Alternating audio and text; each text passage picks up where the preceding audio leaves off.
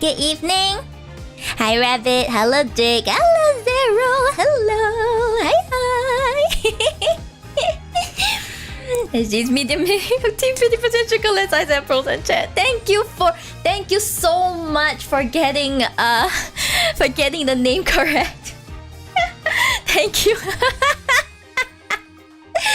Yes, how are all of you this fine evening? I'm full of energy because I've had bubble tea today. Oh my gosh. And it literally is medium milk tea, 50% sugar. Okay, not the less ice. I couldn't control the ice, but it's essentially that, except the less ice. So I have like some. Hey Jake, your time. Yeah, lower your time. Let's go. Got cake as well? No, no cake. Soon I'm going to start ignoring you when you ask for cake. There's no cake.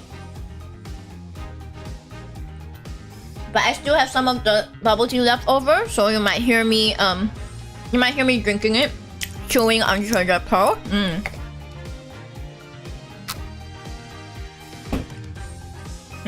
So good. Yeah, so today I got a haircut. It's I wouldn't say it's a drastic haircut. Getting ignored by Shibs. If you keep asking for cake every day, every time I stream, unless you're into that, you're into me ignoring you. Free answer. That's assuming like both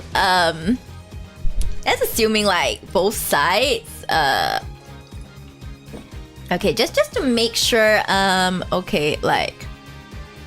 Okay, my YouTube seems to be running fine as well, so I don't think I need to worry about anything. Alright, let's go, baby.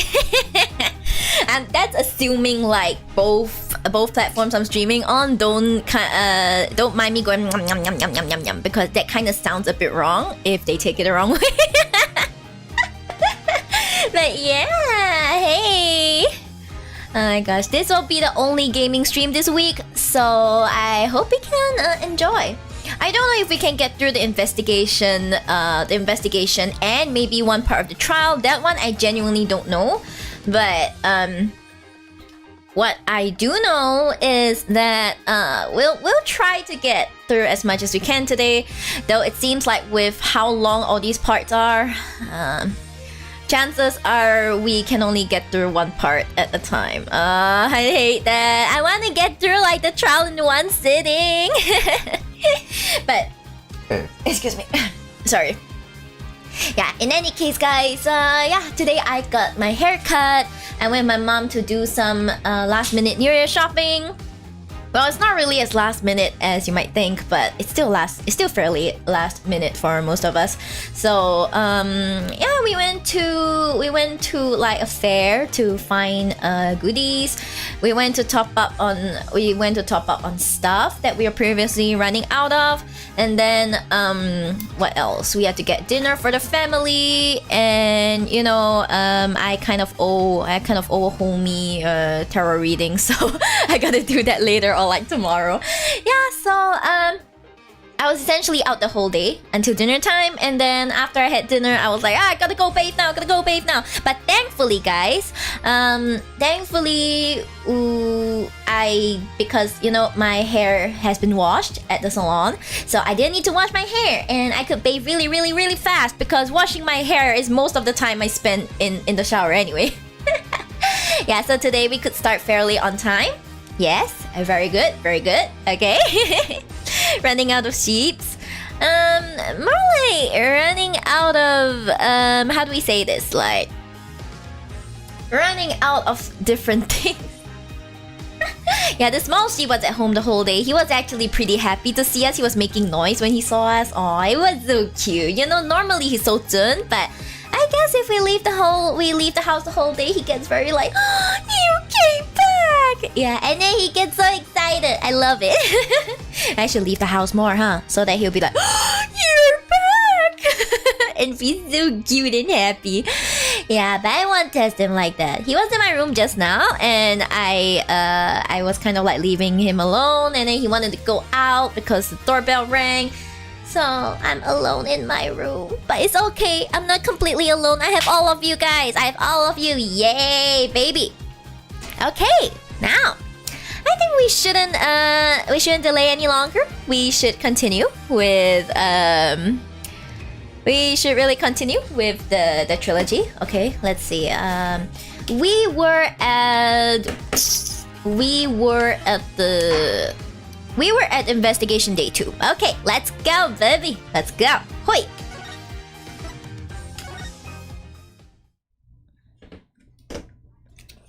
Okay, I'm gonna drink some milk tea.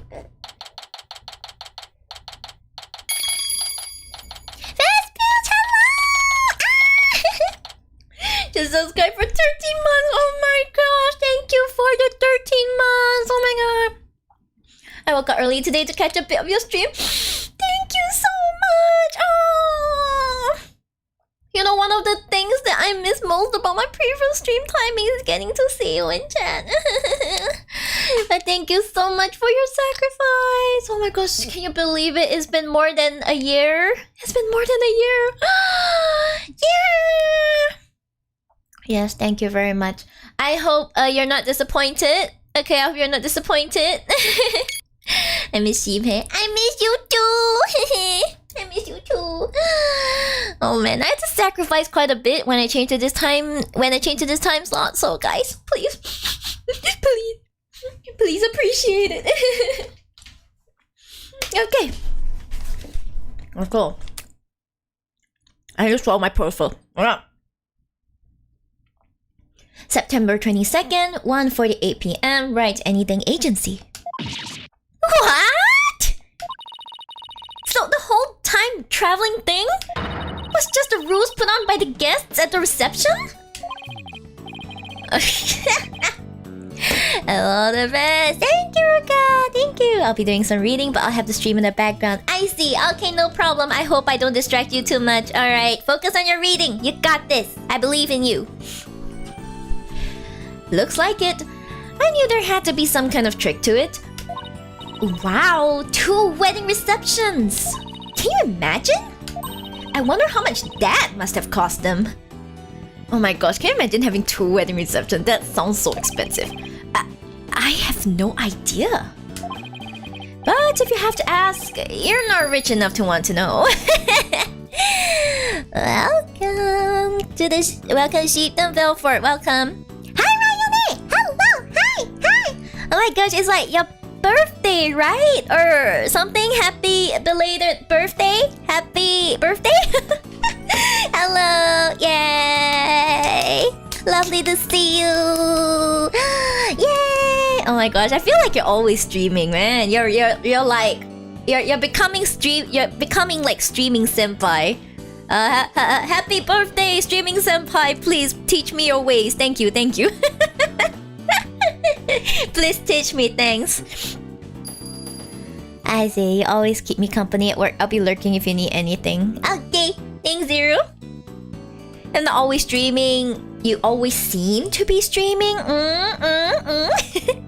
I see. Happy level up day, Ryane. Woo! You're gonna be so strong. You're getting stronger by the year. Whew. I need to catch up, man.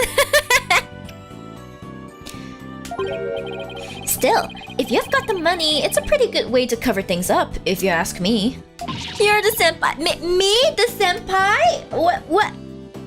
Me? Senpai? Where? Doko? Nani? No, what are you talking about? You got that right. I'm sure I would have been completely fooled. Hi, I'm back. Hey, Maya, are you all set to go? Yep, ready when you are.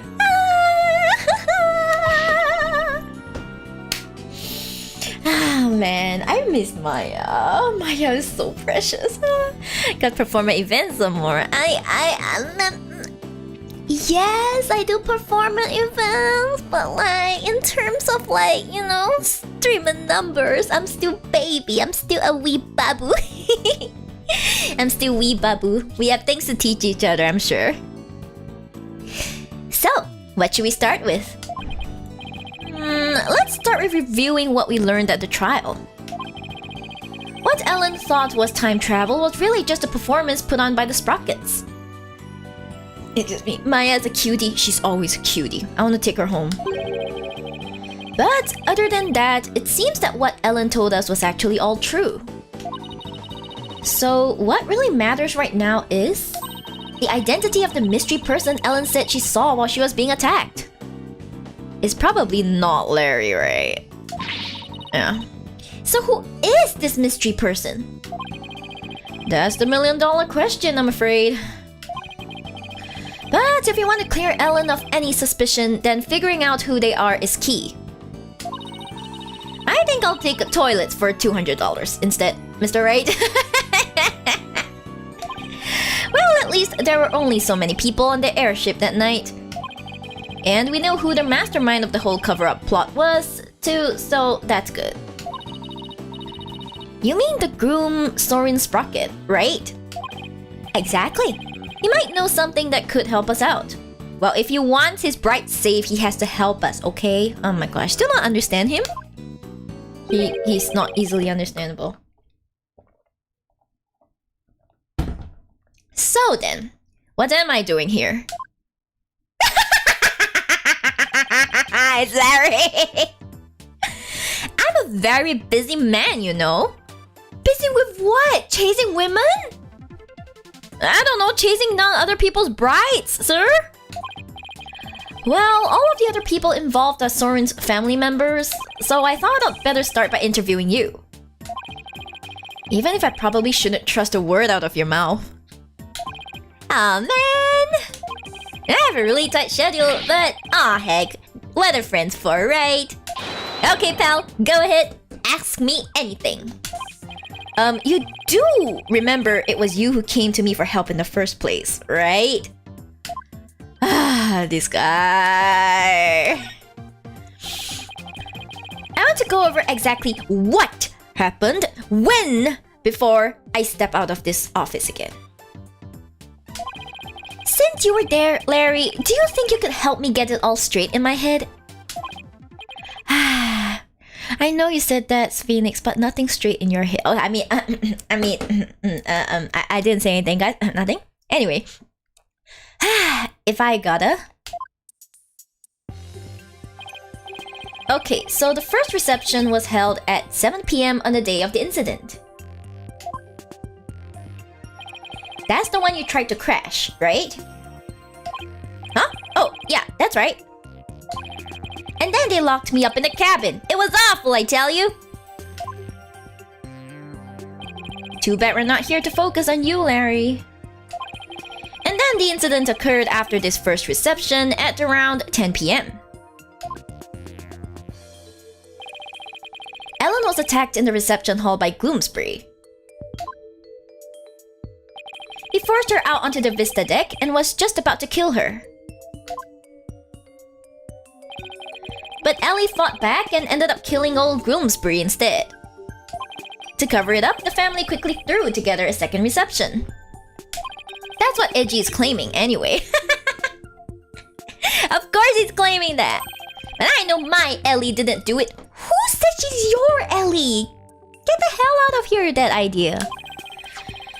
The key point here is the mystery person Ellen said she saw strike Gloomsbury just before she's passed out. Did you see anybody suspicious skulking around that day? You know, besides yourself?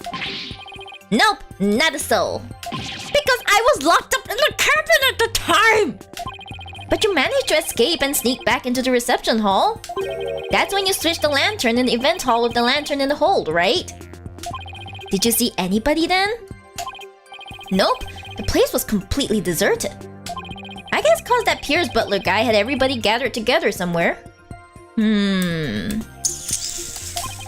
Okay, so there was no one there. That makes sense. He must have been going over the cover-up plan with them. So, clearly, the murder had already happened by the time Larry got out. They must have gotten everything ready fast and had the second reception soon after that. Then, after that second reception, Ellie went to clean up the reception hall. Hi, Phoenix! Hello! Hi, yes, hello! Lovely to see you tonight. I hope you're doing well. as luck would have it, that's when she found a body in the lantern I'd brought up. I tried to do something nice for Ellie out of the goodness of my heart, and this happened. We still don't know exactly what happened during the actual murder itself. We'll just have to look into it, along with the identity of that mystery person. Okay, tell us more about the cabin, sir? So while the murder was taking place, you were locked up in the cabin. Did you see anything unusual while you were in there? Besides the pterodactyl? In the cabin? Let's see. Well, there was the pterodactyl flying through the sky. That's pretty unusual. Hello, me! Hi! I feel so happy whenever I see a name. Hi! It's pretty unusual. Hey, the pterodactyl. Wee! What? Oh, right. The drawing of that pterodactyl you, quote-unquote saw. What's with all the air quotes? I really did see it, I swear. But, Larry, the time travel thing never actually happened. Which means you couldn't have seen a real pterodactyl flying through the sky. Oh. Are you doubting the eye of a super popular picture book author? No, I'm just sure you saw something else and mistook that for a flying reptile. Nick, you're making me doubt my own eyes. Now I'm not even sure what I saw. Hi, Fizvale, hello. Well. Either way, you have no idea what actually happened at the real scene of the murder? That's right, and I can say that with every confidence.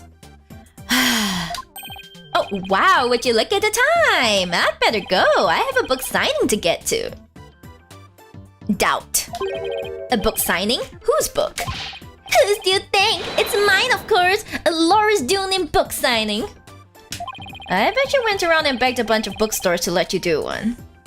Of course not! They're the ones coming around to beg me! Looks like guessed right. Anyway, I have to go. I'll send you 10 copies of my new book that just got released the other day, alright? 10? That's very generous of you. What are you talking about? I'm gonna send you the bill too, of course. Bro! Just put them down as office expenses or something. Well, see ya. We never said we'll buy the damn books. Oh my gosh. Wait, Larry, we don't need... Ugh, he's gone. I'll take a copy, boss. Oh, and make sure it's signed. Oh boy, Chusey's not gonna like this office expense. Oh yeah, it's his daughter that's taking over the expenses and stuff. Lol, poor Chusey. There goes our first lead. What do you want to tackle next, Nick? Right, we should really hit the streets now, huh? How about we go see Ellen? Sounds good, boss. I bet I can cheer her up. I thought you were going to help Chusey with her magic show again today, Athena. Weren't you supposed to go meet her right about now? Chusey said she was going to practice her new trick on you, if I recall. No, what do you mean Rip Chusey? This is more like Rip Athena. Okay, this is Rip Athena. GG.com. On me? Really?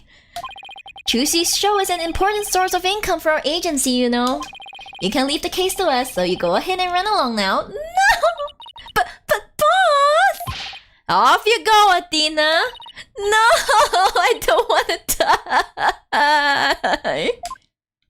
She's too young to die, guys. We better get going too, Maya. Okay.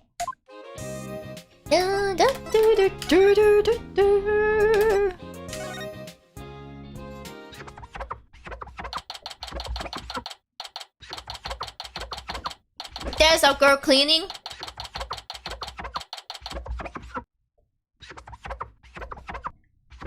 Are those all the pearls I have left? No, there's one more. Are those all the pearls? I think those are all the pearls I have left, so I'm gonna shoot them. Meanwhile, you guys can hear the sound of her wiping the window. By the time I get to the dialogue, I'm sure it'll be very clean.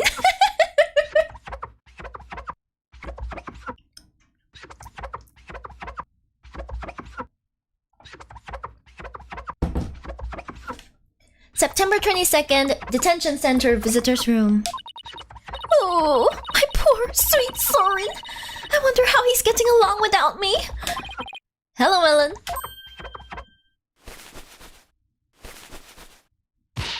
Oh, Mr. Right, what's going to happen with the trial, do you think? Well, first and foremost, we have to hurry up and find this mystery person you saw just before you passed out. Now she's ironing. Do you think that person could be the real killer? It's quite possible, and if we can prove that, we can clear you of all charges. Actually, would you happen to know where Soren is right now? He is usually busy with meetings all afternoon, but he should be home by evening. Oh my gosh, where did those boxers come from, woman? I'm taking a screenshot. Where did the Ma'am?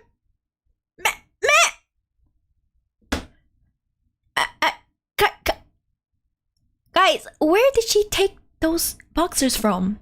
I don't understand. Ma'am? Ma'am, did you steal them? Did you steal them from Soren? Where did you hide them? You're wearing a wedding dress. Where did you hide this on your wedding dress? I'm dying. Help. I think I'll better. She has everything under her skirt, I guess. Well, she could pull out. She could pull out a washcloth. She could pull out a frying pan, and she could pull out an iron. I believe it. She's Mary Poppins, guys. I think I'd better go have a chat with him later then. Why am I being treated to a view of someone's underwear? I'm taking a screenshot because it's funny. Mr. Right, don't tell me! You suspect my sweet Soren?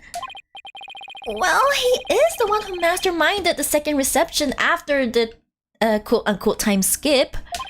So I thought you might be able to tell us something. How could you, Mr. Right? You can't possibly think my story would never kill anyone.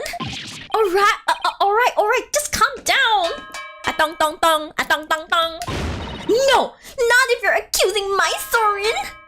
Hi, girl. Please, I'm not accusing anybody, so please put the pen and ladle down, alright? Dong dong tiang. Ding ding tiang, ding ding tiang, ding ding tiang. Really? Cross my heart. So for now, would you mind if I ask you a few more things about the case? I'd better be careful not to provoke her. Alright. Could you tell me more about Soren? There's nothing to tell. He's squeaky clean. Alright, okay. Maybe I should avoid the topic of Soren right now. Let's talk about something else then. Fine, but you won't hear a peep out of me about Soren. Talk about pulling teeth. Could you tell me about Pierce Nicody then? Pierce. He came to Sprocket Manor about a year ago. As the family butler, he's now in charge of everything in the household. Only a year ago? Didn't he have some kind of special connection with the family? I'm just a maid, so I'm not privy to such things, I'm afraid. Okay. It might have been Soren's order, but Pierce is the one who coordinated the whole thing. So did she lose the trial, or... If she lost the trial, would we be continuing the investigation now, Lol? He's the one who really orchestrated the grand quote-unquote time travel farce, yeah.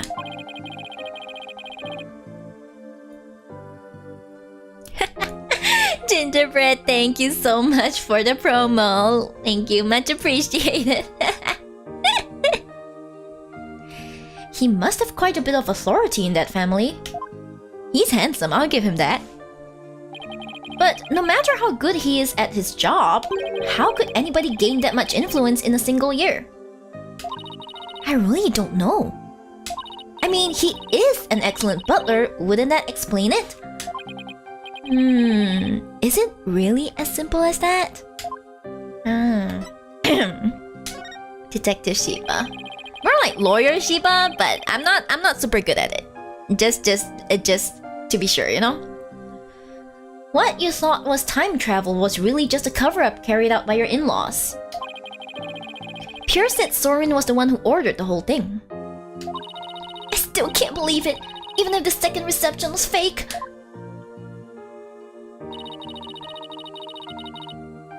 Keyword nepotism. Maybe. Yeah, it may be that he's related, or he has something on the family, maybe. Soren would never use time travel for something like that. He's very serious about his time machine research, you know? I heard there's a reason he's researching time machines, actually. Something about something he wishes he could change. But isn't the whole idea of traveling back in time itself a little fantastic? I don't think so. After all, Soren said real time travelers do exist. Really now? You think he knows someone who actually traveled through time? That's right. I haven't seen it personally, but Soren said as much. So I believe it. Woman, I know you love him, but you shouldn't follow him blindly, you know? Okay, see you, Gingerbread. Thank you for being so supportive. I'll see you soon. Somebody who actually traveled through time, huh? It's pretty hard to believe. Sabine's weeks, I see. Alright. Fine by me. I'm starting to think Soren is a professional gaslighter instead of a time traveler. Love is blind. I don't know, like, I'm not saying Soren is completely innocent, but there's a lot of information we don't know yet, so let's just reserve judgment for now, okay? Thank you, Ellen. You're going to do your investigation. You're going out to do your investigation now, aren't you? Yes, that's right. Please make sure you don't cause Soren any trouble, okay? I'm afraid I can't promise you that.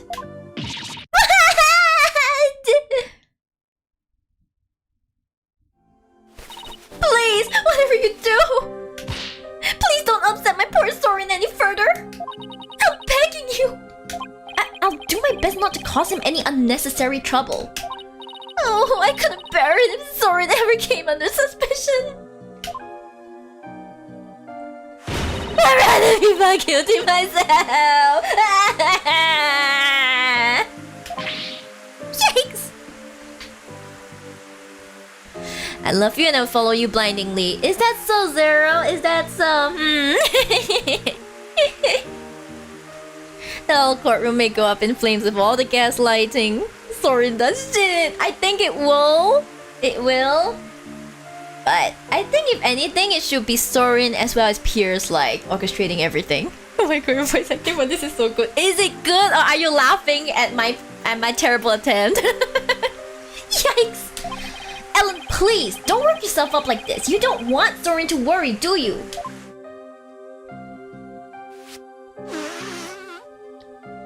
Does this mean that stuff tied up on her head is like freaking... The stuff tied up on her head is it's a bunch of towels. Help. No, you're right.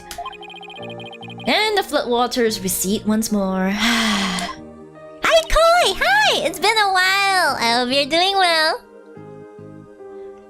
So what do we do now, Nick?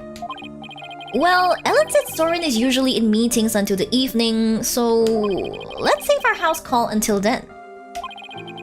Why don't we go to the mooring dock and figure out our next move from there? Sure. It's been a long while, right? Oh, we last spoke at EOY, and I'm pretty sure you've been busy with your things as well, so hope you're hanging in there. Sorry about that, work has been hectic. Yeah, no problem. I mean, I've been busy with other stuff as well, so no worries. This woman flooded the jail cell. Ellen's tears, that frying pan is another interdimensional pocket, so when she cries into it, like, her tears go into another dimension. That's the only way I can explain what's happening. Internship for 10 months is not a fun time. Huh? I got 6 more months to go. That's a long time for an internship. I mean, you might as well go for the full 1 year, but yeah, best of luck. You got this. You got this. You can do this, Koi. Alright. You're the best. You're the best Koi VTuber I know. You can do this. So it's like Doraemon? Yeah, she's secretly Doraemon, I think. Or at least distantly related. Roger, Nick. Okay, let's move to the mooring dock.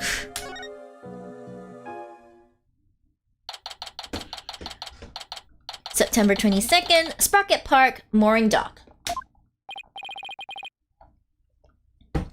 So, where should we start?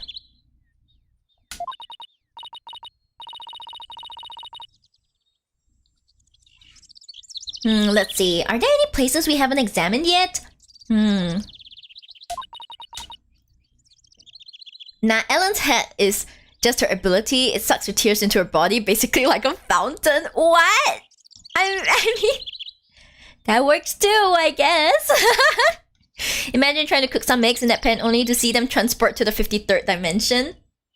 Why specifically the 53rd dimension? Why not the 55th dimension? Why not the 69th dimension? You know, you gotta come up with like, you're gonna have to come up with like better theories, you know?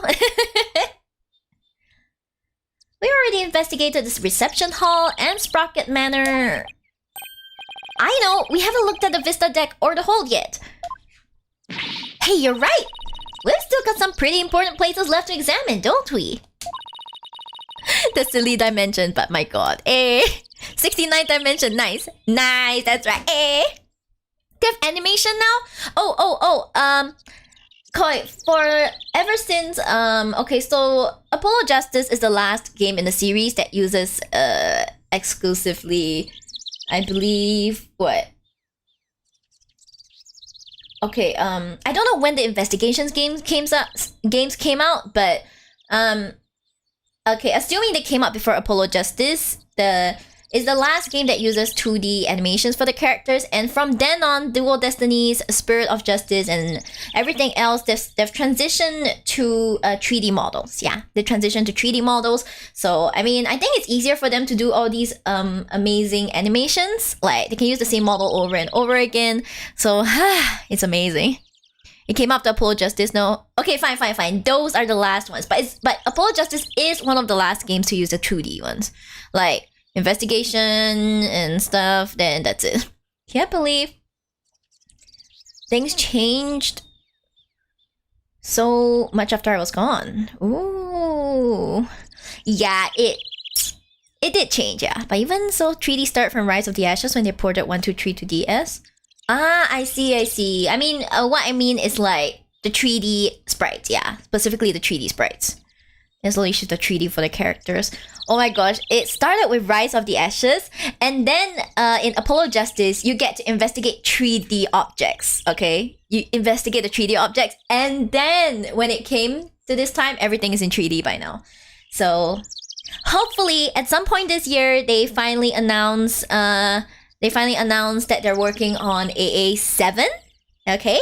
And hopefully Athena Sykes is the main character, okay? Oh my gosh, like, Phoenix's arc is done. Apollo Justice's arc is done. We need an Athena Sykes trilogy. Please, I'm begging you, Shu Takumi, please!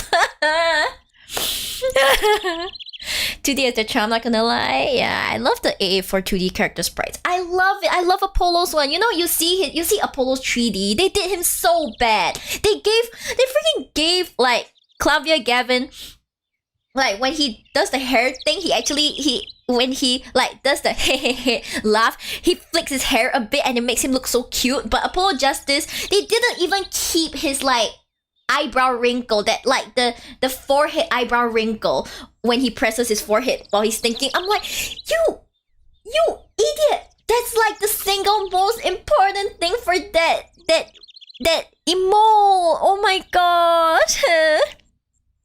Cheetos, man. Oh my gosh, the freaking guitar case. I'm gonna die.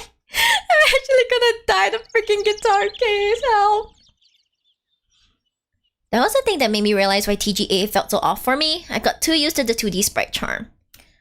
I mean, we get with the times, and once they put in the initial legwork to make the 3D sprites, it's actually a lot easier for them to like use the 3D sprites to do a lot of other things. So it makes sense in the grand scheme of things, instead of hiring an artist to do more and more sprites and stuff. Yeah. I can't believe they never update the models for that one. I'm surprised too! They freaking went, Cheetos Krabia. Yeah, that's great. Yeah, when we all saw the video, we're like, are they gonna update it? No! Freaking Cheetos Krabia is still inside! Ah! Cheetos crab. Okay, in one of the videos where they're trying to figure out something, they animate Xavier playing a guitar, but his skin in that video is so orange. We just keep making fun of it. We're like, oh my god, he orange. No, I don't know. Like, May, do you know how to find that video? Do you know how to find that video? like how to search for that video specifically? I think Koi might need some help because I don't know what to search for. Like, do I search like clavier guitar video? Clavier plays guitar, clavier La Mirror video? I don't know. Yeah, but either way, a Cheeto crab. It's not a crab, it's clavier. It's clavier. Clavier Gavin. Okay, so the closed captions knows like, hold on. I need to see it.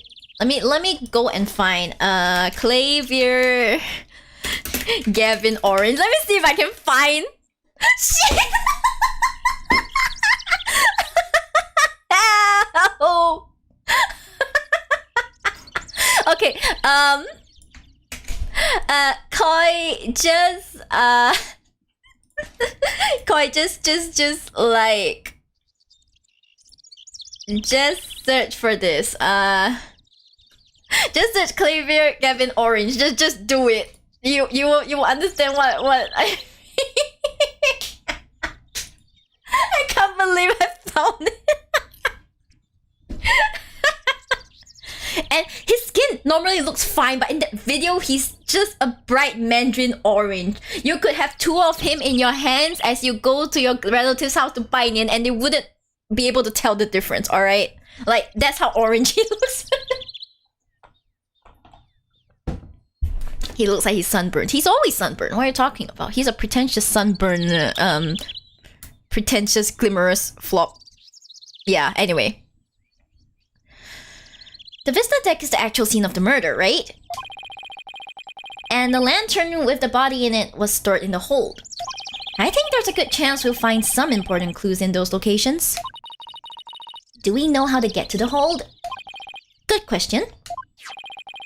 I think it was labeled in that diagram of the airship in this pamphlet. There it is! Ba-ba-ba! Orange is the new black? Shh! Excuse me. Well, what are we waiting for? Let's go! Let's go to... Is it holiday? Look at those animations. September 22nd, Flying Chapel, hold. So this is the hold. This is where Pierce orchestrated the whole cover-up operation. We better go over this place with a fine-toothed comb. Hey, Nick? Weren't we supposed to need a key card to get in here? Huh, you're right. I wonder why it was unlocked. Oh my, that plane is moving. It is, isn't it? How's it going, Mr. Wright? Ah, Emma! Emma, what are you doing here? Just a little independent investigating for my own sake. Gotta keep the mind sharp. Ah, she's the cutest detective I've ever seen. Ah, so the door's security system was turned off for the police investigation. Nice. Well, I like to investigate the hold ourselves. Would that be alright? Yeah, sure. It's Larry the key cut. Shut up, he's gone. Finally. Ugh. The police just finished their examination anyway. Thanks. We'll just take a quick look around then. Oh, right!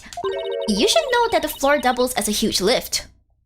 You can use that lever way back there to raise it up to the vista deck. Oh. The police inspected it already, but didn't find anything of particular interest, it seems. If you do go up to the vista deck with the lift, be careful not to fall off. Oh no! Got it, thanks. That goes double for you, Maya! Yes, ma'am! Well, let's get this show on the road. Okay, do we talk to her? Okay, let's talk to her a bit. Any progress with your investigation? Nothing conclusive yet, I'm afraid. Almost everybody was involved with the cover-up. So it's hard to know who or what to believe. No. I know what you mean. Unless you have some compelling evidence, I'm afraid it's going to be a tough trial for you. You're telling me. There isn't much time left, so I've just got to make do and see what I can turn up. Okay. Let's examine. Larry is gone like he should be. Oh, it's a cake, Nick! A cake! Ah, there's Rabbit's cake, Lamau. It's so big, they wouldn't miss one little piece, would they? If you're that in the mood for a mouthful of styrofoam, sure, knock yourself out. You mean it's not real? Well, it sure fooled me. I was so ready to have some that I'm really craving cake now. Come on, Nick, let's go get some. Maybe after the trial is over. Is the candelabra? Huh? It looks like there's some fingerprints on this candelabra. Yeah, I just got done dusting that. I was able to pull a set of left-hand prints. Ooh, left hand. Do you know whose prints they are? Yes? The prints belong to the victim, Dumbest Gloomsbury. Ooh. Nick! I just figured out something amazing! You did? Get this! If the fingerprints on the candelabra were from his left hand, then Mr. Doom and Gloom must have been left-handed! Dun dun dun! Guys, shocking revelation from Maya. We have enough info to solve this case. Thank you, Maya. Let's go to trial right now.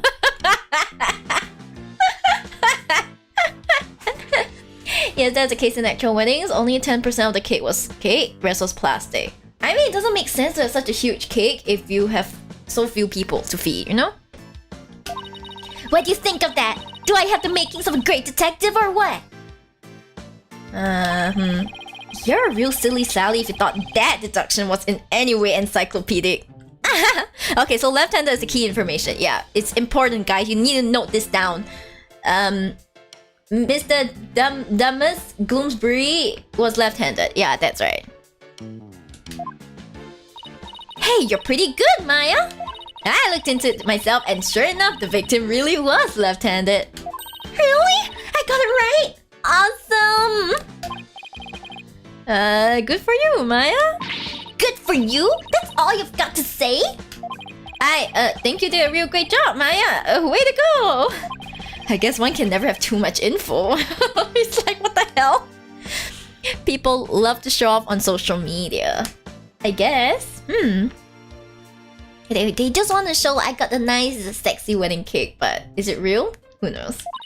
Now you're talking, But come to think of it, this candelabra isn't in the photo Larry took of the hold, is it? That picture was taken when they were getting ready for the first reception, right? The candelabra must have been brought in here sometime after that then. Okay. It's still possible it has something to do with the incident, though. I'd better add it to the evidence file, just in case. Okay. Candelabra added to the court record. Oh, by the way, Mr. Wright, you can have this fingerprint powder if you like. Ah, it's the fingerprint powder! Let's go! You're giving this to us? Sure. I have 4 other sets. Woman! Thanks. I feel like there's something more to the candelabra, but I can't put my finger on it. Well, it's time to put your finger on it then, go on! Okay. We'll get to that later. She bought in bulk. You ever heard of like bulk buys? You know? What's that? A wedding bell? According to the pamphlet, it's used on the Vista deck during wedding ceremonies to bless the newlyweds. I guess they disassemble and store it away here in the hold when it's not being used. Okay. Ooh, sexy! So there are 2 male peggable lanterns in the reception hall. That must mean that these 2 are female Pegacal lanterns. Larry got their sexes mixed up when he replaced the one in the reception hall, huh? Good job, Larry! Time to prove that they're not straight. I mean, Larry wasn't thinking straight is what I meant. Anyway. Didn't he see the horns? The difference is pretty glaring if you ask me. I assume she had like 5 sets with her like in her bag or something. I don't think she carries all of them with her, but she has them somewhere. And yet he managed not to notice. That's what makes Larry, Larry. And Larry being Larry is why I've seen more than my fair share of trouble for a lifetime. He causes trouble all day, every day. Oh, Mr. Right? You know that lantern the victim was found inside of in the reception hall? I'm just about to go piece it back together so the police can examine it. Oh, okay. We'll stop by for a look too once you're done fixing it. Oh, alright. Okay, that's great to know. Okay, we already got this. Let's look at this moving. Oh, look, Nick! It's an airplane! I wonder if Soren built that one too. Hey, why don't we take it for a spin? Just a quick tour around the neighborhood.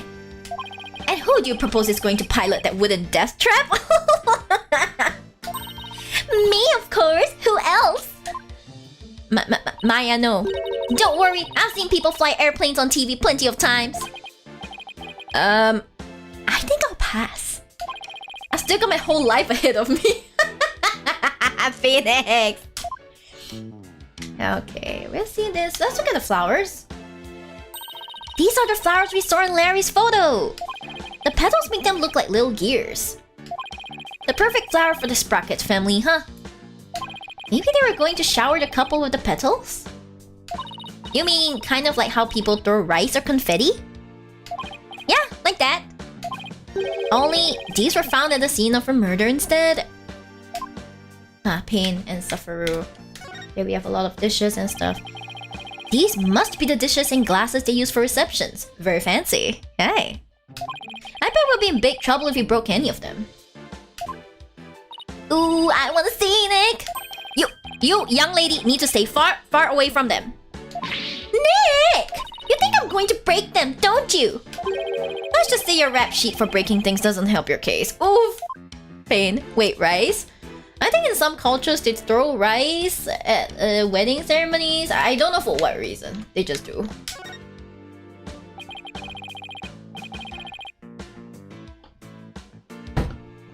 In my opinion, that's a waste of perfectly good rice. So this is the airship's engine. It's pretty impressive. And it's all rhythmic, like a heartbeat. It's the literal heart of the flying chapel. Look at all those huge gears spinning around and around and around and around and... Oh, I think I'm starting to get dizzy. Yeah, me too. Okay. Is there anything else that we should do? Oh. Oh, look! There's the lever to the lift Emma told us about. Let's try going up on it. I'll go flip the switch. Here goes nothing. Wait, I'm not even on it yet. Run, Phoenix, run. Oh my god. Do you see that? Do you see the blood?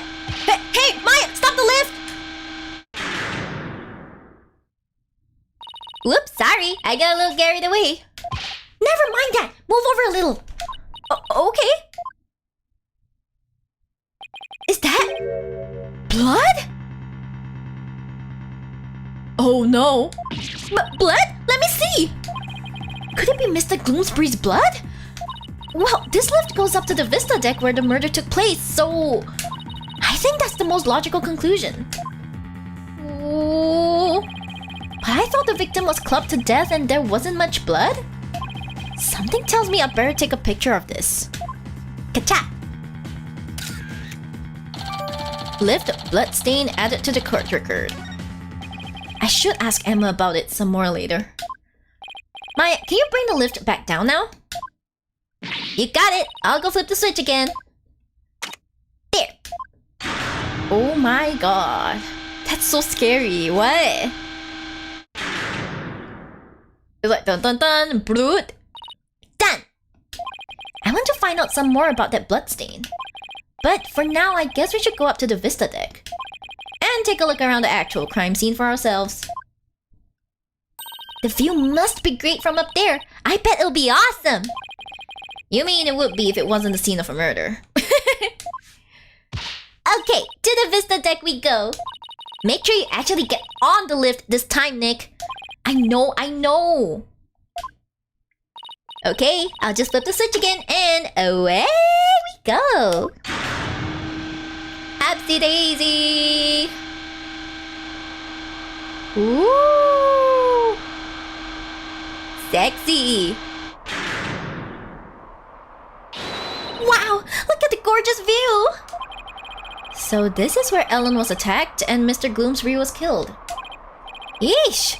One wrong step and it's splat on the ground below. Ugh. Should we go investigate the stuff that's a little closer to the edge? Well, I don't see much of anything over there. The police investigation didn't turn up any clues either, so maybe we don't need to? Oh, I get it. You're scared, aren't you, Nick? Of course not. Come on, let's go back down and finish checking out the hold. He's just scared. He's scared. Oh, come on! Seriously?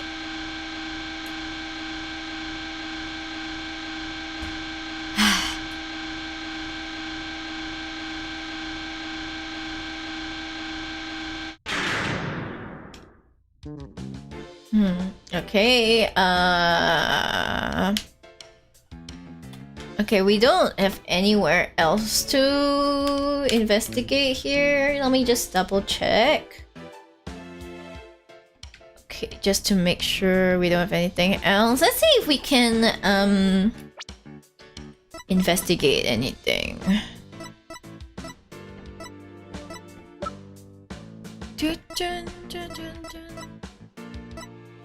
Autopsy.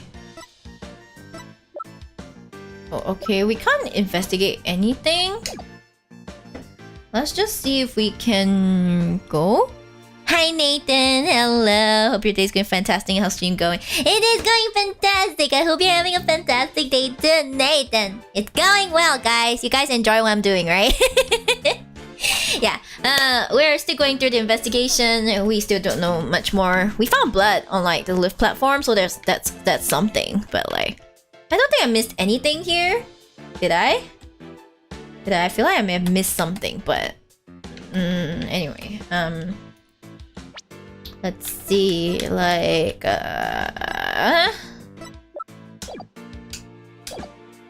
okay, can we like present anything to her? Like this? Emma, about this bloodstain, doesn't something about it strike you as odd? What's so odd about the victim's blood? Oh. Hi, nice to see you again. Oops. Oh, whoops. What do you mean? Nice to see you again, but I need to go sleep for a job again. No worries, Koi. No worries, Koi. I know you're busy. Okay, I don't hold it against you if we don't talk much. I'm just glad you managed to find some time to stop by. Alright, you know you can message me anytime on Twitter or like on Facebook if you want to, right?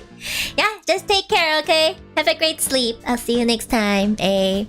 You too, Presville. Good night. Thank you for coming. And I hope to see you like tomorrow, maybe. Tomorrow I'll be singing, guys. I'll by hook or by crook, I'm gonna sing, okay? I'm gonna sing. Let's go. What's the gist of things? We're still investigating and we're gonna have to see Miles again. I mean, I'm annoyed at the investigating part, not the seeing Miles part. I'll always be happy to see Miles, okay? Now I feel bad if I take your tunnel. Wait, singing with sleep depriving time? No! No, not sleep depriving time! There's always a VOD! Okay, you could always see the VOD. I mean, chances are it'll have to go unarchived on,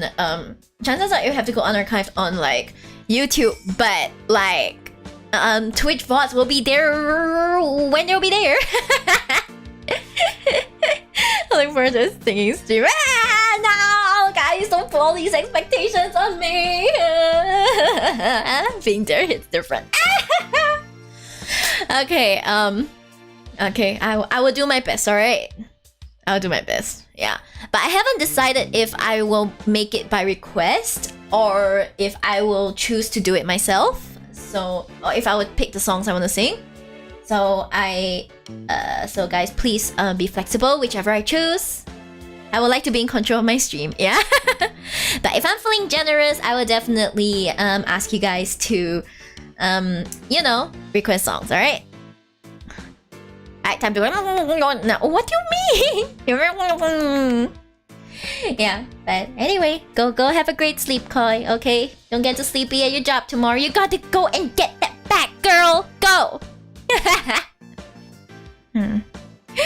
I discovered you because of you singing cover of R.I.P. Your singing is what made me fall in love with you. Oh, thank you, Zero. I'm glad. I will try and choose some rap songs to sing tomorrow. I think I should have some rap songs in my repertoire. We'll sing some Paradox Live, people. Okay, we'll sing some Paradox Live as well. All right, they're really old Paradox Live songs, but Paradox Live nonetheless. Then I'll see if I can find instrumentals for like some of the hit mix songs. Okay, we'll see. I want to try and find more rap songs, but if not, just standard singing will be fine, right? There are VODs for a reason. Sleep appropriately, everyone. Yes, everyone, please remember to sleep appropriately. Okay. How about metal songs? Sorry, I don't really sing metal. Yeah, I don't even know how to like do screamo. So yeah. Sorry. I'm not that type of VTuber. You want a metal singing VTuber? Go find Ike Flynn. He's good. That's not exactly. There's just something about it that bothers me. Now that you mention it, I can't say I necessarily disagree with you. Maybe I should talk about this some more with her. Oh, we have to talk about Candelabra. Can you just sing "Sticking Up My Get" to the Rizzler? What? I'm sorry, I haven't sung that song before. I might look into it, but any anime intros in list for tomorrow's stream? Only insanely old songs, if you're okay with that. I'm showing my age. Oh god, those are such old songs. I love this trilogy. This is my first time on your channel though. I see, Ziva. Welcome to my channel. Yay! Yeah, this trilogy is amazing and it's the only way I get to play this specific case because it's a DLC case and I couldn't get it working on my DS XXXXL. So I can only get it working on this version. Or same for instrument, guitar, piano, etc. The only instrument I know how to play, Almond, is my voice. Yeah. That is the truth, okay? I cannot play any other instrument. Yeah, I was trained in the choir. Yeah, I was in choir. I did take some singing lessons, but I never played any instrument. So, I'm a little lacking there. Sorry. Emma, can we check out this candelabra a little more? A little more? What do you... Oops! What happened? I almost dropped the candelabra and the candle slipped off. Well, let's be careful with that. It might be important evidence. Hey, I see something. Wait a minute. Now what? One of the pins that hold the candles is broken. Yeah, it's broken. What? There's definitely something fishy about this candelabra. There is? What makes you say that? Call it forensic investigators' intuition. Yay! The BGF slips, baby! It's Emma Sky on the case! Woohoo! Wait, is that a knife? Nah, it's just the pointy tip with the candles. Like, one of the pointy tips is like broken. We already tested this for prints earlier, so let's test it with luminol this time. Oh my god, let's go! accidental discovery. Let's go. Right, let's go. Knowing Emma, she'll use every test she has at the same time if she could. Oh my god. Just hang on. This will only take a second. I hope this turns up a new lead somehow. Come on. Well, Emma, did you find anything? Take a look at this, Mr. Right. What is all that blood doing on there? Someone did the stabble. Someone did the grabble and then they did the stabble. Mr. Doomsglobby or whatever. It's Mr. Gloomsbury. Got stabbed with that candelabra. I'm pretty sure, yeah, you're right. He got stabbed, but like... well, how it happened is what we have to find out. Candelabra updated in the court record. Ooh. Maybe somebody got hurt while they were setting up for the reception? These pins are pretty sharp. But if one of the pins is broken, it means there was some force involved. Do you think maybe somebody got stabbed? But nobody reported anything like that. That's quite a bit of blood. I wonder whose it is. If I have anything that might shed some light on that, I should probably show it to Emma. Let's talk about bloodstain first. About this bloodstain, what about it? There's something about it that's been bothering me. Yeah? What's that? Hi. Hello. Good evening. Miyori. Hello. Happy to see you. Thank you. I will gamba. Gambatte. Hey. Well, there's a huge bloodstain on the crime scene lift and the bloodstained candelabra. Now, this is only a guess, but I'm thinking maybe these two bloodstains are from the same source. Source, everyone? Source? I'm thinking maybe these two bloodstains are from the same source. We playing as the man himself? Because I remember last time last time here we were like his ancestor, right? Correct me if I'm wrong. Is this a DLC? Yeah. So we temporarily put TGA aside so that we can play this at launch. Because previously I tried to get this case working, but it doesn't work. So the only way I can play this and play this game properly is if I bought the trilogy and I decided, you know what? TGA can wait. It's not going anywhere. Yeah. So this, we are playing as Phoenix right here, and it's in his timeline. Okay, we'll be going back to TGA after we finish this case. Yeah. Wait, wrong keyboard font. What kind of font is that? I can't read it. It looks like cursive. It looks like cursive Tamil or something. Sounds about right. Yeah. But this is the present timeline, wherein Emma Sky is all grown up. She's beautiful. I'm thinking maybe these two bloodstains are from the same source. I guess that is a possibility. Can we compare the two bloodstains? Would that take a lot of time? Are you kidding? Don't underestimate the power of science. It'll be done in a jiffy. It's Sinhalese. It's Sinhalese? Is that how it's pronounced? Sinhalese? Sinhalese? Yeah, closed caption is not helping me here. I see, so that's the language you speak. That's wonderful. Wow, I've never seen that language before. It looks really special and beautiful. And the results are in. That didn't take long now, did it? It seems that the blood from the lift and the candelabra are from the same person. Okay. Lift bloodstain updated in the court record. Candelabra updated in the court record. Excuse me. Well, the victim was clubbed to death and there wasn't all that much blood. Her scientific risk already had the effect on me. I would date Emma Sky, alright? I would date Emma Sky. She is amazing. And you know what? She dislikes Clavier, so that's like a plus. We both dislike Clavier. I like Clavier as a character, but holy shit. Do I think I will be annoyed with him if I ever spoke to him in real life, you know? But if this isn't Mr. Gloomsbury's blood... Well, this is just a guess, but what if Mr. Gloomsbury stabbed somebody with the candelabra pin? That would explain both the huge blood stain on the lift and the blood on the candelabra.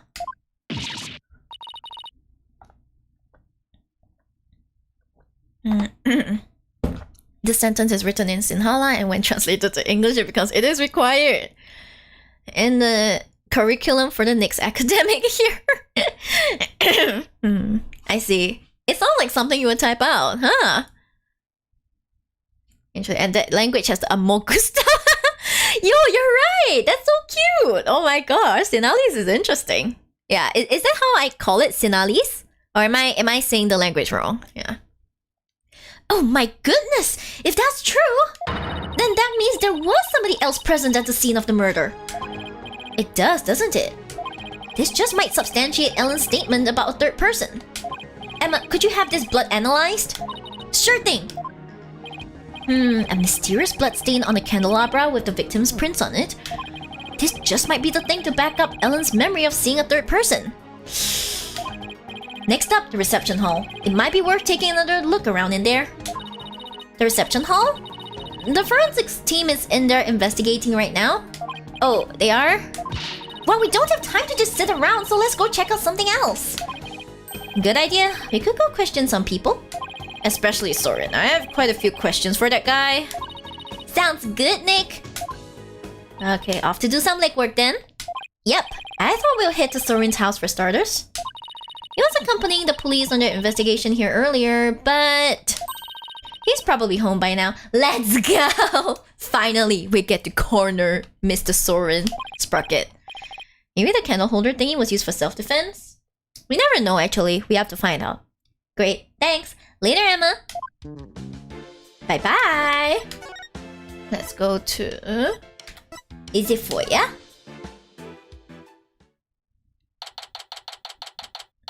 September 22nd, Sprocket Manor Foyer.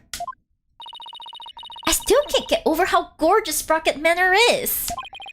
Just don't touch anything. Yeah, the last time she touched the radio, she kind of broke it. I wasn't going to. She was definitely going to. I was told I had guests. Sorry! Thank you for seeing us, Soren. We know you're busy.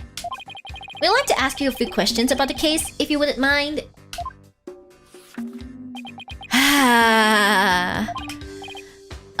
Soren? You're Ellen's lawyer, right? But can't touch that guy's head. I suggest you don't. Huh? Yes, that's right. Don't tell me he doesn't remember me. Will Ellen be found guilty? We're doing everything we can to prevent that. That's why we're here investigating. My mom always say that to me if we're in another person's house. Wait, say what? Like... Sorry, say what? Which line? Will you please tell us what you know?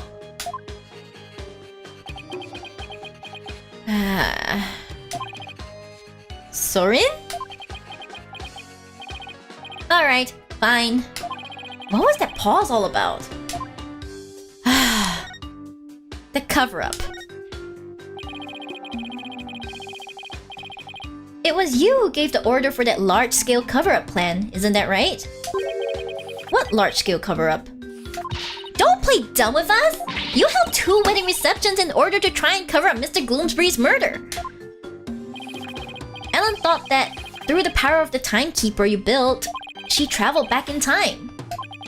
Ah, so that's why there were 2 receptions? Wait, does he seriously not know why the reception was held twice? He was like, huh? There's 2 receptions? Oh, so that's why. Lamau? He really went, huh? Oh, so that's why. Looks like I'll have to delve deeper here.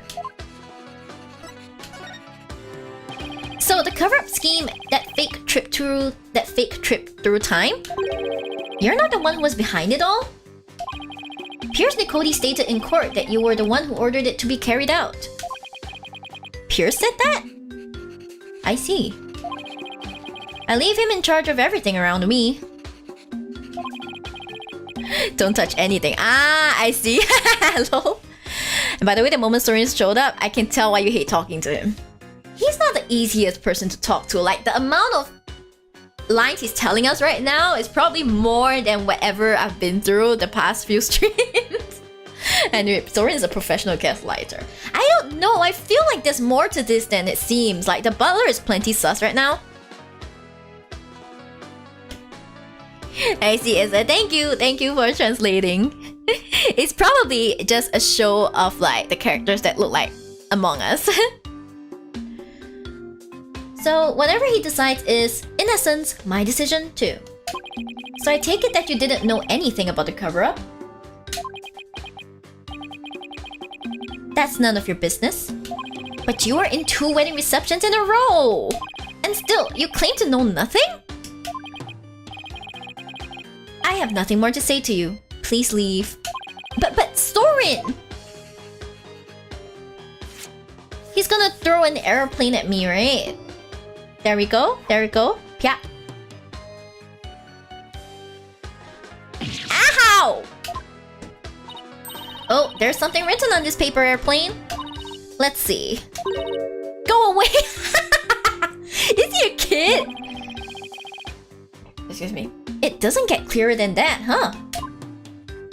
He's looking especially uncooperative, but maybe I can grab his attention somehow. There's still that one piece of evidence I don't know much about. It's worth a try. Okay, so we have to present something to him, right? What do I present to him?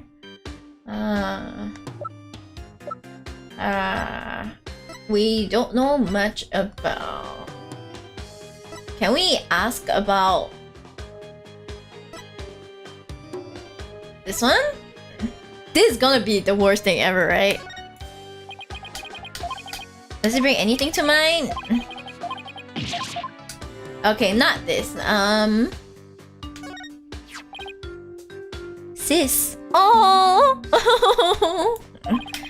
I'm sure her sister would want the truth of this case to be known. How rude. Oh, damn. AFK sleep, thanks for the stream. I see! Thank you, Elsa. Go have a good sleep, okay? Be well rested next time you come. Is intruding on the private lives of others a part of your job as a lawyer? Oh, I apologize. I guess showing him the picture of his sister wasn't such a good idea after all. That was a second-gear thingy. I mean, we did show it to him before, like... I guess. What are you showing me that for? Missed the sprocket! I can't read him at all. Not even if an item is loaded with sentiments as this. Okay, not this. What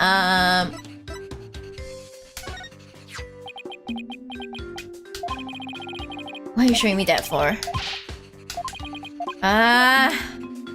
Okay, it's not this. It's not this. So what do we not know about it? Like, hold entry card? What will we ask about? Which one do we not know?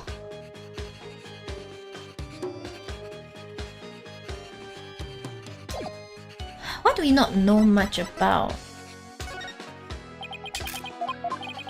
Present everything. Okay, present everything. I don't care.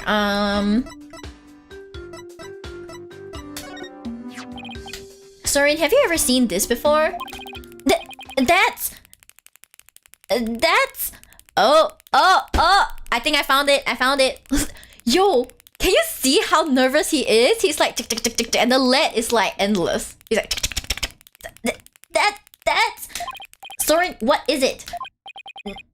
Nothing! Why did his whole demeanor change all of a sudden? He's gone pale as a ghost too. Soren! Nick! Look at his stomach! He's bleeding! Somebody help! Soren's collapsed! Master Soren! Get him to the hospital! Quickly! Now! Oh my god. Was he the one stabbed? Poor Soren. That must be one serious wound. What is it, Nick? Well, when I showed him the candelabra, his whole demeanor changed. So I was just thinking that maybe his injury is... Huh? What's this? Soren's notebook. He must have dropped it in a rush to get him to the hospital. Oh, his notebook, huh? Let's read it. I wonder what's written in it, don't you? Come on, you know you want to take a peek. Soren's notebook. What to do? Peek! I feel guilty snooping around in somebody's personal notebook, but maybe we should take a little look-see. Let's go. Let's see. I'm gonna save this. Yes. Sophie! Hello! Hello! Nice to see you. Yay! You got a wound from it? It's likely that he's the one who got stabby. He got stabbed. Whoa, it's filled with big words written in tiny letters. I guess he uses this notebook to write down his invention ideas. Huh? What is it? Did you find something? After March 8th of last year, the content of this notebook changes dramatically. Like how? Well, ever since that date, Soren's been writing down every detail of his life. As in, every. Maybe he decided to start keeping a diary? But this is way too detailed to be an ordinary diary. Either he's really compulsive, or maybe just plain forgetful. But is it really as simple as that? Maybe he wrote down the details of his life so that he can keep track if he ever traveled back in time? Maybe? I feel like something happened on March 8th that made Soren change. Well, why don't you let me take a look at that and I'll tell you. Hey, Maya, let go or we'll rip it. Now look what you did. You dropped it. You should have just let me take a look. How is this my fault? Oh, no, Nick! Ah! It fell into the pool of Soren's blood! No! I can't read a thing on these 2 pages now. Uh-oh. You're gonna get it now. I guess it really is my fault after all. Let's just put it away carefully for now. We can't let anything else happen to it, you hear? Huh? Hey, look, there's something sticking out of the notebook. Oh? It looks like a newspaper article. Let's see. It's about the car accident Soren's sister died in. It happened on March 8th. That's the day Soren's notebook completely changed. Oh, wow! What else did it say? It says the driver at the time of the accident was Thomas Gloomsbury. Plot twist, yo! It says Soren was in the car too and that he had sustained severe injuries. It's just like Pierce said. Soren completely changed after the accident. Oh my god, yo! So Gloomsbury was driving the car when they got into that accident. That opens up the distinct possibility of Soren holding a grudge against Gloomsbury. Dun dun dun! Bum bum bum! Let's go. You think Soren could have? I don't know. It's not like I have any proof. We should talk to Pierce about this when we return Soren's notebook to him. Though he doesn't seem to be here right now. Revenge, of course. It's always revenge, isn't it? Maybe he's at the Flying Chapel. Oh my god. Oh, Soren! Soren! September 22nd, Sprocket Park, Mooring Dock.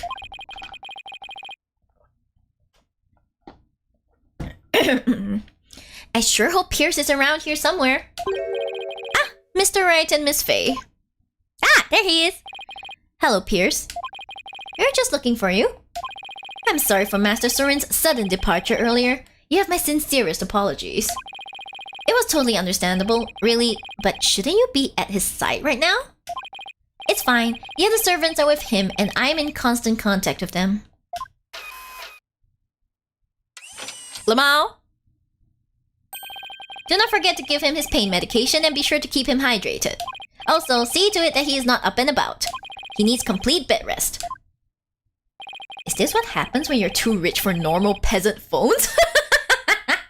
But Soren invented that, so like... I must return to Master Soren now, but... Did you want something of me? Actually, here's Soren's notebook. He dropped it when he collapsed. I hope Pierce doesn't notice the bloodstain. Oh, thank you very much for this. I will see to it personally that Master Sorin gets it back. Thank you.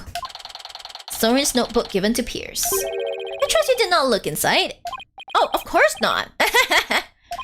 Because it is filled with numerous patent-worthy ideas, you see.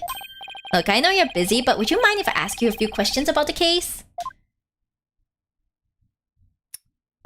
Well, as I said, I must be getting back to Master Sorin.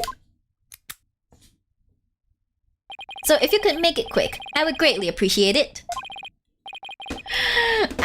I mean... Like, clearly what they're looking at is not about the patents. It's like... Excuse me. Alright, I'll make this as quick as I can. Okay, let's go. They covered up. I'd like to ask you about the cover-up you tried to pull off, if you don't mind. I told everything there is to tell in court already. Disposing of anything that may harm the Sprocket family's reputation is simply a part of my job. Sounds like a lovely job description. I have nothing more to say on the matter. I will say, I do not think it's wise to spend time on topics that have already been discussed. I see that pocket watch. It was on Sorin's sister's table, okay? I know it. Right.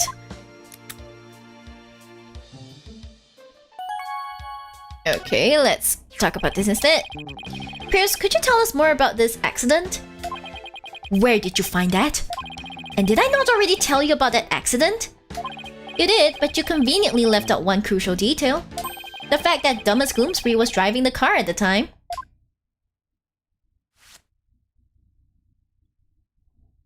Oh? Did I not mention that? I suppose it simply did not come up then. Shut up. If Mr. Gloomspree caused the accident, why didn't the Sprocket family fire him? Wouldn't that usually be the natural consequence of such a huge mistake? Please do not misunderstand.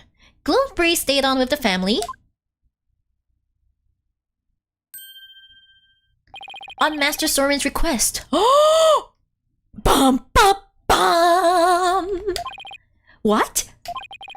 That is the type of person Master Sorin is. Perhaps it was the influence of Miss Selina's kind nature. She was such a sweet person that even in her last moments, she thought of Master Sorin. Not only did Sorin not hold a grudge against Gloomspree, he insisted on keeping him on. Now I really don't understand how that guy's mind works. Guys, don't you know you keep your friends close and your enemies closer? That's how it always works. So you were present for Selina Sprocket's last moments? Yes, in my professional capacity. Facts. Right.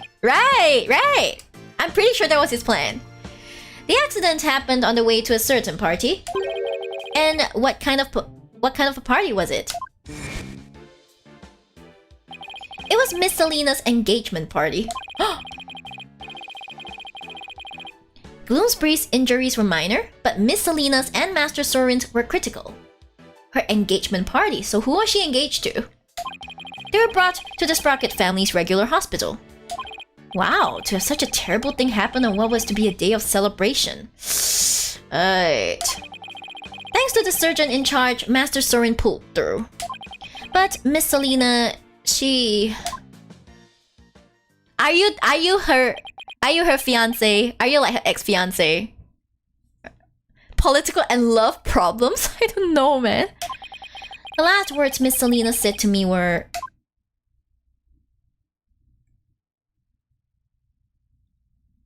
Please help Sorin.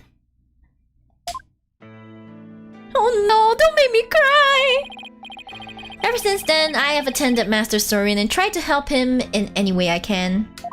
Please help Sorin. Not like this, no! I see. Selina's fiancé must have been devastated. Indeed. The shock of losing Miss Selina was so great, he quit being a surgeon. He was a surgeon? Wait, So the surgeon who tried to save them both, was he? Yes, he was Miss Selena's fiance. Bro! I didn't came here for feelings. Why? I also didn't come here for feelings.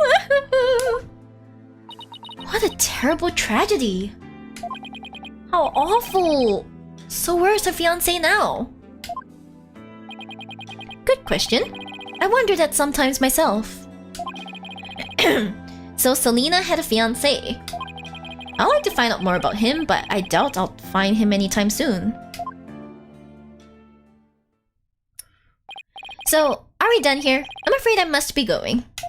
Could you please just tell me a little more about Soren? There is nothing more to tell. I can't seem to get any real answers out of him just by asking him questions. But there is that piece of evidence I still don't know much about. Maybe he'll be able to tell me something about it. Okay, there's no penalty for presenting the wrong evidence, so we're gonna go forth. Pierce. Have you ever seen this candelabra before? No, I don't know anything about it. Oh, there we go! How many locks is it this time? 3. Okay, I'm sure we have enough to attempt it now. My Magatama reacted! Pierce must be trying to hide something from me. I have to break those side key locks and find out what. Do we have enough to break it? Well, I'll save here. Okay, just in case we don't have enough to break it. Let's go! Okay. Okay, let's go. Kure! Time to break him. Pierce the secret. Pierce. Caught in 4K HD high resolution in the act, I know, right? You're hiding something from me about this candelabra, aren't you? I hate this action of his. He only does it when he has something to hide. It is one of the candelabras from the Flying Chapel, is it not? Is there something special about it? Actually, yes. There's some blood on it, you see. I think the blood might belong to this person. Oh my gosh, they look so good in 2D. What? Oh my gosh, damn. I feel like Pierce is the fiance. I feel like Pierce is the fiance. Something tells me he is related to like freaking oh well. Anyway. Soren has a rather nasty wound on his body, doesn't he? There we go, done. Yes, Master Soren is indeed injured. Are any of the other people involved with this case injured? Not as far as I know. I see. Now let me ask you this, Pierce. Do you suppose Soren could have been more directly involved than you're letting on? What in the world would make you think that? Oh, I've got my reasons. Mr. Gloomsbury's fingerprints were found on this candelabra stem, which leads me to believe that Mr. Gloomsbury stabbed Soren with it. You cannot possibly think Master Soren is the one responsible for the murder. I don't have any conclusive evidence of that at the moment, but I do think he had a motive. This proves that Soren had a motive to kill Mr. Gloomsbury. Even though it was an accident, Mr. Gloomsbury was the man responsible for taking Soren's sister away. Haha! One last one. We got this. Let us suppose that Gloomsbury did stab Master Soren with the candelabra. Can you prove that it had anything to do with this case? He might have been stabbed at some other location for some other reason. Sorry, but I can prove it was related to this case. Oh, really? Soren's stabbing and Mr. Gloomsbury's death are definitely connected. Are they now? He's nervous. This is the piece of evidence that ties Soren's injury to Mr. Gloomsbury's murder. It should be this. Guys, I did it without a guy! Are you proud of me? Woo! A blood stain was found on the side of the lift that goes between the hold and the vista deck. His blood matches the blood that's on the candelabra. I obtained the results straight from the police, so I can assure you this information is correct. This bloodstain on the lift indicates an important fact. It shows us that Soren was there during the crime. Let's go! Yay! Thank you guys! Woo! Yay! Yay! Yay! Yay! Yay! How do you like your member privileges, Koru? I'm sure you love it. I'm always proud of you. Thank you, Sarah! Yay! Let's go first try. Whoever fails has a skill issue. No. Everything is done on the first try. If you see me take multiple tries, no you didn't. It's always my first try, okay guys? That's the rule. Soren's blood is on the lift, which can only mean one thing. Excuse me. He was there, wasn't he? Soren was at the scene of the crime. Break. You're very astute, Mr. Wright. It appears I cannot hide this from you any longer.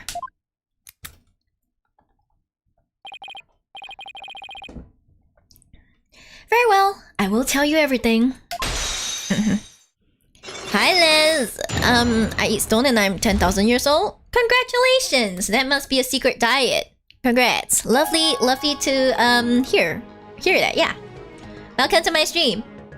Okay, Pierce the secret, let's go. Could you tell me about Soren's injury?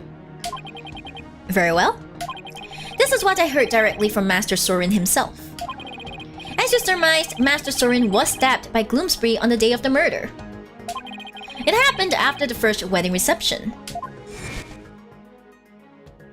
The happy couple was in the reception hall when suddenly Gloomspree appeared. He attacked Miss Ellen and tried to take her away. Master Soren went to stop him and found himself in a struggle with Gloomspree. Aww, he tried to protect his waifu. That is when Master Soren was stabbed with the candelabra, he said. Even though Master Soren was badly injured, he went after Gloomspree. So Soren really was at the scene of the murder, wasn't he? Yes, that is correct. However, by the time Master Soren arrived at the scene, Gloomspree had already been murdered. So Pierce is saying that Soren was at the crime scene, but that he didn't have anything to do with the murder itself. Come on, we're just gonna find out that you're like the murderer or something, right? Lol. Even still, why did you try to keep such an important piece of information from me? I am very sorry. Master Soren's injury and the Gloomspree's murder were not directly related, so I decided not to mention it so as not to unnecessarily complicate the investigation. No, you completely complicated the investigation because you failed to mention this, sir! Excuse you? The surgeon is the culprit, I think. I feel like this guy's the surgeon. Look at the watch he's carrying. We saw this on freaking we saw this on like we saw this on Selena's table. Now then. I'm sorry, but I'm afraid I really must go now. Please excuse me. Thank you for your time. He's like, bye-bye! Jenny! Pierce should have just told us everything in the first place and saved us all a lot of time. Yeah, but I guess it isn't that simple for him. He is the family butler after all. He sure didn't make our job any easier though, did he? And they mentioned, yeah, I did catch a glimpse of it. You're right. Like, you see the marking? I'll show you, okay? You see the marking on the watch? And then you see Selena's picture. Do you see that watch? You see that shit? Huh? You see that watch? That is the exact same watch, okay? Okay? I would die on this damn hill. Yeah, anyway. But at least we learned something new. Soren was at the scene of the crime. That's true. Welcome to the Shibdom Rules. Welcome! Woo! That's true. One step forward is better than none. So, what next, Nick? Let's see. The forensics team might be done investigating the reception hall by now. Let's go check it out. Let's go, bye-bye. Sounds like a plan. Hoi hoi. Let's move.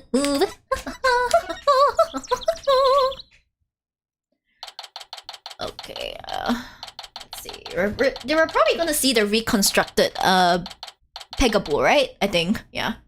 Emma said something about that. September 22nd, Flying Chapel Reception Hall. It looks like the police are done with their investigation in here. I wonder if it's okay for us to take a look around now? Oh, hi, Mr. Wright. Emma! I'm always happy to see her, okay? Hi, Emma. Would it be alright if we investigate in this room now? Sure. The police are all done, so go for it. Oh, remember that broken lantern? I restored it to perfection. I have to say, it's some of my best work. Are you sure? We'll tell you what we think after we see it. Sounds like the repair job was a resounding success. Thanks, Emma. We'll take a good look at it too. Well, I have to be getting back to the station. Try not to mess up the crime scene if you can help it. We'll be careful. I'll be seeing you. Let's go. Bye, Emma, and thank you. Well, shall we get started? Sorry, let's examine it. Okay, how do I, like,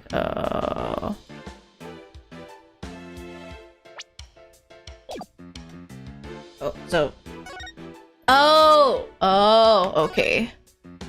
Let's look at this one. Here's the broken lantern, all patched up. And I do mean patched.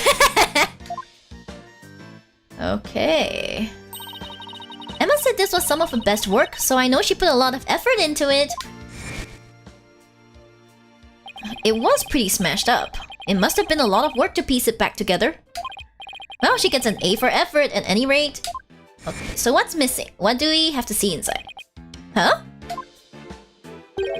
This wheel handle on the back has some blood on it. It looks like somebody gripped it with a bloody hand. Maybe the blood got there when the killer was putting old Doom and Gloom's body inside? Do you see anything else worth noting? Well, there's another one of these lanterns over there, so it might be a good idea to really compare the two later. Okay. What is off about it? Let's see. Okay, let's go and see this. Please don't tell me I have to go through the investigation all over again. This is the unbroken Pegable lantern. And this is the one that Emma restored. I wouldn't say they look exactly the same, more that they're made up of the same parts. Wait a minute. What is it, Maya? I think there's something off about this Pegable. Just about everything about it looks off to me. Hey, rude! Emma put in so much effort to restore it, okay? Don't be rude. I'm not quite sure what it is, but some detail isn't quite right. Show me the restored lantern again. Oh, welcome to Shibdom Pokemon Pro, welcome! Hey, I know, it's this, right? What? Where? The thing about the restored lantern that's off is the color of the wheel handle, maybe? Look, it's the wheel handle. It's a different color altogether. I was just winging it, man. Oh, you're right. Emma got the inside and outside wheel handles switched around. Wait, does that mean that that guy was still alive when he was put inside because he tried to get out? That changes a lot, guys. Oh my god. Oh wow, you're right! And there's blood here on this handle, as if somebody gripped it with a bloody hand. Right. Which means that the blood got on the handle from inside the lantern. Excuse me. Do you think the blood got there when the killer was putting the body in the lantern? It's really hard to say at this point. Huh? That's a possibility? I don't know, man. Do you have to, like, talk to the mates? No. Okay. Oh? I see something. And this is where the murder weapon, the timekeeper, is displayed.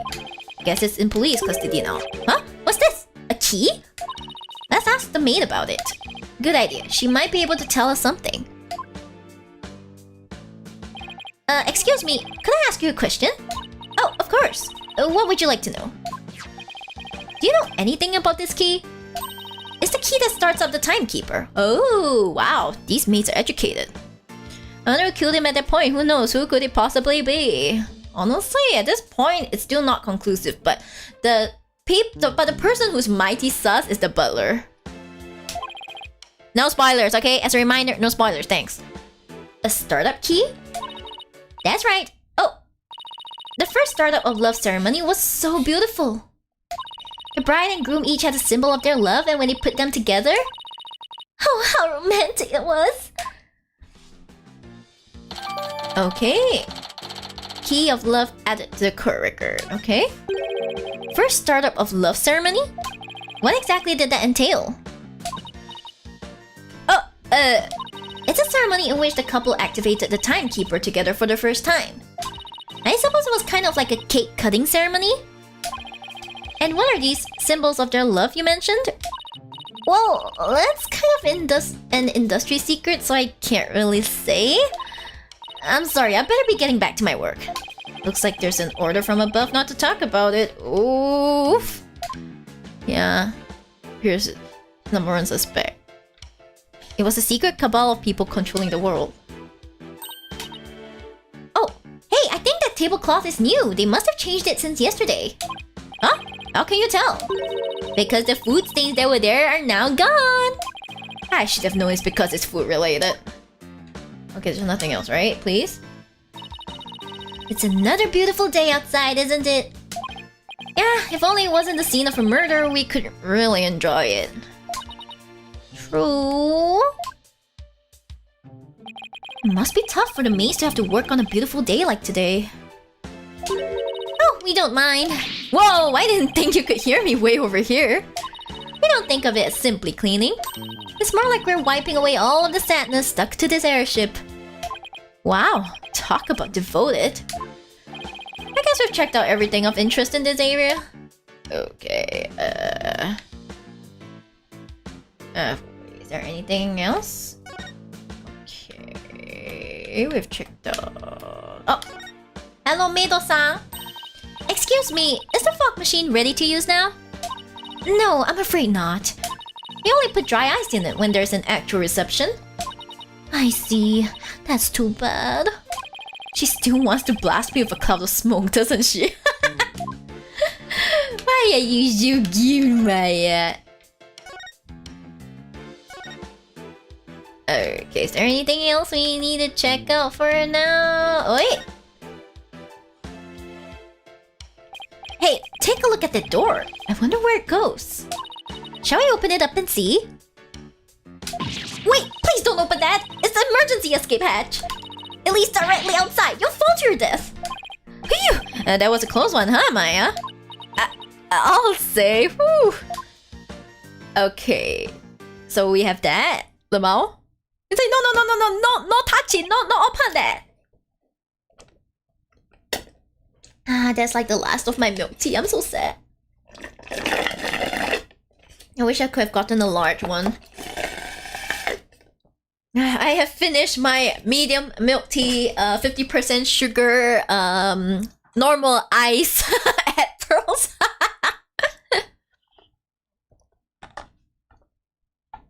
Doesn't he see the green exit above?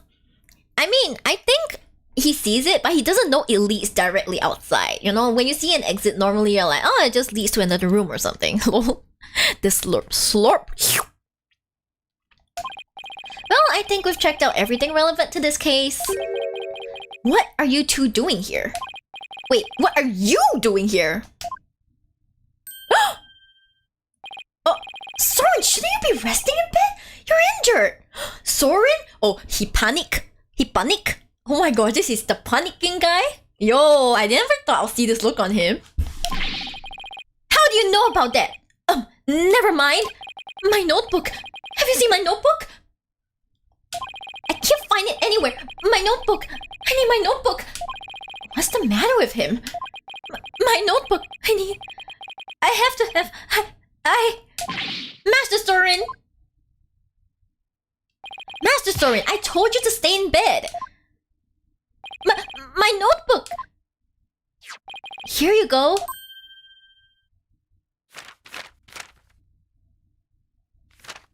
He's gonna see the blood. Yes! This is it! So Soren gets emotionally unstable without that notebook of his?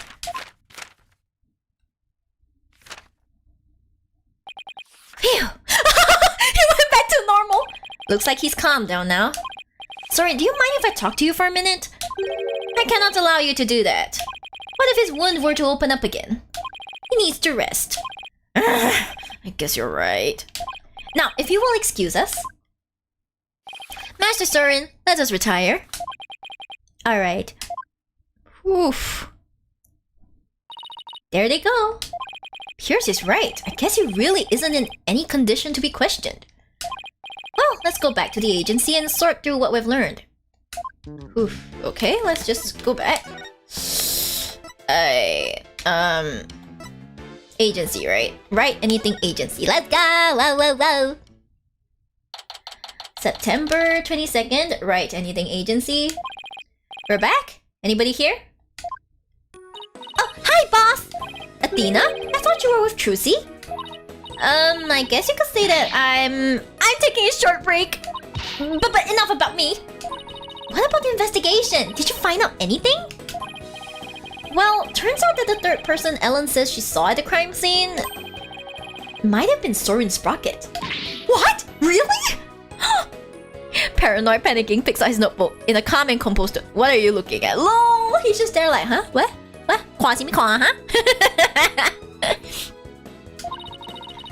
I've always thought he seemed suspicious.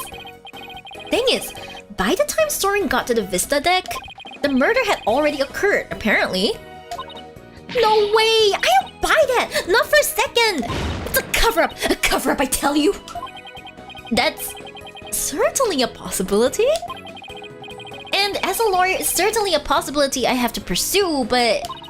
But what? It's your job, right? So pursue the heck out of it! Just do it! Yeah, but... Is that really what's best for Ellen? Soren could be found guilty if the truth comes out tomorrow.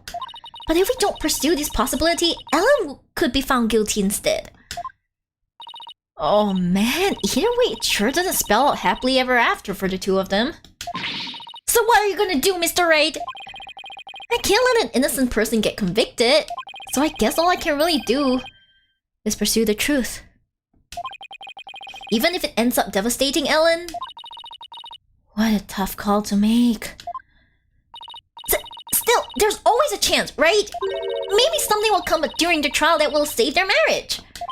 I hope so. I really do. Well, Maya, let's go. Break the news to Ellen, you mean? Yep. Mr. Wright, please take me with you. I bet I could help you counsel Ellen through this piece of bad news. Athena, I appreciate the offer, but don't you have somewhere else to be? Do I? Athena, what are you doing here? I've been looking all over for you. Come on now, let's get back to practicing. No, wait. My body can't take it anymore. Boss, you gotta help me. A lawyer always keeps their promises, Athena. But boss! If you bail on me one more time, Athena, I'm going to use a real blade on you.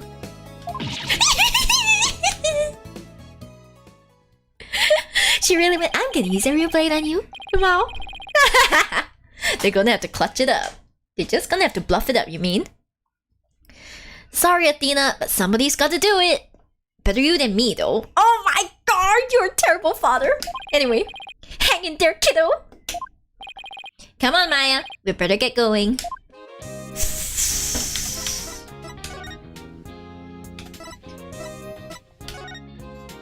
GG's to her, I guess. Well, I guess we won't be getting Athena Sykes in AA7 because she'll be gone before then.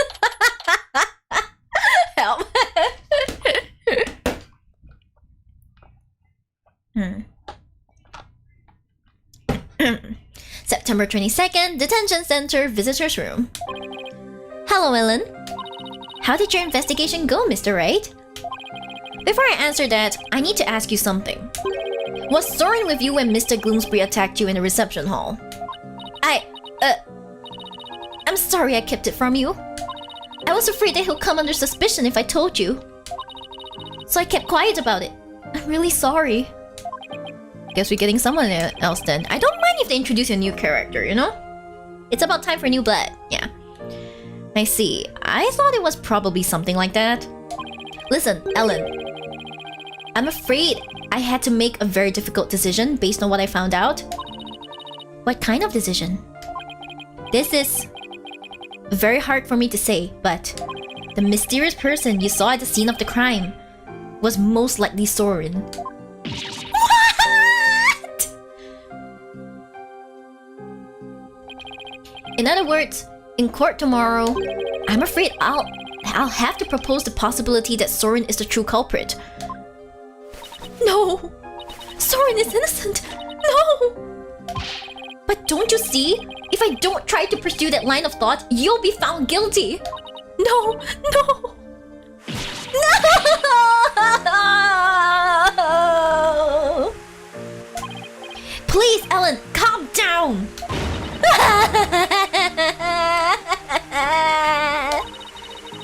Sorry, just can't be found guilty. I'd much rather I be found guilty instead. Ellen, you can't let yourself think like that.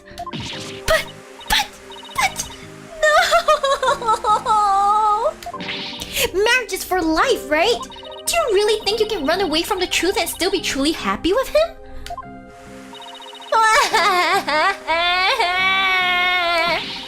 You're not married, so how can you possibly understand? I mean, neither are you, Ellen, but here we are. Sometimes you just gotta do whatever it takes to make things work. But... Nick, you talk to her. Hey, don't just dump this all on me. I mean, Nick would like to get married, but... Side eye. Mr. Wright, I'm innocent, and Soren is too. So please... prove our innocence in court! I'll certainly do everything in my power. I just hope she doesn't lose control like this in court tomorrow. She's like, ah! To be continued! I wonder if the next part is about 2 hours long, actually. That's a lot of water. That's a lot of water. I'm surprised it hasn't flooded yet. It's the 53rd dimension, right?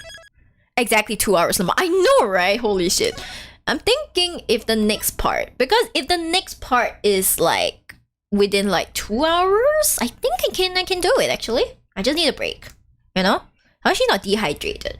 Aren't you more curious how I'm not dehydrated? Okay, so like... I believe what we can do is that we can probably let's see. You know what? Let me go and find a video of this on YouTube, and then I'll see how long it takes to play through the. I'll just kind of like take a look, to see how long it is. Turn about time travel. Time Traveler. Let's see. Turnabout Time Traveler. Don't mind me. I'm kind of just like. Let's see. This is the part 4. Part 5. Oh, this is just part 4. Part. God damn it. Part 5, I think. Part 5 is. Give me a moment. Okay, part 5. Okay. Okay, part 6 is about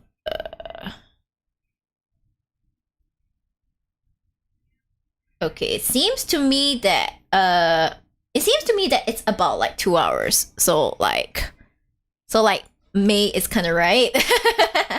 You know what? Since it's just 2 hours, how about we try to pursue it? Let's try to finish it today. Maybe we should. Okay? But first, I'm gonna need like a 5 to 10 minute break. So give me like maybe 10 minutes. Okay, 10 minutes. I'm trying to be kind to myself. So guys, please stick around. I'll be back. Okay, I'll be back. If anyone comes into chat and asks where I am, I'll be back. Okay, I'll be back. Yeah, but okay. Let's take a 10-minute break and I'll be back shortly. See you!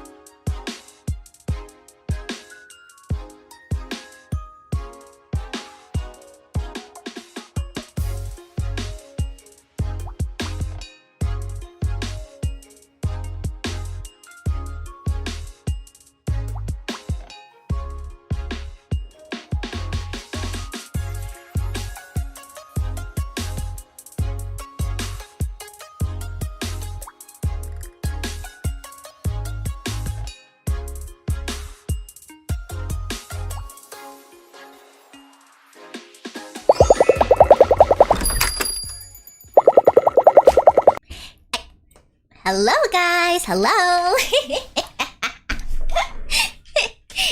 Hello. I'm back. I was gone for exactly 10 minutes. Let's go. Okay, do you guys get like your stuff?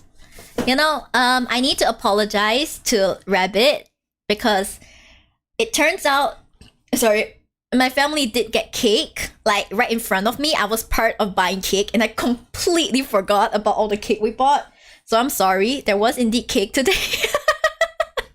There was indeed cake today. I'm sorry. Hello? Wait, what?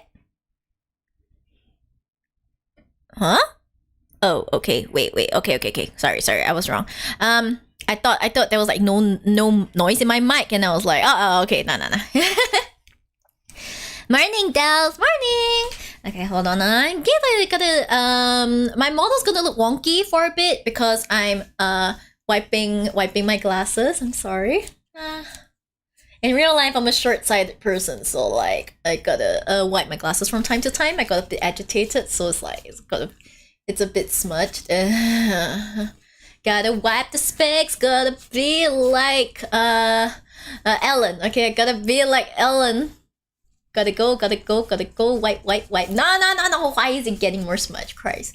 Let's see. You know, I still think Pierce is the most suspicious person. Just saying.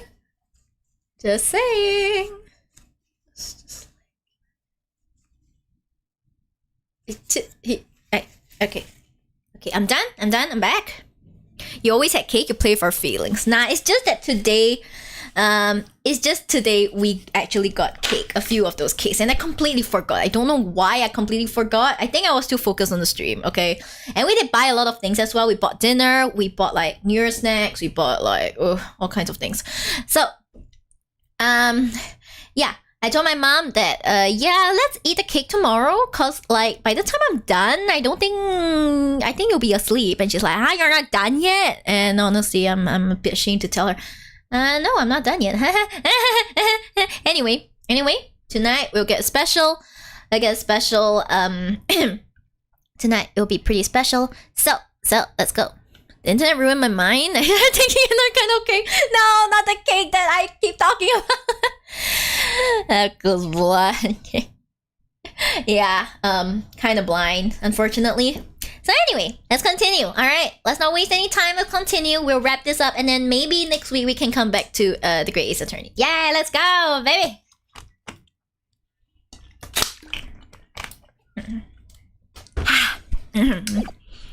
Continue on to the next chapter. Absolutely. Let's go. September 23rd, 8:50 a.m. District Court Defendant Lobby number 3. So the one thing we found out yesterday is that Soren was there at the crime scene. I only hope that I can get some testimony from him that'll get to the heart of the matter. Mr. Wright. Good morning, Ellen. Look, I'm afraid you might not like the results of today's trial. Nevertheless... Don't tell me you're still thinking of going that route! Soren is innocent! He can't be found guilty! Take me instead! Ellen, please, try and get a hold of yourself!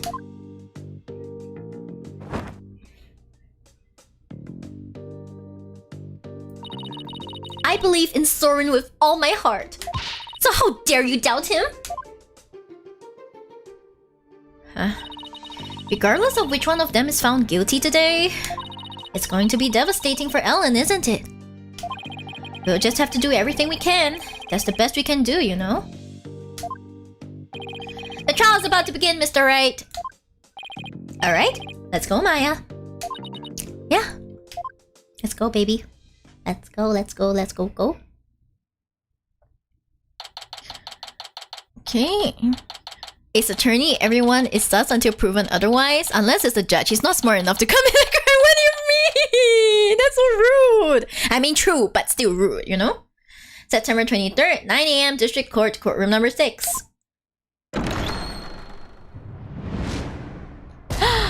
Day to court is in session. All rise. Court is back in session for the trial of Alan Wyatt. The defense is ready, Your Honor. The prosecution is ready, Your Honor. Yeah, my baby. Oh. Let's see now. Where were we? In yesterday's session, we found out about the Sprocket family's conspiracy to cover up the murder of Dumbest Gloomspree with a second reception. Taking advantage of our collective shock, the defense, as usual, made a nonsensical claim. Oh my gosh, shut up! Edward, you ass! Namely, that there was a third person present who struck the victim. Hey, don't try to make it sound like I made it all up. The defendant herself made a statement about the existence of a third person, and further investigation has only proven her statement to be true. Then I presume the defense intends to focus on proving the identity of this third person. Is that alright with you, Mr. Edgeworth? Edgeworth is just salty. He just needs to get some. Anyway. Indeed, Your Honor. In fact, I predict that the defense will, most likely, attempt to name Mr. Soren Sprocket as the true culprit. How did you... The driver during the accident that killed Mr. Sprocket's sister was the victim. Therefore, Mr. Sprocket had a motive to murder Mr. Gloomspree. That's what you plan to assert, is it not, Mr. Wright? Am I that transparent? Come now, Mr. Wright. Did you really think the police wouldn't uncover this information? Congrats on getting it in one, Mr. Edgeworth. But... You're wrong! Soren didn't do it! He's innocent! Miss Wyatt, please! He's innocent, I tell you! What is this, Mr. Wright? I thought your claim about the existence of a third person came from the defendant. It did. This is just a minor hiccup. Did you not discuss your strategy for today with the defendant, Mr. Wright? Starting off on the wrong foot again is seriously cutting into my lifespan. Both of you to assume you have any lifespan left, Phoenix. I'm sorry. It would appear that the defense is in disarray. Therefore, the best way to clear things up is to ask Mr. Sprocket himself what happened.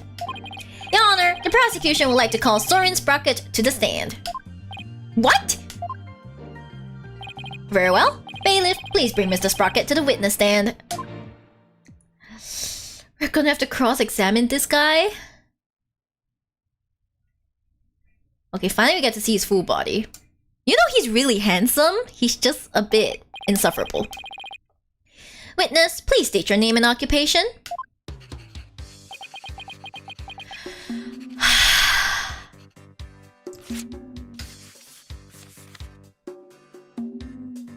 Is he throwing a paper plane at the judge?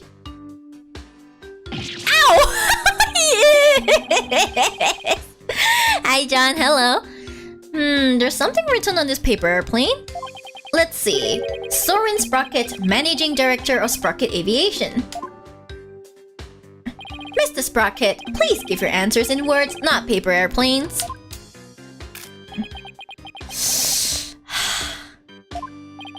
Now then, Mr. Sprocket, please tell that doubting lawyer there what really happened at the time of the crime.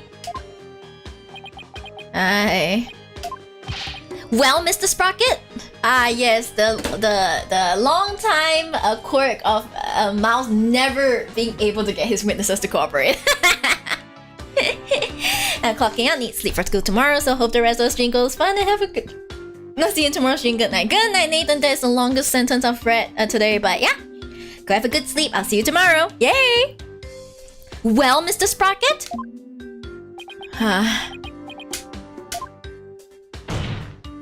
Mr. Sprocket! Alright.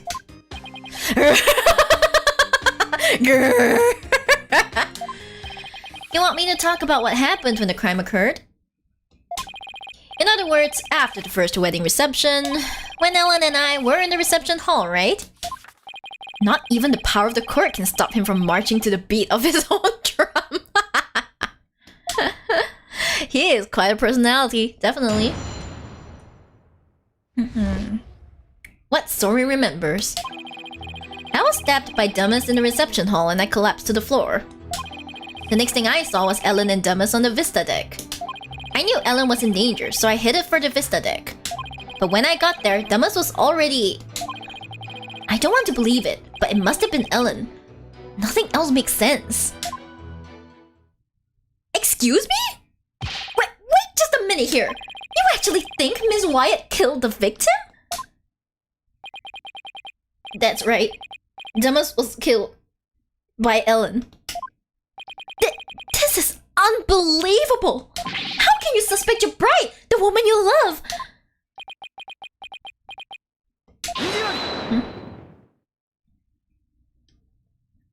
You shut up. You know nothing about love. With the amount of anxieties clients give him, I'm surprised Phoenix hasn't started rapidly aging. I know, right? Oh my god. The truth can be cruel. Miss Wyatt, you must be very upset. Is there anything you wish to say? Oh no! The light in her eyes has... Guys, the light in her eyes is dying. No! Do you see the light just like shung? It just went out of her eyes. No, Ella, no! No. I can't believe this. Soren! I thought that at least you would believe in me. The best way now to show your love for your groom is to admit your guilt and try to atone. Shut up! Ah! I want to smack this. I want to smack his face in right now. Soren. Mr. Edgeworth, I haven't even cross-examined the witness yet. And quit picking on the clearly distraught. Yeah, that's so not cool, Mr. Edgeworth. The court is where we seek the truth. And the truth is unyielding, even to the truly pitiful. Oh my gosh, you're insufferable. Mr. Edgeworth, I find it distasteful to make a lady cry. Hey, at least the judge has morals, okay? He has a code of conduct. It's to your honor. It's to your honor, shit. I can't believe I'm getting a freaking Julius Caesar reference here. It's to your honor. I'm taking a screenshot, yeah. So what are you gonna do, Nick? If the third person Ellen saw on the Vista deck was Soren, then we have to prove Soren was there at the time of the murder. I don't see any obvious inconsistencies in his testimony, but we have to push forward. Okay. He's insufferable, yet you're always drooling. He's normally not this insufferable, okay? He's normally not. Like, outside of the court, he's beautiful. It's just that... You know, for like, Claudia Gavin, he's annoying even when he's not in court. It's like, when he's outside, he's already annoying. When he's in court, he is like triple annoying. So, I cannot find it in myself to like, be all like, Claudia! That role belongs to Kiko and inconsistency, okay? It does not belong to me. What Soren remembers? Let's see. Okay. Let's just save this first. Edgeworth just takes his job seriously. A bit too seriously. Don't make women cry, Edgeworth. Okay, he was stabbed there. Next thing is... Okay, I think do we have to like press everything? I'll just press everything, I guess. Please tell me everything you can about when you got stabbed. After the reception, Ellen and I were enjoying a moment alone in the reception hall. Then Dumas appeared and stabbed me. He grabbed Ellen and the timekeeper and left the reception hall. Did Mr. Gloomsbury say anything at the time? I don't remember. After I was stabbed, I was immobilized by the pain. I see. Pressing everything has yet to fail me in this game. Okay, press everything. The Vista deck, huh? But it was nighttime then. Could you really see them in the darkness? The moon was out, so I could see them clearly. From the looks of it, Dumas was trying to push Ellen and the timekeeper off the side. So you saw the defendant? About to be thrown off the airship, you say? Why do you look so smart? There's nothing nice or happy about someone almost being thrown off the airship. Oh my god. I mean the series. That's true. I mean, of course you mean the series. What else could you possibly mean? That's right. In such a desperate situation, it would only be natural for her to fight for her life. And the murder weapon was right there within the grasp. Ugh, this isn't going well at all. I've got to do something fast. Ah. I knew Ellen was in danger, so I headed for the Vista deck. I understand that your bride was in danger, but were you really able to move with a stab wound to the gut? I was desperately trying to push the pain out of my mind. I see. So adrenaline kicked in and gave you strength. Is that right? I don't see much of anything in this statement I can refute. That's right. I almost passed out several times as I made my way to the Vista deck. I see. Are you absolutely sure, Mr. Sprocket, that by the time you got to the Vista deck, the murder had already been committed? Yes. But the Vista deck is just on the other side of the glass windows in the reception hall. Shouldn't you have been able to get there right away? Oh?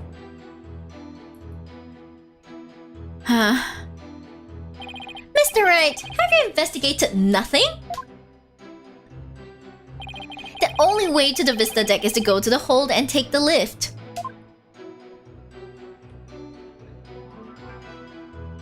Oh. No matter how much one hurries, it would take at least 10 minutes. Ah, shit. Ah! Well, that's unhelpful. But Soren had to have gotten there before the murder or my claim won't stand. Do you have any ideas for me, Maya? It's definitely easier to prove that someone did go to the hold than not. I mean, you can't leave anything if you don't go someplace, right? Can't leave anything? Wait a minute, I think Maya's onto something here. The lack of a certain something actually proves that Soren didn't go to the hold. What's the matter? Are you stumped already? No, I'm far from stumped, Mr. Edgeworth. I know for a fact that Mr. Sprocket didn't go to the hold. You and your paper-thin bluffs. Paper-thin bluffs, no. Mr. Sprocket's bloodstain on the lift proves he went through the hold. So what possible proof could you have that he did not, in fact, go through there? You want proof? You got it. You can't do this, Phoenix. There's gotta be proof that Soren didn't go through the hold. Well, Mr. Wright, this proves that Mrs. Sprocket didn't go through the hold. Okay, I think I got this, but I may not get the... I may not get this, like, correct. What proves that he didn't go into the hold?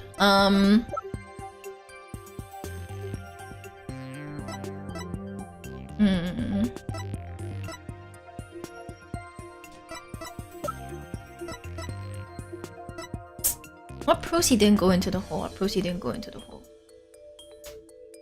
Once again, I'm going to save because I'm a coward. I'm gonna freaking like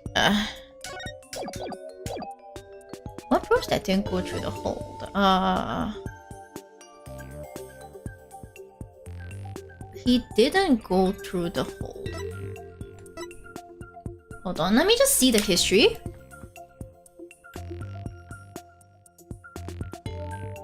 You can't leave. If you don't go somewhere, you cannot leave anything. The lack of something proves that Soren didn't go to the hold. Okay? I think I need to think a bit more.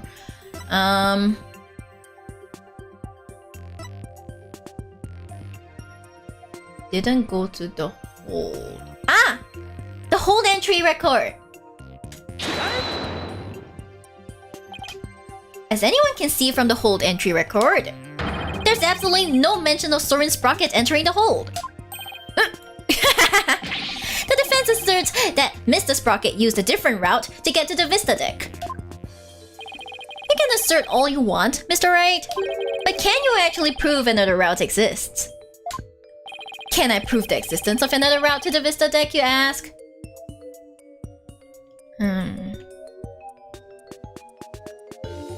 We can, right? Can we? Wait, can we prove it yet? The only thing I can think of is the exit. The exit, right? That's the exit that directly leads outside. But you just fall out. Doesn't make sense.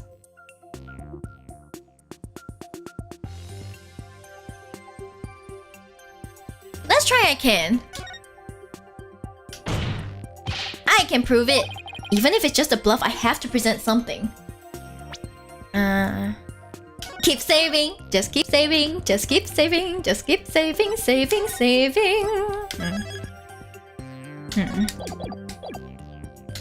Anything that could prove the existence of a faster route to the Vista deck. Very well then, Mr. Right. Show us how Mr. Sprocket got to the Vista deck. Mr. Sprocket made for the Vista deck do here. This thing here, right here. Right? Okay, this. To save his bride from danger, Mr. Sprocket opened the escape hatch and made his way along the outside wall to the Vista deck. Oh man. That seems like a very manly thing to do. Huh? Yo. Isn't that right, Mr. Sprocket?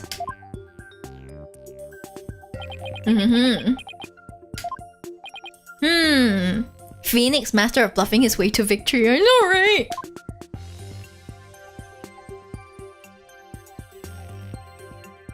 That would certainly be a much faster route to the Vista deck.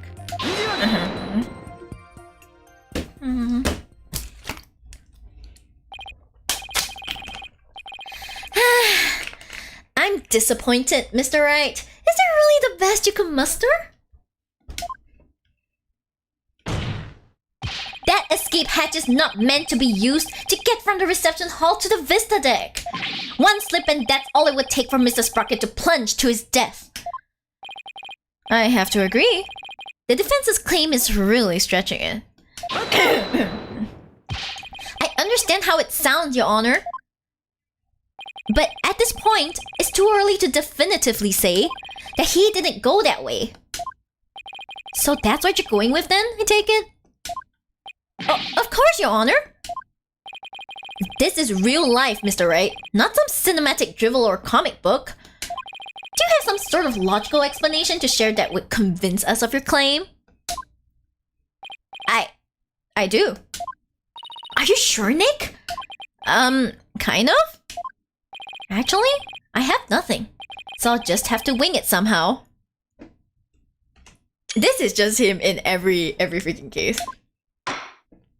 On what do you base your theory that Mr. Sprocket made his way along the outside? My theory that he was able to go along the outside wall despite the danger is based on the power of love! Hell no! The power of authority, the power of love, the power of money. I want to say the power of money for jokes, but like,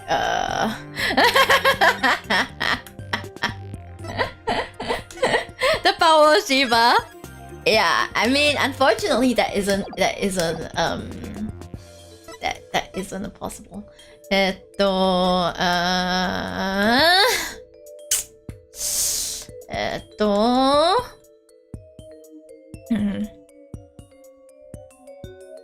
power of love.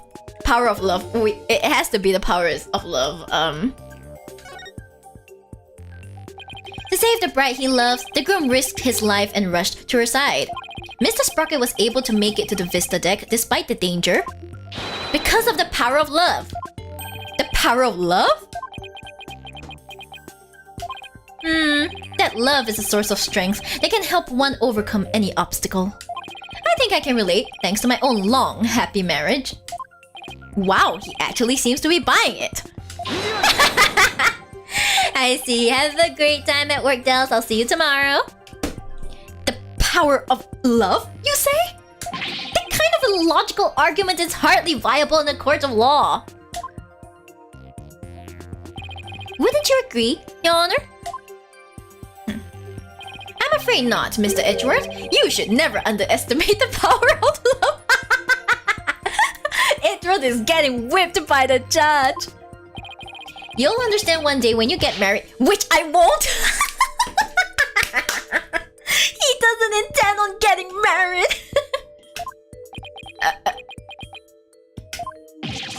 Exactly! What is so wrong with wishing to remain unwed? I'm taking a screenshot. Yeah. I just love argument. Edgeworth having maidenless behavior.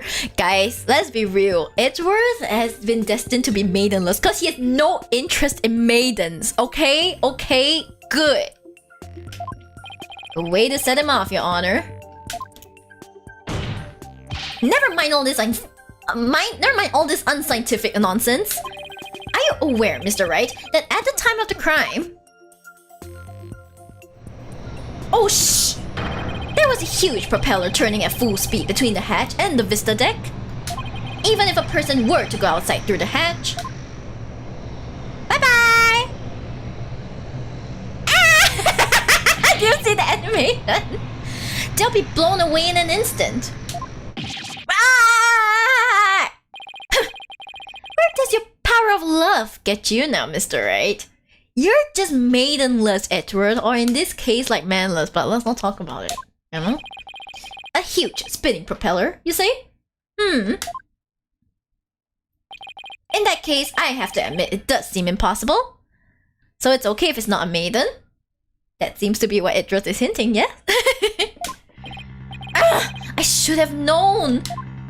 Nick, you can't make that kind of face in front of your client! The worst of times are when lorries have to force their biggest smiles! Don't remind me that that's your sister's line. Right? Right!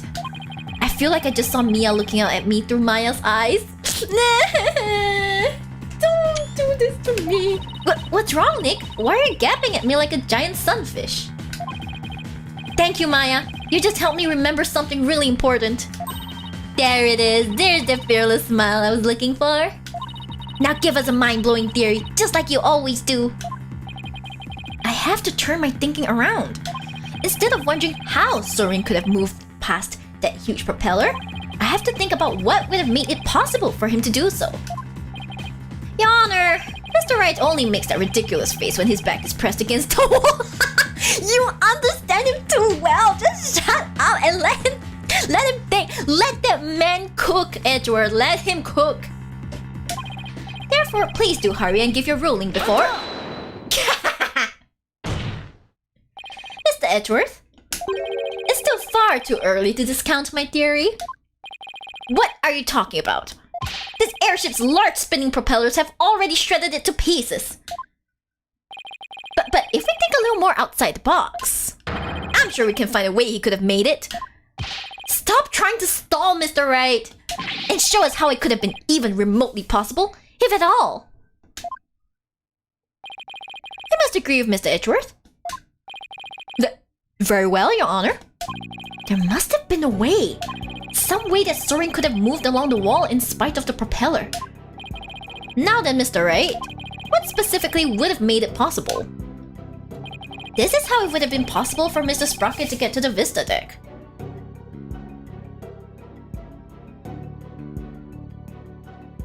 He got to the deck some other way.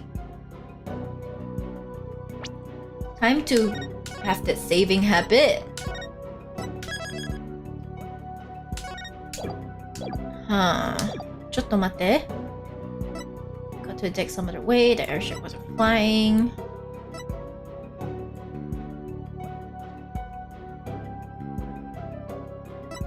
I feel like it's the airship wasn't flying. Right? Because the point is he got to the deck through this way. And there's no way the propellers are broken. So it means that the airship wasn't flying.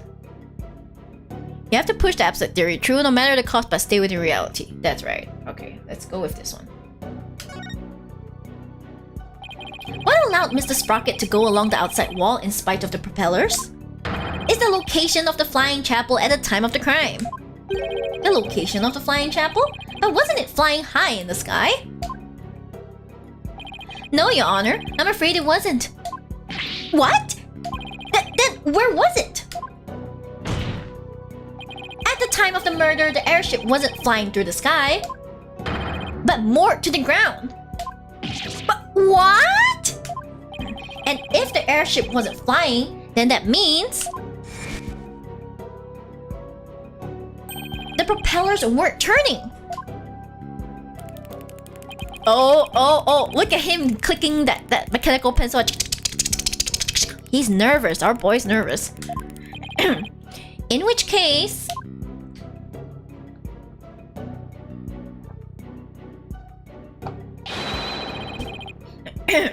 Mr. Sprocket could have gotten to the Vista deck along the outside wall. Isn't that right, Mr. Sprocket?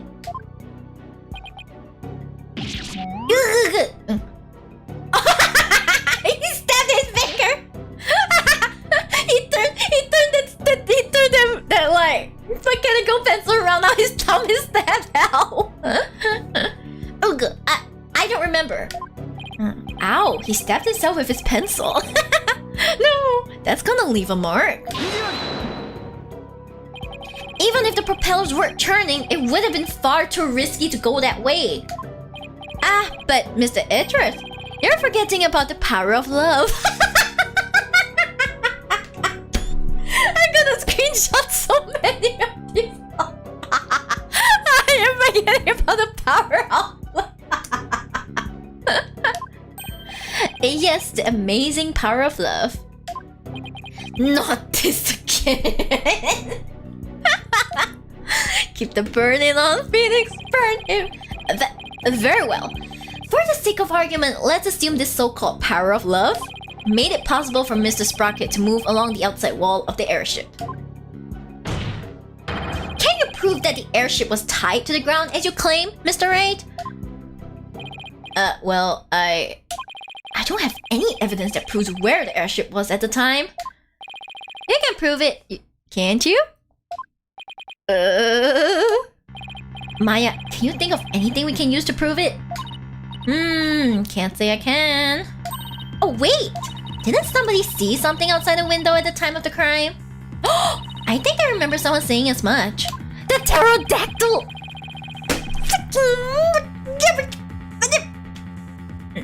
Do I have a piece of evidence that shows I was outside the airship? Yes, you do! Well, what are you waiting for? Okay, guys, you have to wait to catch Mouse's face when we present this evidence. Oh god. This piece of evidence shows what was outside the airship at the time of the crime. Where is it? Wait, where is it? Wait, where is it? Oh, there it is. I freaking scrolled past it, I'm sorry. This piece of evidence shows what was outside the airship at the time of the murder. What kind of lousy drawing is that? Lousy! Ouch! Lousy, yeah. It's a drawing made by Larry Boots. And what can you prove with that poor attempt at artistry? Ouch! I'm getting secondhand burn from that. Larry made this drawing before he switched the lanterns. So it must have been right around when the murder was being committed. Now, if I could direct the court's attention here. Is that the pterodactyl? Does that mean that the airship actually went back in time to the Cretaceous period? Cretaceous. Oh my god, it is called Cretaceous period. We've already proven that time travel is nothing more than a gimmick, did we not? We did, and I have no intention of bringing up the argument again. But this drawing shows us an important piece of information. It shows us that the airship was actually moored on the ground. And what makes you so sure? Excuse me. That's easy. All you have to do is consider who made this drawing.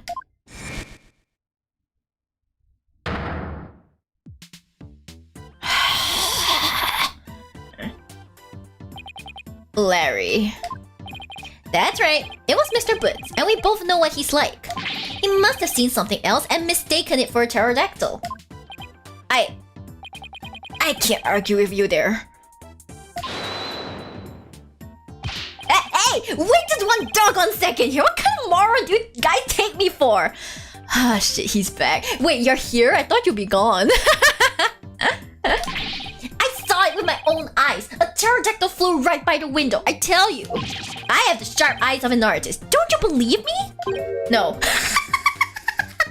No, that was so quick.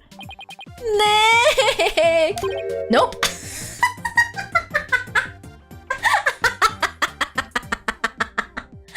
Ouch, ouch. Confidently, no, no. Some friends you guys are. What about the judge? You believe me, right, Your Honor? I'm sorry, but I'm afraid you need to leave this courtroom. Bailiff, if you would... He's getting kicked out. Come on, buddy. Let's go. Why doesn't anyone believe me? And don't take it personally, Larry. I know you're just being... well, you. Now then, so you're saying that what Mr. Boots really saw bears some relation to what was outside the airship at the time of the murder? Yes, Your Honor. At least I think it does. What this pterodactyl really is will prove the airship was anchored at the mooring dock. It had better. Anyway, if it doesn't, my whole argument is a bust. He's like, wing it. Wing it, baby. If you're that confident about it, then please go ahead and tell us what it really was. Yes, Your Honor.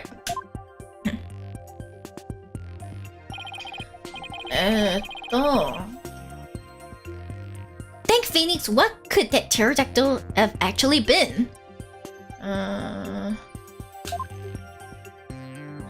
It could have been...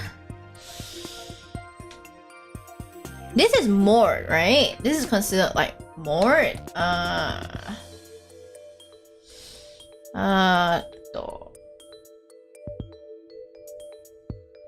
Is it maybe this one? Is it maybe this thing? Like this thing? I could save this just because. Let's see. It's this thing, right? I'm pretty sure it's this thing. Like, but at the same time, maybe not. I feel like it was like a flying bulb. Ah, well, let's just do it. Please take a good look at the sign. At the sign? It appears to have been broken and then repaired. The shape is almost the same. But what does this sign have to do with the pterodactyl? Please focus on this part of the sign. Oh? Oh! The part that broke off and got reattached? What about it? How about if we turn it like this? Oh! Oh, that shape! It's the pterodactyl in the drawing! Oh, shit! What, mister? Boots actually saw was this chunk as it was being blown through the air by wind.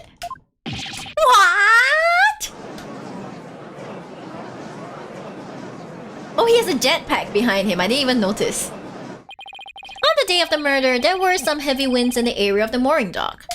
But it's hard to imagine that this sign would make it up as high as an airship would fly. That means the flying chapel must have been anchored at the mooring dock that night. Isn't that right, Mr. Sprocket? I forgot about this part. It's insane. Rest in peace. And that's more than enough of this power of love nonsense, you pop culture junkie. Ouch, rude. Present all the proof you want, but your argument is based far too much in conjecture. Why don't you return to reality now? What do you mean too much conjecture? Even if the airship wasn't flying, that alone doesn't prove the witness went along the wall. True, even though it's no more than a possibility. Then how do you propose Mr. Sprocket got to the Vista deck, Mr. Edgeworth? I noticed something as I went over the evidence. Please take a look at this hold entry record. What about it? I don't see Mr. Sprocket listed on here anyway. Anywhere. Don't you remember? In yesterday's session, we had a very similar kind of argument. Did we? He was using someone else's card, maybe? Maybe that was the argument? Honestly, Mr. Wright, are you going senile already? Stop burning each other! Stop it! We talked about Larry Butts using the defendant's keycard to enter the hold. Oh, we did talk about that, didn't we? In other words, even if a person's name isn't on the entry record, it's still possible for that person to have entered by using someone else's card. Mr. Sprocket, you entered the hold with Mr. Nicody, didn't you? Oh, he's gritting his teeth? I did. What? Why didn't you tell us that in the first place? But Pierce is indispensable. I didn't want to mention him unnecessarily and risk having him wrongly accused. I couldn't do without him. Oh no. Mr. Sprocket, I asked that you testify in greater detail about your movements that night. Things are getting a bit complicated, aren't they?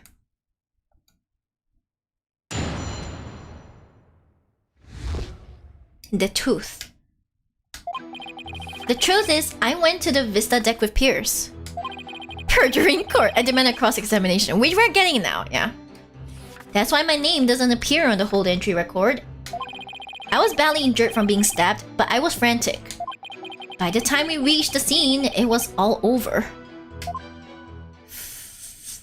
Is that really true?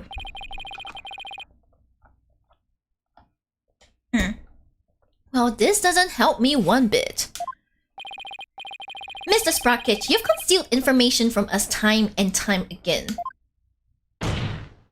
Who do you think you are, treating this court of law with such irreverence? Ooh. That being said, I do appreciate the testimony you gave just now. Thanks to you, we now know why your name doesn't appear on the entry record. Now there are no more inconsistencies in the witness's testimony. Really? That's Mr. Itras for you. He never leaves a loose end dangling. You okay, Nick? No. I wouldn't exactly call this situation okay. Somehow I'll have to coax the information we need for an opening out of him. If I even can, that is. Alright. What do I even press? Oh my god. Where is the entry? Where's my entry into this? Okay. It shows this.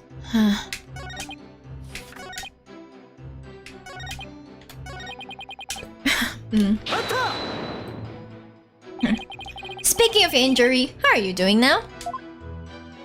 The knife wound is deep and continues to throb with pain. Fortunately, my internal organs were spared. No, he's lying? About which part? But one wrong move would have spelled the end for me there. Even so, I've seen you up and about all over the place since the incident. I'm only following my doctor's orders to perform some daily light exercises. Mr. Wright. Would you like Mr. Sprocket's statement about his condition added to his testimony? Yes! I found it! Not that it appears especially relevant to me. Should I have him? Yes, the baby. Yes, Your Honor. I'd like to have it added to his testimony. I see. Very well.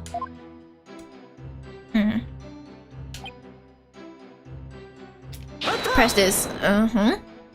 Your injury was really that deep?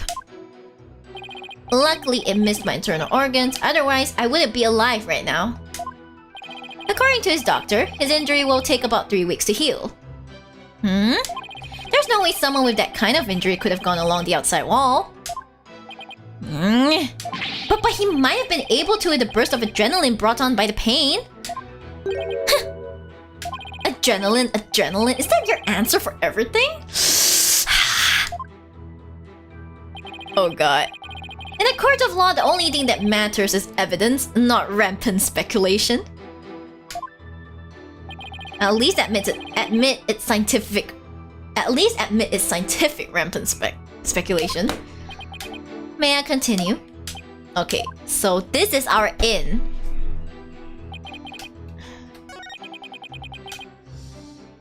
I think we have to present something, but what do we present on this? Name should receive from a pregnancy.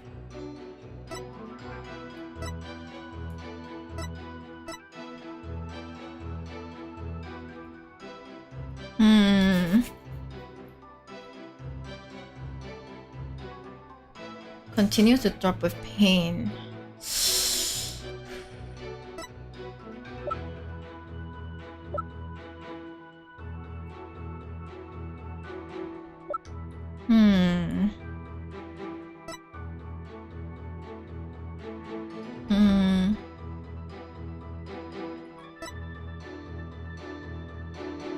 Continues to drop with pain. What does it? Oh, it's not that deep actually. Oh yeah, it's not a knife wound. It's a candelabra. There we go. Mr. Sprocket, you just said your injury is a knife wound, didn't you? But the weapon you were stabbed with was this candelabra. A fact I know you're quite aware of. Very well. Okay, this is a memory, right? This is what I heard directly from Master Sorin himself. As you surmised, Master Sorin was stabbed by Gloomspree on the day of the murder. It happened after the first wedding reception. Okay, the happy couple was in the reception hall when suddenly Gloomspree appeared. He attacked Miss Ellen and tried to take her away. Master Sorin went to stop him and found himself in a struggle with Gloomspree. That is when Master Sorin was stabbed with the candelabra, he said. Hi, Bonnie.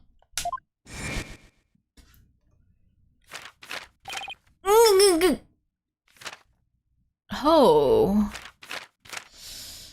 There's more to his recording than meets the eye. It must have been a simple memory slip that made him misspeak. It happens to everyone. It has nothing to do with the case. You must be pretty desperate to point out something so minute. Grr! I have to agree, Mr. Wright. You hardly need to make such a big deal over such a small mistake. Shut up! His freaking career is literally built on making a big deal over small mistakes. Alright, sir, please respect his career. Thank you. There is, but that you have to figure out yourself. Pain. But I contend that it's an important inconsistency. Besides, I couldn't find anything else. This is the only thing I have to go after. And I say it's not important. Now let's not waste any more time on this matter. I agree. Everybody has a little memory lapse every now and then. But Your Honor, please let me explain. But can you? Can you really explain to this court what makes this slip so important? Yes, I can, Your Honor. After all, it was Soren himself who told Pierce that he had been stabbed by a candelabra. This is more than a simple memory slip. There has to be some kind of reason for it. Well, Mr. Wright, please explain why the witness's slip of the tongue is so important. Is he being given a script? Is he being given a script that he has to read off? The point to... Hi, Raffi Groniello. The point to focus on here is why the witness would mistake the weapon used to stab him. Think carefully, Phoenix. This could very well change the course of the trial. I see. So why did the witness make that mistake, Mr. Wright? Mr. Sprocket identified the wrong weapon used against him because... he's covering for someone? He has no memory of it.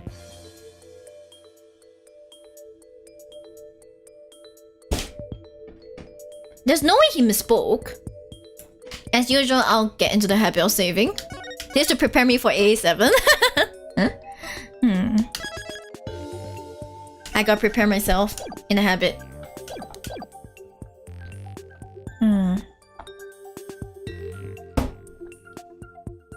Okay, let's see.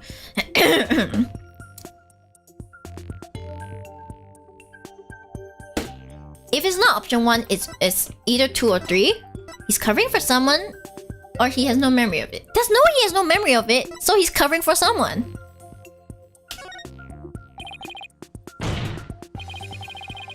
He's trying to cover someone. Oh shit, is this wrong? No! Shit! Shit! Shit! Oh!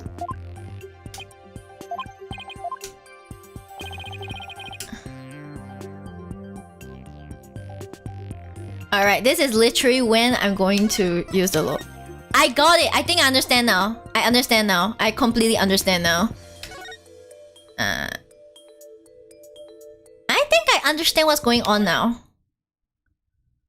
I understand what's going on now. I got it, guys. Thank you. Wait, what? Oh shit! I forgot the wrong one. Anyway, I'm gonna load the... Was it this one? This is the latest one? Yeah, this is the latest one, sorry. Sorry. He has no memory of it. He can't remember, that's why he's been noting down every detail. That's why he's been noting down every detail, because he can't remember. Oh my god.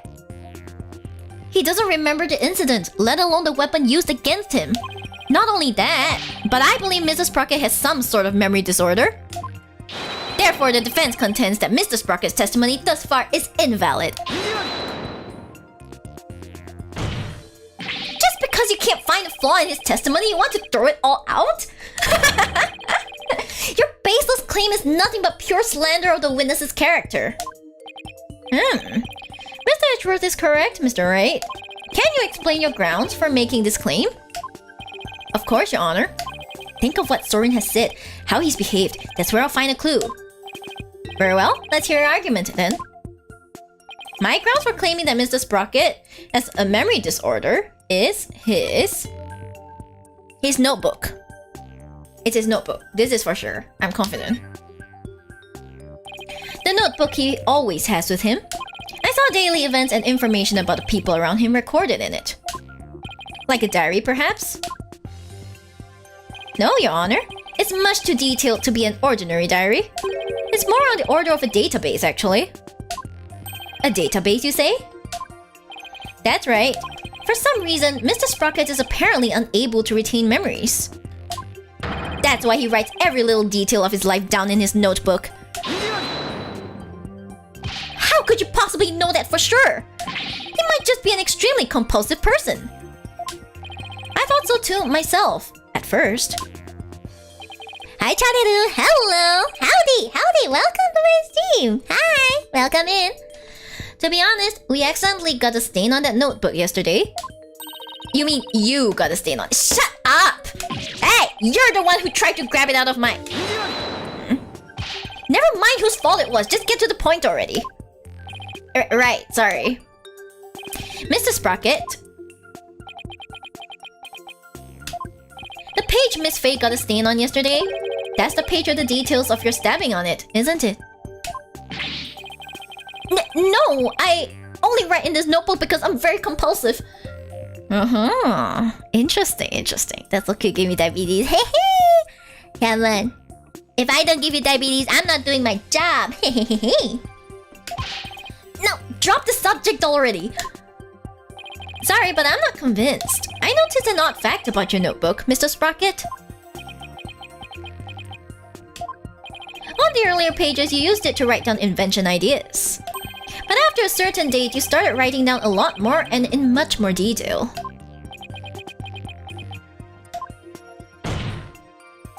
I believe your memory disorder stems from what happened on that date.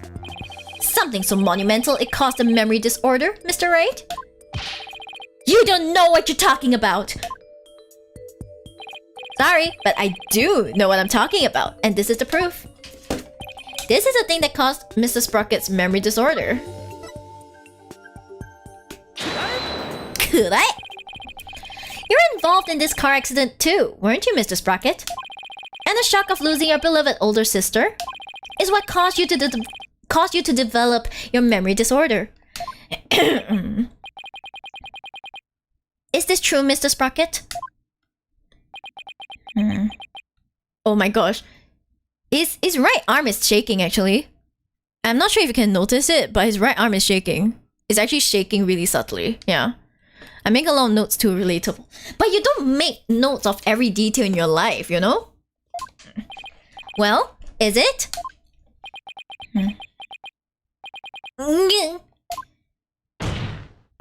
Mr. Sprocket! It's true. That accident did something to my mind. What?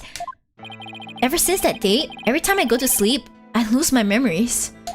And when I wake up, the most recent thing I can remember is the day I lost my sister. Oh no! It's as if I'm constantly going back in time. Oh no! Poor guy! What the hell? What? That's truly tragic. An inconsolable time traveler who goes back in time whenever he goes to sleep. God, how? Oh my gosh, that's so sad. What? I don't think any amount of therapy can help him out of this one. What the hell? Dude, what did he do in his past life? Besides, time travelers do exist, you know? But you wouldn't understand. So this is what he meant. So that's what Soren meant. He was talking about himself. The reactions of the people around me each time I awoke made me aware of my condition. That's why I decided to write everything down in my notebook, so I could move forward. So the only memories you have since that day are the ones written in that notebook? He'll forget at the end of the day. Oh no. That's right.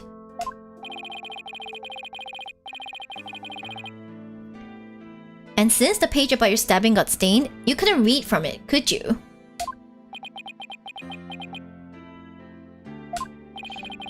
There's just one more thing I'd like you to clarify for me, Mr. Sprocket. Exactly what are your feelings toward the victim? Mr. Sprocket's feelings towards Dumbest Gloomspray? Oof.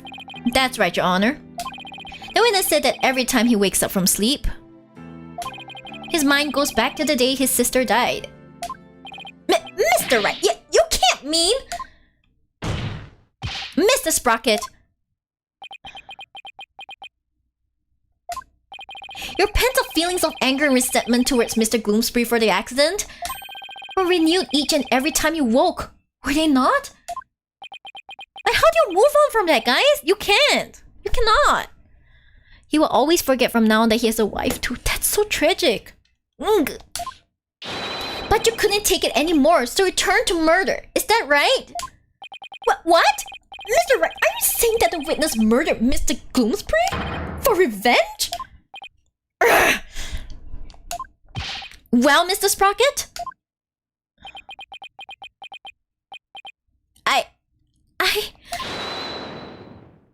The butler is the butler, for sure. Hey, no, it's Ellen. Miss Wyatt? Your Honor, I did it. I killed Mr. Gloomsbury. No! What? She can't bear to see him suffer anymore. Miss White, what are you trying to do? Don't tell me you're still thinking of going that route. Soren is innocent. He can't be found guilty. Take me instead. Helen, please try and get a hold of yourself. She would rather be taken instead. I guess she really meant it. My Soren didn't do anything wrong. I'm the one who should be convicted. Are we to understand that you're confessing your guilt? No! Now wait just a minute here. Ellen, why would you cover for me? After I testified that I thought you must have killed him. I'll admit, I couldn't believe my ears at first. But all I I want is for you to be happy. Your happiness is my happiness, Soren. No! Look at her smile! Love exists, people! Love really exists! I just want you to be happy! No!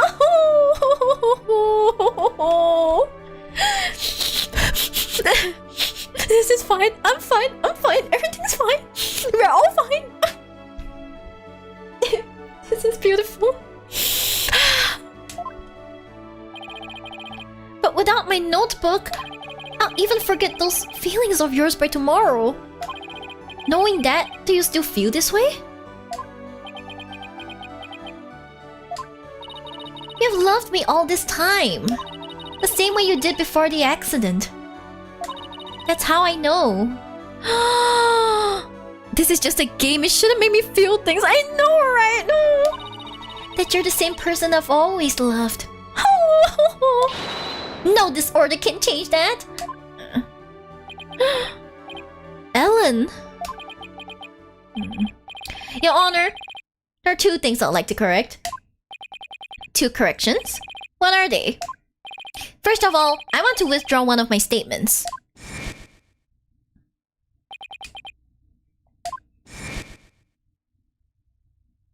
Without memories to rely on, by the way, he's withdrawing the one where he asserted that she killed him. Without memories to rely on, I took the police completely at their word. You can't be serious! So that means Soren never really doubted Ellen in the first place, did he, Nick? Ellen really does love Soren with all her heart. But in order to save her, I'll still have to go after Soren. I hope you can forgive me, Ellen. And what is your other correction, Mr. Sprocket? The truth is, I never felt anger or resentment towards Dumas about my sister. What? Why not? That's because the one who caused the car accident was me.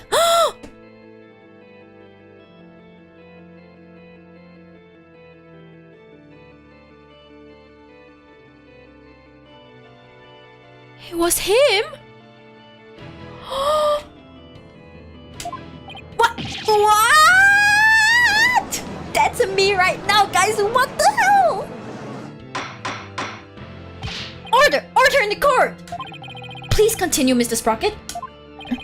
I'm the one who killed my sister. To protect my career and my future, my father made Dumas take the blame. In exchange for money and the position of lead servant.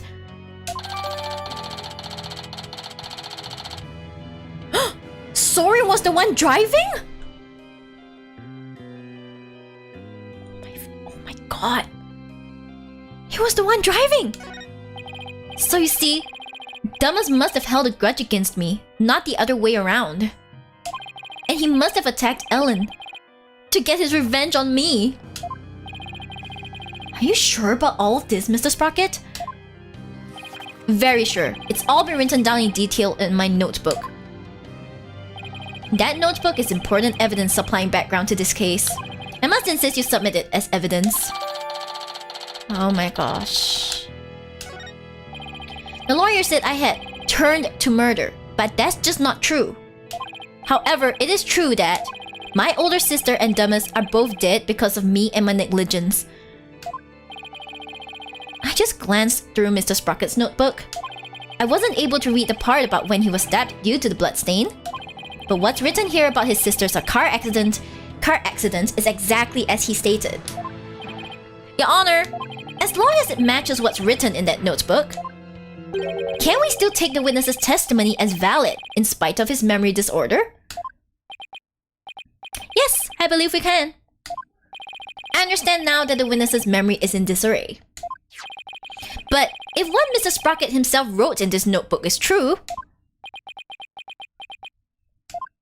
then that means by the time Mr. Sprocket's party reached the scene, the victim had already been killed. edge was right. I'm still in the same bind as before. But should I really simply accept the contents of the notebook as a substitute for Soren's memory? Okay, this is my working theory, guys. Okay, this is my working theory. I have a lot of confidence that it's correct, but it may not 100% be correct. Okay. Okay, so I believe that the lead butler, okay, Pierce, is his sister's fiance. All right. And Soren feels very guilty towards Pierce because, like, sorry, I kind of like killed your future wife who you really loved. You know what I mean? Yeah. And like, because of that, he kind of like lets Pierce do whatever. But Pierce would hold a grudge against Soren for killing the one he loves, right? So he would probably orchestrate this in order to hurt Soren the way he was hurt. I'm pretty sure this is what happened. Okay, I'm pretty sure this is what happened. But we'll have to see, alright? As a substitute for Soren's memory. So, in which case, you realize that he has the ability to hold onto the notebook. Like, Soren trusts him a lot. So if he somehow managed to like edit stuff in the notebook, Soren wouldn't suspect a thing. You get what I mean? I'm pretty sure that's what happened. Well, Mr. Wright, what do you think? Will you accept Mr. Sprocket's notebook as an official representation of his memories? Will I accept Mr. Sprocket's notebook as an official representation of his memories? No. Wait a minute, Your Honor. The defense requests a chance to examine the notebook to see if it's trustworthy. Very well, but be quick about it. Thank you, Your Honor. So how should we examine it? Well, we should look at it from all different angles to see if there's anything suspicious. Let's go, baby! Okay, nothing since 1904. Let's open it. There's no point if I don't look at what's inside. I have to open it. With your permission, Soren, here I go. Yikes! Oh, it's just a page Maya got all stained. But I guess it's not going to be very helpful at this moment. I'll keep going. This is the last page where there's writing. Something about this page doesn't sit right with me. Something is ripped out. It's ripped out. Something has been ripped out. Huh? A page has been torn out. And it looks like there was something written on it. It looks like a page has been torn out here. Mr. Sprocket, do you know what was written on it? No, he probably wouldn't. Oh, that? I often tear out a page when I write somebody a note. I probably wrote something down for somebody, tore it out and gave it to them. Oh yeah, he frequently does that, doesn't he? He frequently does that. He always does that. Oh, yeah. That solves that then. I don't know, something's still weird. Wait a minute. We can't ignore the possibility that something important was written on that page. But now that the page has been torn out, how can we determine what was written there? If it was written hard enough, you'll be able to see the mark on like the next page. I know this because I'm a hard writer. I write my words very hard, so like the next page still has my words on it. I'm terrible, I'm sorry. I'm a passionate writer, okay? Excuse me. Well, let's see. To find out what was written in the notebook, we should heat it with a lighter, use fingerprint powder.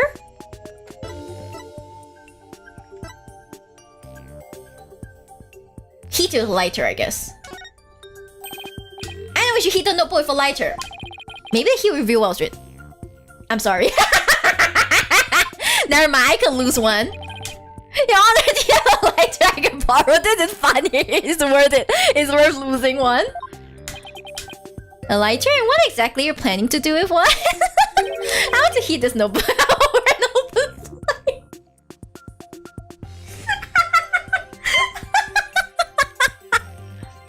sorry. Do you have any reason to believe there's something to begin with? I'm sorry. Well, it's just a hunch, Your Honor, but... Okay, let's not waste time. Okay, never mind. Okay, if it's not that, then we can't go left touch. I'll save at this point, okay? I'll save at this point. It's okay. It was worth losing. It was so funny.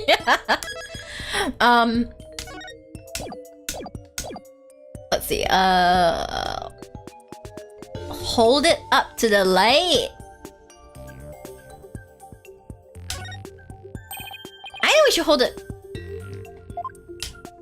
It's not it, right? Ugh, I don't see a thing. No! Okay. Fingerprint powder? I don't know how that works, but like, let's just excuse me.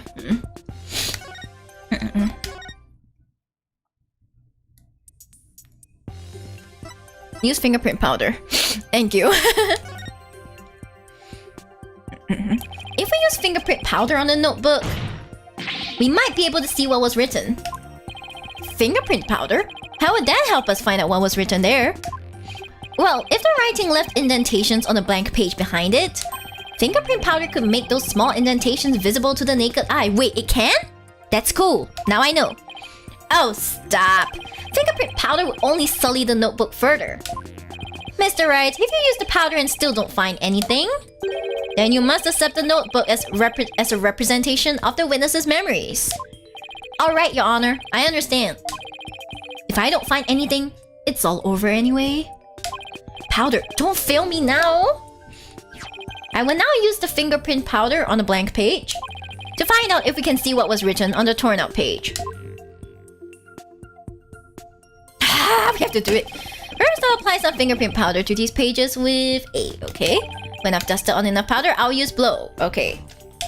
To blow out the excess powder away, if something should appear, I should switch to analyze mode. Left LB, okay. To point to what came out and then confirm my choice. Okay. Did it? Oh, I see something.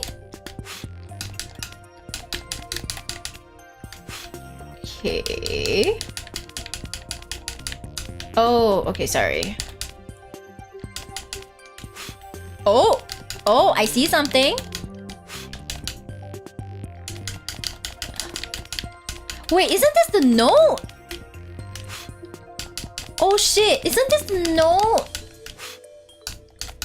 To Ellen to the Vista deck.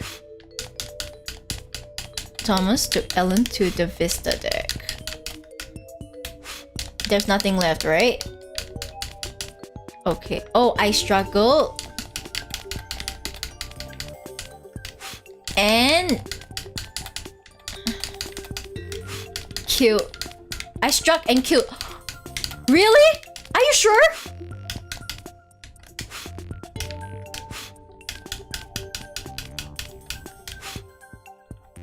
Is that all? Is that all? Oh, come on, please tell me there's more. No? There's nothing else. Oh my god.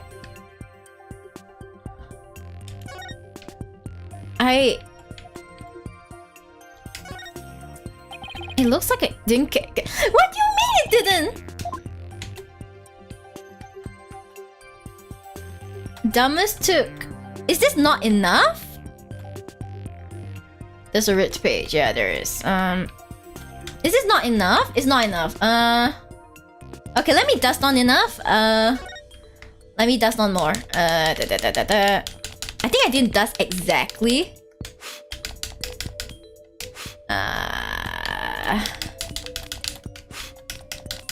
Did I not dust it perfectly, I guess? It has to be like pa pa pa pa pa pa pa pa pa.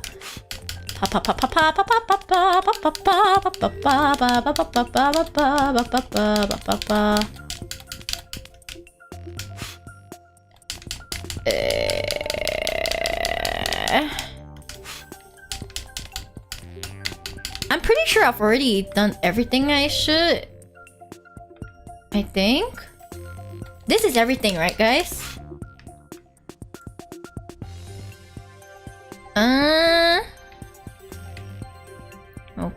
Okay, switch to analyze. Oh yeah, this game is super perfectionist. No, hi Erin. I'm gonna die. Is there something I missed?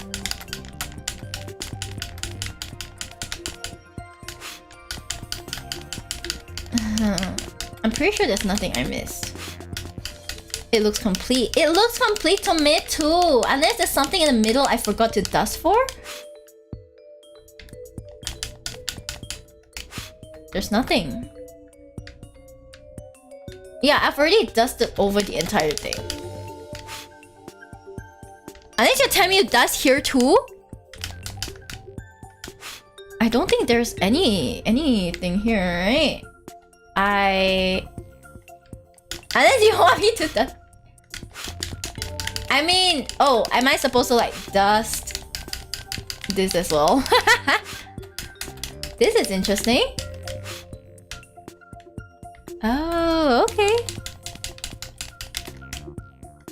What do you have to lose at this point? Is there anything else? Is there... Just dust the whole thing. Oh, okay, okay. I get what you mean. Okay.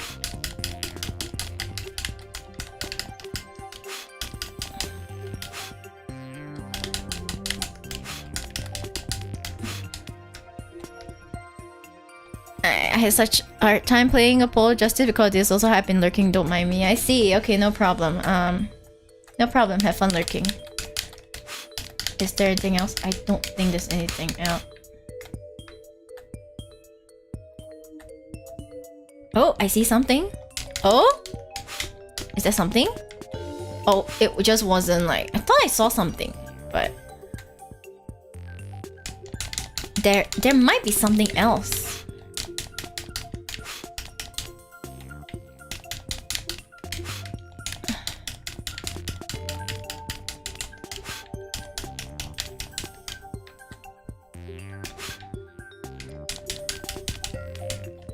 I don't think there's anything on this page. Hmm? Oh, ah. Oh, whoa. Okay. Okay. Okay.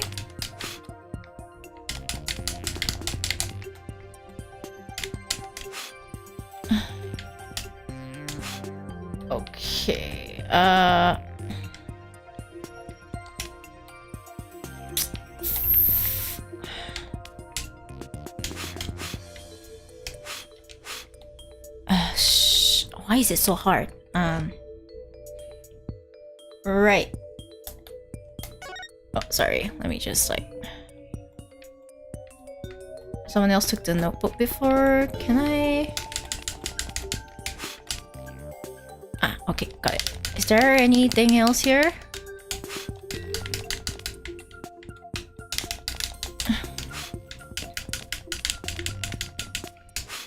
I mean... Many people have handled this notebook, I believe, but...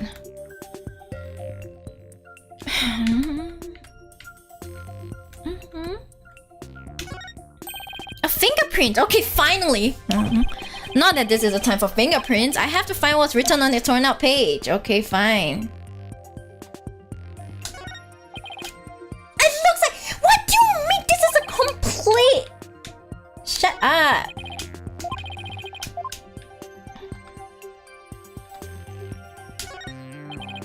It says, I struck and killed Dumbass. This is huge!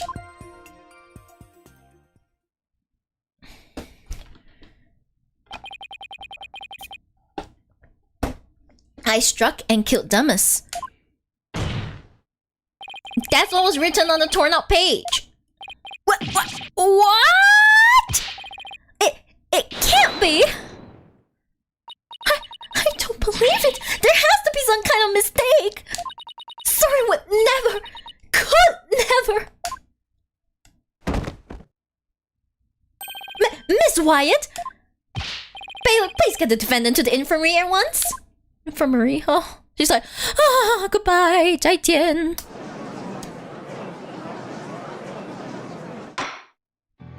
Apparently, the defendant got too worked up. She's resting in the infirmary as we speak. Now then, please continue, Mr. Wright. Yes, Your Honor. This notebook is all Mr. Sprocket has to remember things by. With this critical page torn out, not even Mr. Sprocket himself knew the truth of what he had done.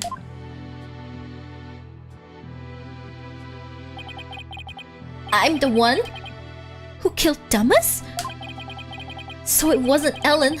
Oh, thank goodness. Oh, he's just concerned for Ellen. Mr. Sprocket, does this mean you were at the crime scene during the murder after all? I guess I must have been. Excuse me. But is it in his handwriting though? But Mr. Sprocket, can we really believe what's written in this notebook? Nobody touches this notebook but me. And when I sleep, it's under lock and key. I don't remember writing that I killed Dummus, but I guess I must have. Well, now that we have a confession, I'm afraid I must render my verdict. Of all the... Yes, Your Honor. Please give your ruling now, while Ellen is asleep. I want the woman I love to be set free as soon as possible.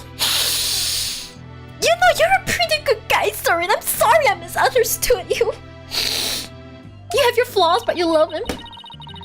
But you really love her. Soren really does love Ellen after all, doesn't he? Yeah. So this is how it ends. But is that how it really went down? Is there really no way for them both to be happy? I know I should consider anything written in the notebook to be the truth, but still... I myself wrote of the crime in my notebook. No further proof is necessary. Oh, while the stream is still on. Hello, Kiko! Hello! Yeah, cause it was only 2 hours more. I was like, you know what? I'll just finish it today. Like, finish it off, you know? Gotta finish it off. Don't worry, we've already seen their Phoenix and Miles very straight moments, so you don't have to worry, I went through all those. No further proof is necessary. Soren himself wrote it in his notebook? Wait a minute. Very well. I will now give my verdict. Ellen is about to be found not guilty and Soren will be convicted for the crime instead. And yet... am I really ready for the judge to give his ruling? No! No! Ah yes, the extremely straight moments. Right. Those are so straight, yeah. No, not when there's still one more avenue left to explore. This court finds the defendant, Ellen White... Mata! Your Honor, there's still something that bothers me about that notebook. Oh, is there? What are you doing, Mr. Wright? All you have to do is keep quiet and your client's a free woman. I know, but I think there might be more to this case than meets the eye. I'm not quite sure yet, but I think there still might be a way. A way for Ellen and Soren to be happy. What do you mean by more than meets the eye, Mr. Wright? Gotta find the truth, that's right. I believe the question here, Your Honor, should be, why was the incriminating page torn out in the first place? Why, to destroy the evidence, I would imagine. But removing it from the notebook is the same as removing it from Mr. Sprocket's memory. Which means he wouldn't have been able to trick the police if he came under suspicion. No, if he wanted to cover up his crime, he would have to remember that he had done it. Just what are you getting at with this line of inquiry, Mr. Wright? Yes, please explain it so that we can all understand. Yes, Your Honor. The page was torn out of the notebook because... Somebody else tore it out. The incriminating page was torn out by somebody else. What?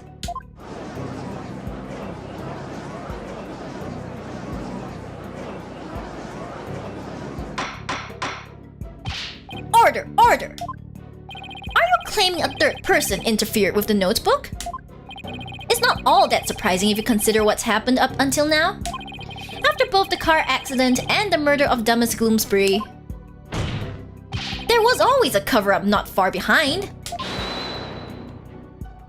But I had my notebook with me at all times. Did you? Because I remember you were in a panic yesterday because you couldn't find it. That's true. So who orchestrated this particular cover-up, Mr. Wright?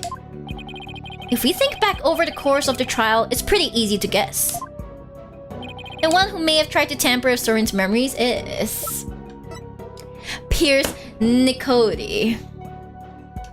There we go. You know, he looks so handsome in this 2D picture, but like the 3D kind of like makes it lose its charm. The one who tampered with the notebook in order to manipulate Mr. Sprocket's memory is Pierce Nicody.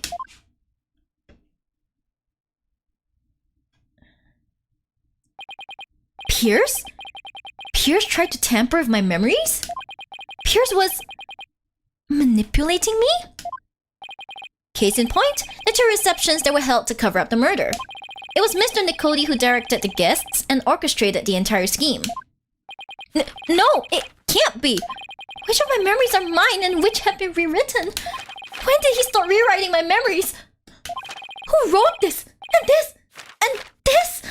And this? And this? And this? And this? Ah! Sir? Please do not fly off. No, do not. He took off. He got so frustrated he took off. He literally took off.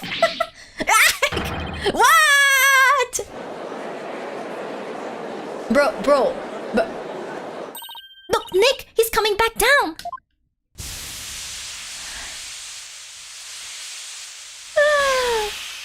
I knew the jetpack was going to come in handy at some point. My memories. Helen.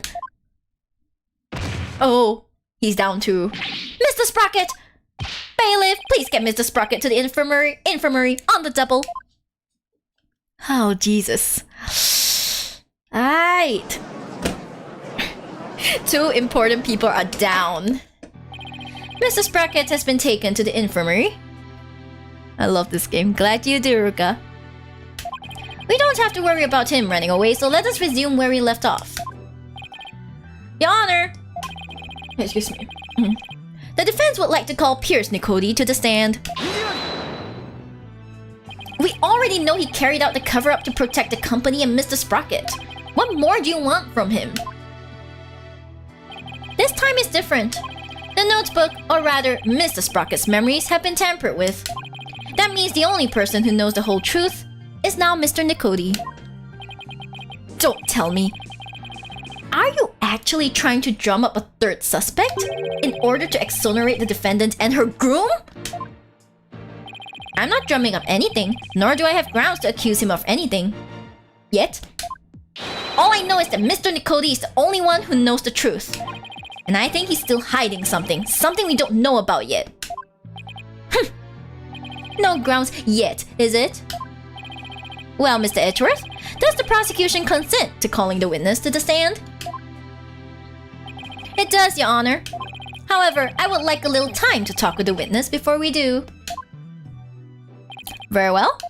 We will break for a 20-minute recess. Is this the end of part 1? There we go, that's the end of a part 1. Okay.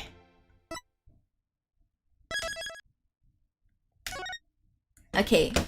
Please give me a break. I need to go pee. Okay, I won't leave up the waiting screen, okay? You guys would just have to deal with my avatar being me.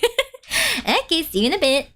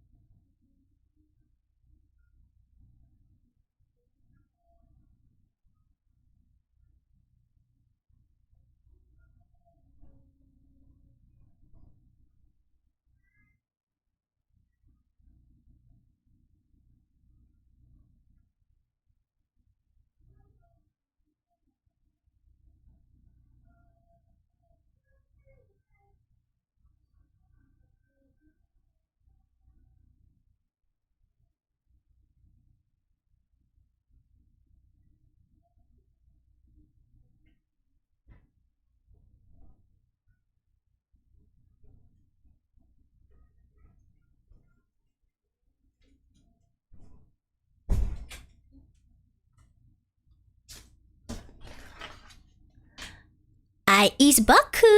I is Baku. Hello. Let me just get a drink.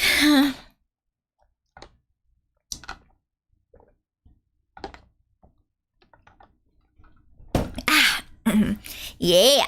I is back. I is back, guys. Let's continue and let's finish this. Let's finish this.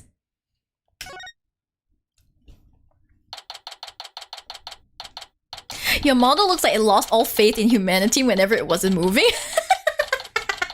That's true, because it lost me. I'm all the faith this model has. Yes, thank you, Rika. I'm back. And let's finish this, like for real. September 23rd, District Court, Defendant Lobby number 3. Now we'll have to face Pierce on the stand. Facts. That's facts, that's right. I'm not sure if I should be surprised or not. One thing's for sure, he won't be an easy adversary. So, do you think Pierce did it? It's too early to say anything at this point. But I do think he's still hiding something. Nick! Why didn't you pin everything on Soren Loser back there? Shut up. Looks like Larry still hasn't given up on Ellen. Please hit somewhere closer to your own standard. Welcome to the Shibdom, Mr. Muffins. Welcome. If this Pierce guy is the real bad guy, then Soren and my Ellie will live happily ever after together. Larry, that's not the kind of thing a decent human being says. Shame on you, Larry. Oh, boo! You think I don't know? I know I have to give up on my Ellie. But Nick, promise you'll make her happy. She deserves a happily ever after. I'm sure Soren will make her happy once all of this is said and done. The trial is about to resume, Mr. Right. Alright, you ready, Maya? Yep, let's go. I'll be rooting for you, Nick.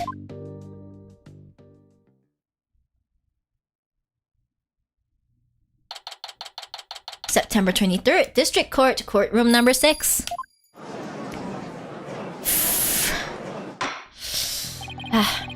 This court is now back in session. Witness, please take the stand. It's the handsome butler. You were kinda sus from the start, not gonna lie. Please state your name and occupation. My name is Pierce Nicody. I'm the Sprocket family butler. Let's get straight to the point, Mr. Nicody. Someone tore out a page from Mr. Sprocket's notebook to manipulate his memories. And that person was you, wasn't it? That is correct. What about it? Well, that was easy. So why did you do it? Why did you tamper with Mr. Sprocket's notebook? Please allow me to explain. It pains me to do this, but I will tell you the truth. It pains you? That is correct. Or my testimony will go against Master Soren's wishes. Oh boy. Soren's wishes? What is he talking about? Well then. Why I tore out the page? I rushed to the Vista deck, but the crime had already been committed. I saw Miss Ellen and Gloomsbury collapsed, and Master Soren was writing in his notebook. Master Soren said to me, I'll take the blame for the murder, so please take care of Ellen. But I went against his order. I tore the page out of his notebook and hid the body. Wait a second. What Mr. Sprocket was writing in his notebook at the time? Could it be? It was meant to be a confession. An admission he'd killed Gloomsbury himself. He wrote that message to take the blame for Miss Wyatt? That is correct. Master Soren did hit Gloomsbury with the timekeeper to save Miss Ellen. Then Mr. Sprocket was the culprit after all. However, that blow did not kill Gloomsbury. That makes sense. Mr. Sprocket's injury wouldn't allow him to put much force into it. Enraged, Gloomspree tried to attack Master Soren, who was already seriously wounded. But just in the nick of time, Miss Ellen hit Gloomspree from behind. And finished him off, it would seem. So the one who inflicted the fatal blow was the defendant? Yes, that is correct. But Master Soren tried to take all of the blame onto himself. No way!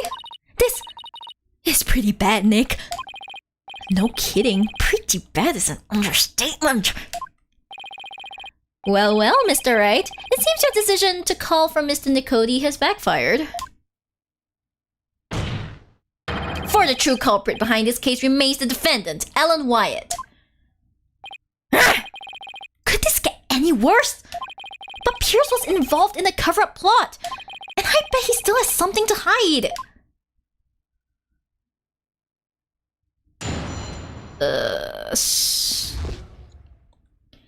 Why I tore out the page?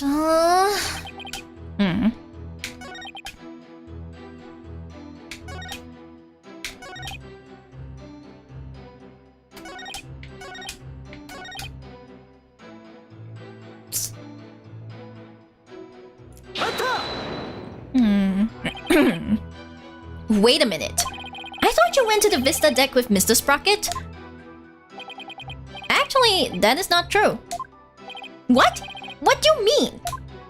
I found this out afterward, but Master Soren went to the Vista deck alone.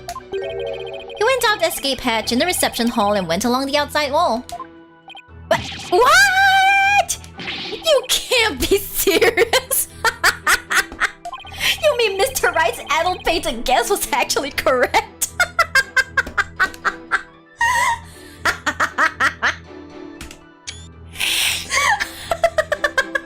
I'm sorry, his expression with this line. The power of love. Wins all letters and suck it. What's with the adult-pated?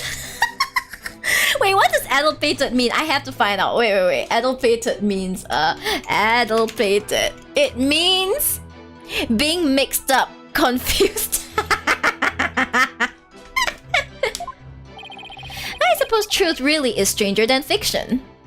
I mean, considering this is a work of fiction. I mean, yeah, whatever. So, Mr. Nicody, when you got to the scene, you saw Mr. Gloomspree, Miss Wyatt, and Mr. Sprocket. Is that right? That is exactly right.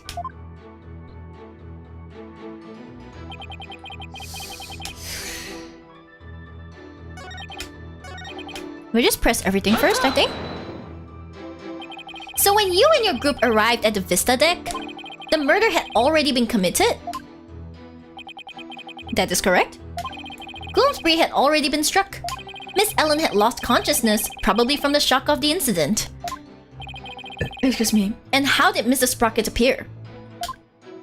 He was bleeding from the stab wound he'd received from Gloomspree. Barely conscious, he was writing something in his notebook. So the mysterious third person Ellen saw really was Soren then?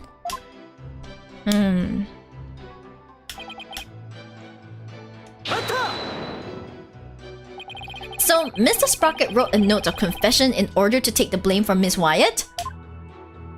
Yes. That notebook is the only form of memory Master Soren has. So you understand what his action meant, I trust? What did it mean, Nick? To Soren, everything in that notebook is true. So Soren tried to take the blame by altering his own memory to make himself think he did it. No! Master Soren truly loves Miss Ellen. It must have been love that made him do that. Okay. Mr. Nicody, could you please tell this court about that in more detail? That, you say? Which part do you mean, Mr. Wright? Could you be more specific? Oh, alright. What part do I want to know more about?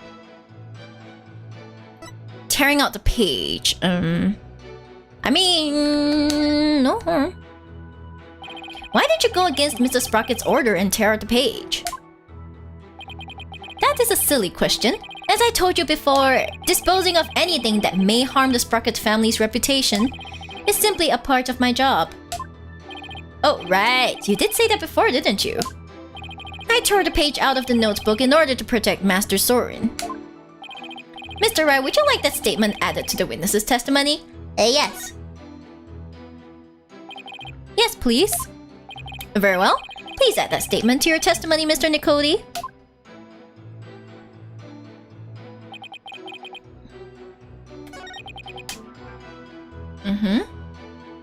Okay, hiding the body is more important, is it? Okay, then we'll,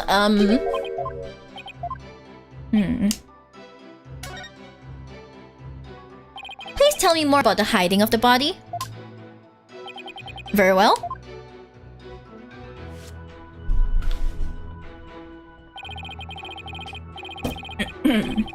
After saying he would take the blame, Master Sorin passed out. That's when I hid the body. I quickly took the lift down to the hold, where I hid Gloomsbury's still warm body in the spare peggable lantern. So it was you who hid the body, not the defendant? I think Mr. Boots would move the lantern containing the body to the reception hall. Well, I did not see that coming. I don't blame you. Not even Larry can predict what Larry will do next time. This Larry slander. I mean, it's true, but it still feels so funny. Maybe I should take another look at the lantern in evidence. Mr. Wright, would you like the statement added to the witness's testimony? Okay, we'll add it. Okay, we'll add this one. Yes, please.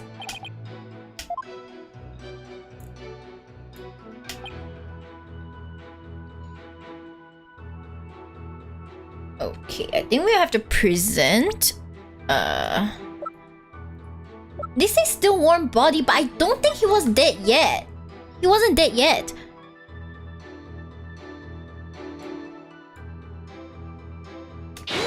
Yeah, I don't think he's dead yet. Could it be? Is that what happened?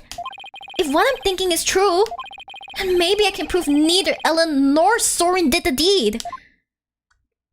Mr. Nikoti, you said the body was still warm when you hid it, correct?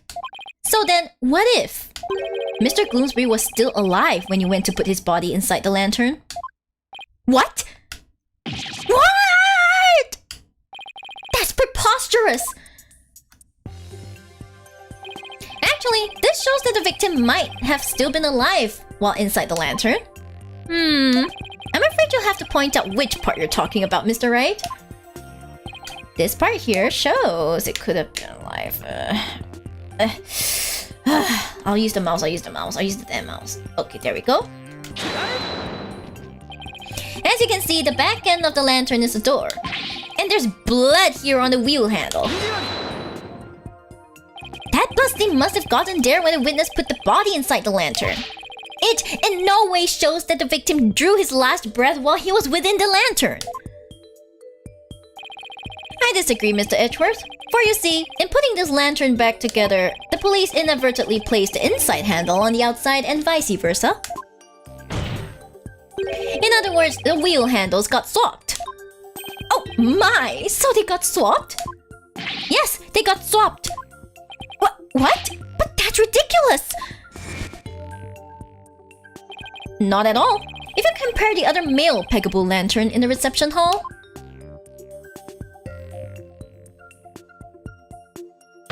it's quite obvious the wheel handles were attached backwards. The detective in charge of the restoration will see me in my office later. Poor Emma, rest in peace, Emma. I'm sorry, Emma. It was nice knowing you, Emma. I'm sorry, Emma. Goodbye, Emma. Sorry, Emma, and good luck. She's not gonna appear in AA7 because she's dead. In that case, what does the blood stain on the wheel handle mean? The blood stain didn't get there by chance. When the victim was put inside the lantern, he was only unconscious, not dead. When he regained consciousness, he probably tried to get out of the lantern. So he grasped the inner wheel handle, and that's when the blood got on it. This proves that the victim was still alive when he was inside the lantern.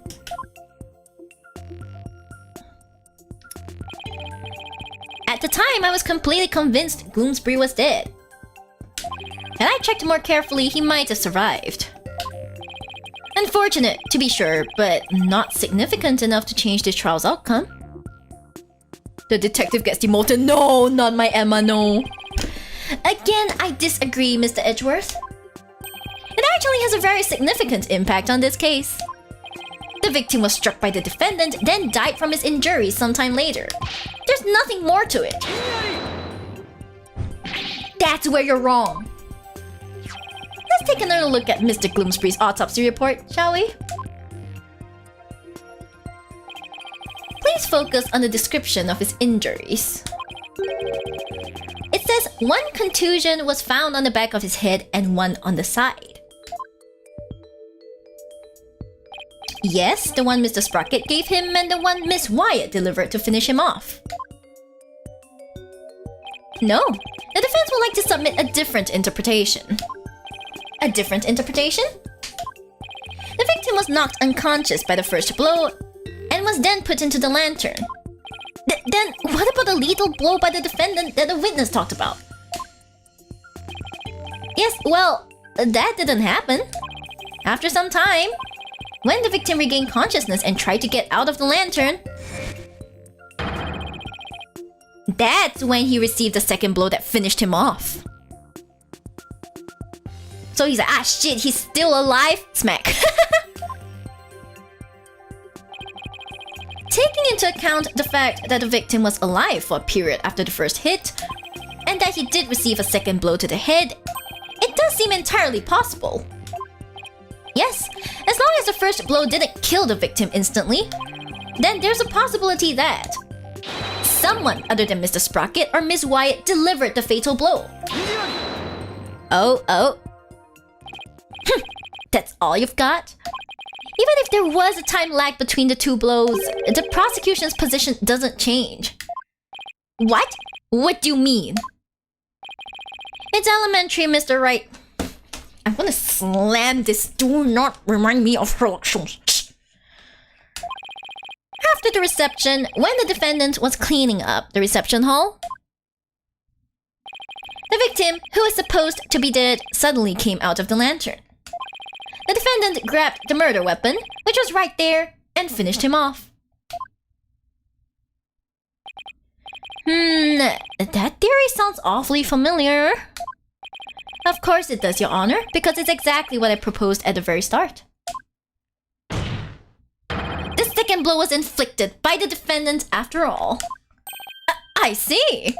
It seems a tangle of mysteries has unraveled into a single thread. No, it has not. Josh, not yet. I haven't worked my magic yet. Give me time to work my magic. Nice one, Edgeworth. If only that were true. Right, Lo? But as long as there's a possibility that the fatal blow was delivered by a third person, then we must continue the deliberations. Give it up, Mr. Wright. Unless you have something to prove the presence of your precious third person. Okay, Nick, just relax. You can do this. Come on now, take some deep breaths. Good idea. Deep breaths. Deep breaths. There, don't you feel better already? Ouch. Maya's right, I should calm down, get my focus back, and go over everything again. And then, hopefully, I'll be able to find something to prove there was a third person. Let's see. First, why did Gloomsbury attack Ellen? Because he was tired of taking the blame for the accident? But something about that line of reasoning just doesn't feel quite right to me. No? How come? Well, if it's just a personal vendetta, he had already stabbed Soren. So why, then, was he so determined to go after Ellen? You're right, this whole thing feels too premeditated for a crime of passion. But Gloomsbury didn't seem to have a personal grudge against Ellen. If Gloomsbury didn't have a personal reason to attack Ellen, then... You've taken long enough, Mr. Wright. It's time for some action. Shut up. You want action, you can get it in the bedroom after the trial, okay? Do not try and like shove the attitude into my face, Itchworth. Okay, you'll get it after the trial, okay? Focus on the trial, damn it, Itchworth. What proof do you have that the third person was involved? Alright, I'll show you. I'm not completely sure of what I'm doing yet, but it looks like I'm out of time. This piece of evidence proves the involvement of a third person. Let's go, babies, this one! I get it now. Now I see why this note bothered me so much when I first saw it. It looks like a note outlining the murder plot. That note was apparently written by the victim? But why would he feel the need to write instructions to himself like this? Your Honor, please take a look at this note. This is the victim's murder plan, right? It's definitely a murder plan, but what if Mr. Gloomspree didn't write this note himself? Excuse me. What?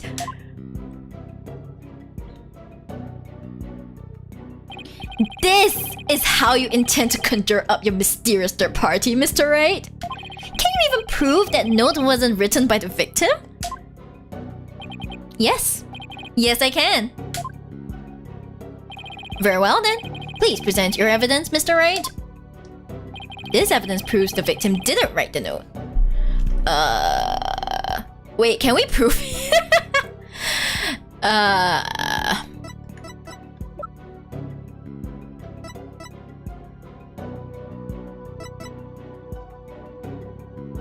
He's a left-hander!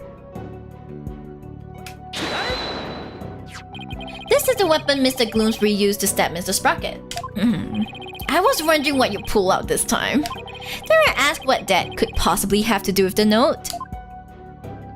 I can't believe Maya's info actually like freaking made it into the case. I hate this. Wait, the left hand is actually important? Exactly! I'm like, what? Maya, please! Holy shit. Mr. Gloomspree's prints were found on this candelabra. And the prints were from his left hand. So that makes the victim left-handed, correct? Exactly, Your Honor. The police looked into it too and confirmed as much. Now, take a look at the smudged writing in this note. Notice how the smudging only starts from the middle of each preceding line. Had this been written by a lefty, the writing would be smudged from the far left end. This means that whoever wrote this note was definitely right-handed. In other words, somebody other than the victim wrote this note. What? But if someone other than Mr. Gloomspree wrote it, then what does this note mean? Mr. Gloomspree followed this note to the letter when he attacked Miss Wyatt. So clearly, this note isn't a murder plan written by Mr. Gloomspree, but rather, these are instructions to kill Miss Wyatt issued by somebody else. If it wasn't the victim who wrote these so-called instructions, then who wrote it? Most of the people involved are right-handed, you know? Yeah, most people are right-handed actually. He is correct. The majority of the family and their employees who were on the airship are indeed right-handed.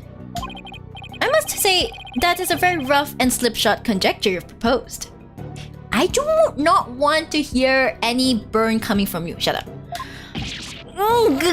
I admit I haven't figured out who wrote it just yet. Leave it to Mr. Edgeworth to go for the jugular. This culprit who ordered Gloomspree to attack Ellen. What could their motive have been? It doesn't seem very likely Ellen did anything to incur anybody's wrath, right? Right. Not too likely anyway. In that case, it has to be about Soren. If somebody were to hold a grudge against Soren, what would it be about? That accident, I guess.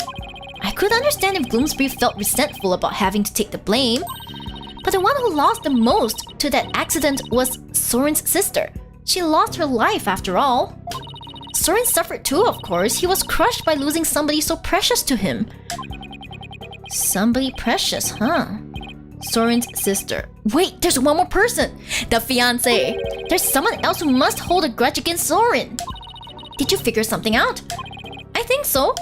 I think this somebody else used Gloomspree to try and get revenge against Soren.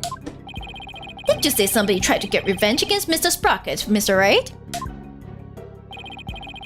The person who manipulated and used Mr. Gloomspree was Selena's fiance. This one is for sure.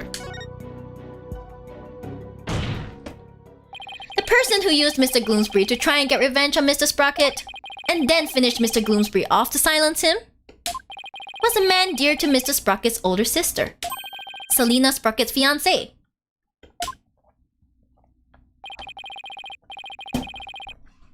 Time to present the evidence. We have it. We know who it is. Not that I'm not positive, but it's certainly possible. This fiance could have made Gloomspree attack Ellen to get his revenge on Soren. What? Her fiance?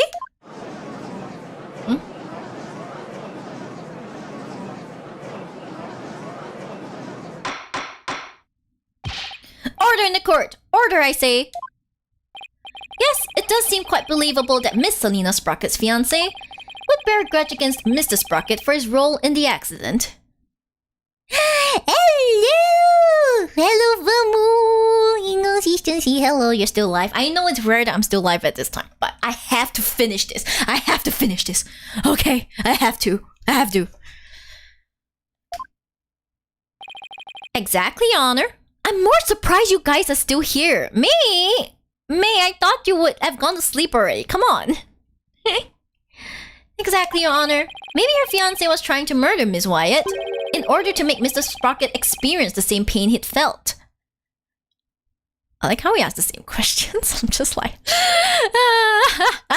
Hello? I sleep at 5 a.m. What? May? That's terrible. Miss Sprocket's fiancé was a surgeon, if memory serves. But the only people who attended the reception were family and staff members. That may be, but then that just means that Mr. Sprocket's fiancé must have been among those who attended. What? Really? Of course. Otherwise, how could he have killed Gloomspree? Oh, I see what you're doing. This is just another giant bluff, isn't it? No, it isn't. Alright, I'll bite. Who exactly do you claim this fiancé to be? Yes, I would like to know as well. Everything I predicted is true, isn't it? Are you sure you're gonna be okay, Nick? Maybe? When it comes to suspicious people, there's only one person on my list. I need to find something that connects him to Selena. This will help us identify Miss Sprocket's fiancé. There we go, baby. Hi, Rabbit. I am planning to sleep tonight. It's only 1 a.m. at my side. The night is still young, okay? But I have to confess, I had cake. I forgot about the cake we bought, so like... But I didn't eat any of it, so like... That's for tomorrow. Please take a look at this photo, Your Honor. That photo! Notice Miss Sprocket's pocket watch. Haven't we seen it somewhere before? Yes, now that you mention it, I do feel as if I've seen it somewhere before. In the post, isn't there a pretty nice pocket watch? Exactly, that's what I was talking about. I was like telling chat like, dude, look at that! He's related! He is probably the fiancé, I knew it! I believe we've all seen it. Right here in this very courtroom. Impossible! That's right, the pocket watch in this photo. Aha! There we go! It's the same pocket watch Mr. Nicody has on him right now. What? This is clear proof of a strong connection between Pierce Nicody and Selena Sprocket. No! Well, Mr. Nicody, is this true? Oh, his face is serious now. Mr. Nicody, you were once engaged to Selena Sprocket. That pocket watch, you keep it as a memento of her, don't you?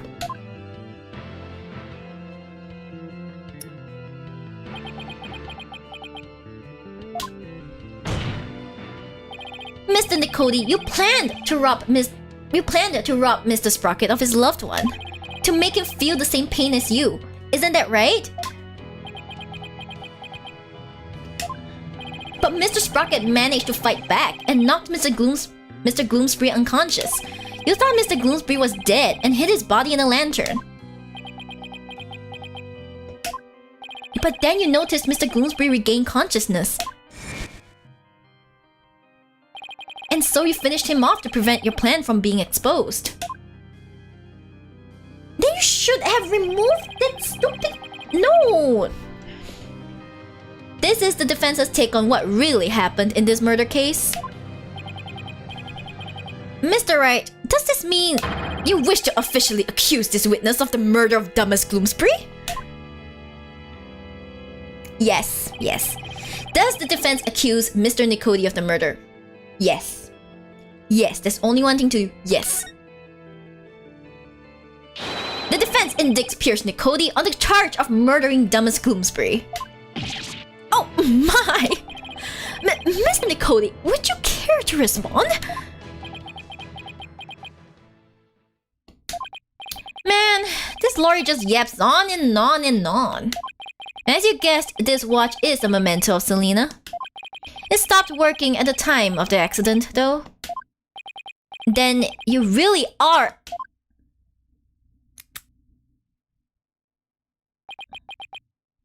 Yes, I was Selena's fiancé, and not just her fiancé, but the surgeon beside her deathbed. That's so sad. That's really sad. Mr. Nicody, why didn't you tell me any of this before? Shut it, you useless prosecutor. I thought you could be of use, but apparently this case was too much for you. What did you say? If your office hadn't stuck its nose all up in this, I could have swept it under the rug. Not only did you interfere with the case, but you even let me fall under suspicion. That's because you kept trying to cover things up on the sly. How dare you speak to my mouth like this? I know, right? Kiko, how dare? How dare he? But covering things up wasn't your only involvement. The only person who had a motive to use the victim to try and kill Miss Wyatt was you.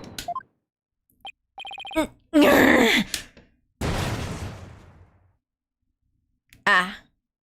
This thing exploded. Oh. He angry? He angry? Oh! Yo, that is so cool! That is so cool! That is so cool! That transformation was so cool, guys! What the hell? That was so cool! Damn! That was so cool! Downstairs, that's so cool! Right, yo, wasn't that like one of the coolest character transformations ever? It's almost on the level of like the final Spirit of Justice transformation. That was so cool, damn. Is it malignant tumors? Yeah, malignant tumors. There are malignant tumors in this courtroom, lesions oozing with false charges. Who the hell is giving him that? The tumors are one idiotic lawyer and one useless prosecutor.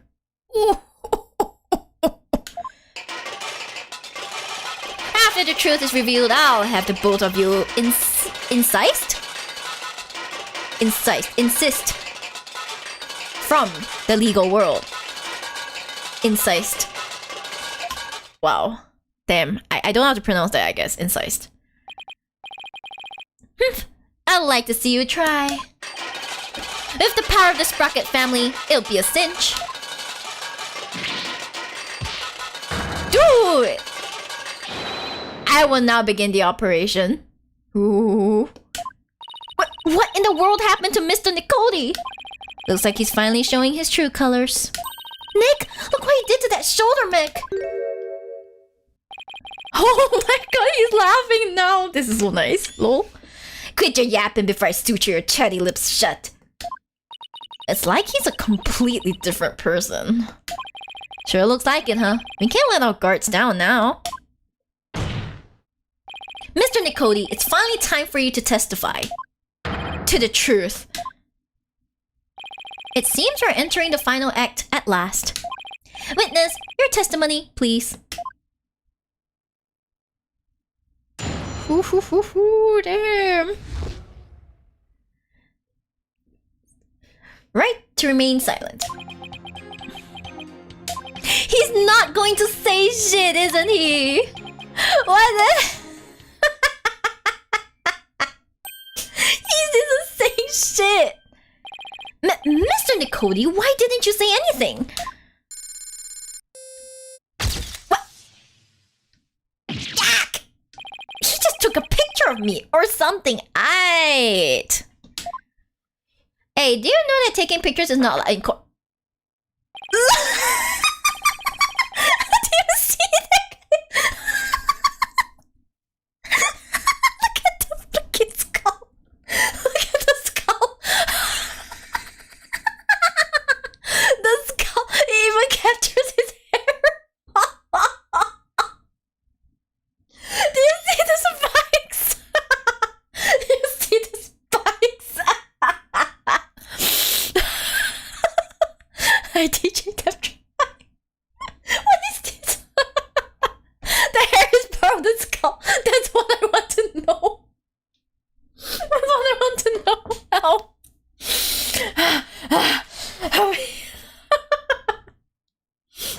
I need to calm down. You want me to voluntarily testify, hoping I will make a slip of the tongue. Not a very impressive plan. Or brain, I might add. Ouch! Ouch! Oh, brain! Ow, that was uncalled for? If you want to know something, you ask the question. I will answer, but I have no intention of making any voluntary statements of my own. What's he trying to do, Nick? He's using the silent treatment as his strategy to avoid getting tripped up. Clever guy. No more lies, Mr. Nicody. You will tell us nothing but the truth from now on. Good night, darling Miyori and Kiko. Rest early. Thank you, Vemu. Okay, you rest early too. I'll do what I promised you. Like at some point, I'll let you know. I'll let you know. Okay. Yeah, go rest. All right, and Kiko, please go rest as well. Lamal. Is he gonna take X-ray of mouse? He took an X-ray of mouse. What do you think you're doing? I want to see. God damn it! Oh, help me! I'm dead.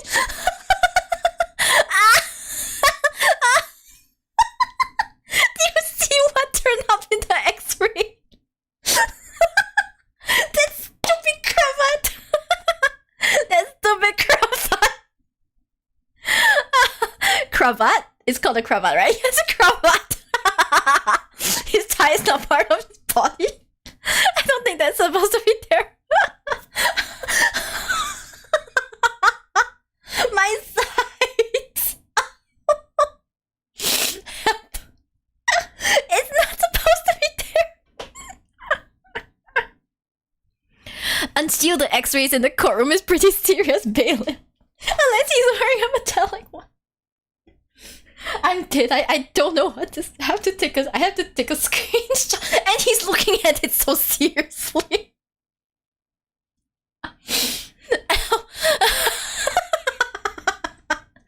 I'm sorry.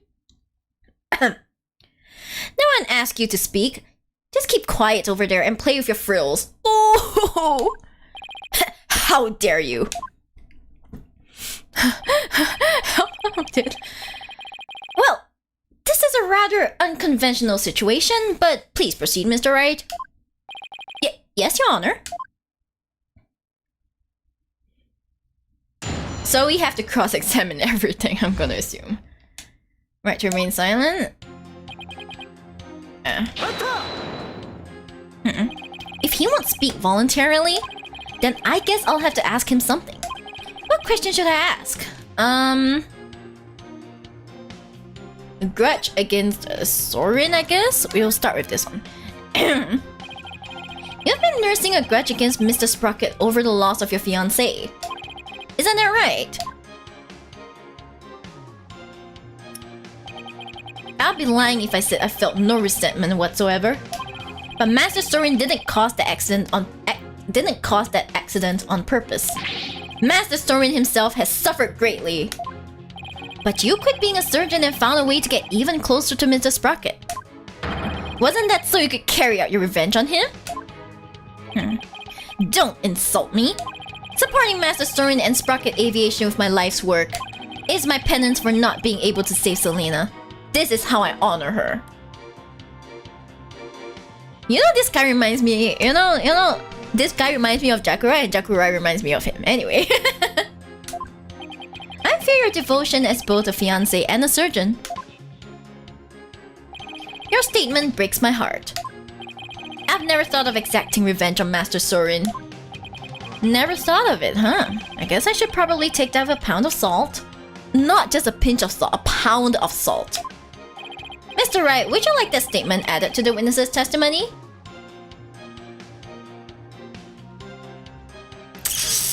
Which one is important?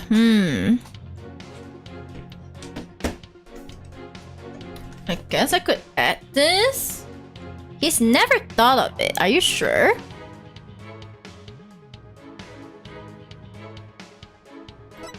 Not yet, not yet. I guess not, Your Honor. I do have to get some testimony out of him, don't I? Okay.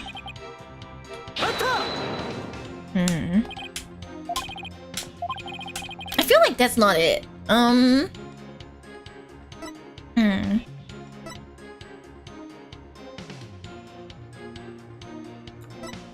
Reason for killing Gloomsbury sounds very interesting. Isn't it true that when Mr. Gloomsbury regained consciousness inside the lantern, you murdered him in order to silence him?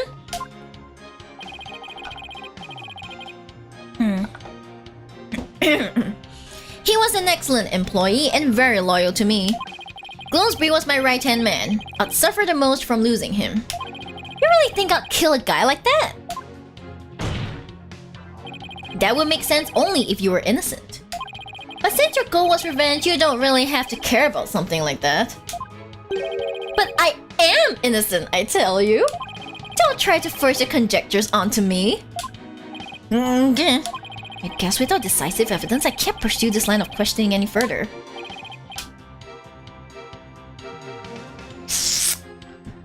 I want to see all of them, and then I will. No, thank you, Your Honor. I better tread cautiously here. Okay, so it's not this one. Let's look at the other one. Let's see. Actions on the day of the crime. On the day of the incident, you were constantly surrounded by your subordinates. Is that right? Absolutely. I was in someone's line of sight at all times. Really now? After all, I was busy taking care of every detail of the event. Mr. Edgeworth, I believe your investigation backs up my claim. I got statements that said groups of his subordinates worked with him in rotation. So he was always with someone. As the prosecutor just said, I couldn't even get close to the lantern containing Gloomsbury by myself. Let alone kill him. Pierce didn't have a chance to get close to the victim alone, huh? Mr. Wright, would you like that statement added to the witness's testimony? How's you going? Well, I'm gonna hit to work now. Please rest then. Thank you, Vesville. I will. Have a great day at work. Have a great day at work. Yes, add it. Okay, add it. Thank you for your help, Kiko. Yeah, I feel like out of these three, this is the one that makes sense. Yes, Your Honor. I'd like to have that statement added to his testimony. Nope, there's a point in time where he couldn't. I see. Very well.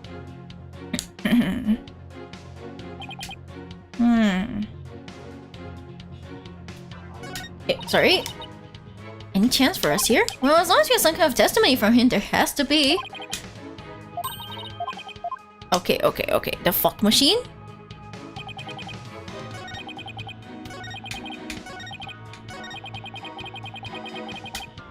The fuck machine. The photo of the reception.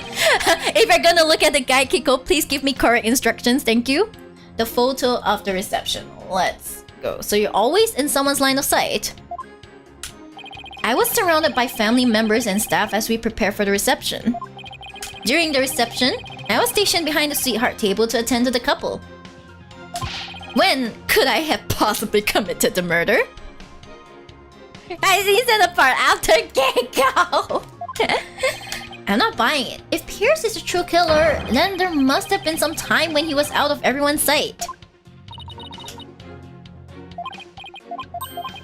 Okay. Hmm?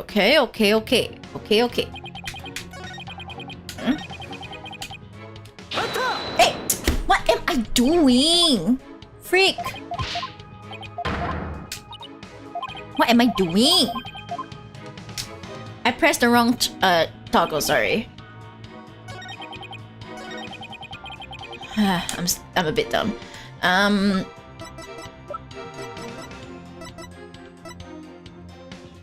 Photo of the reception.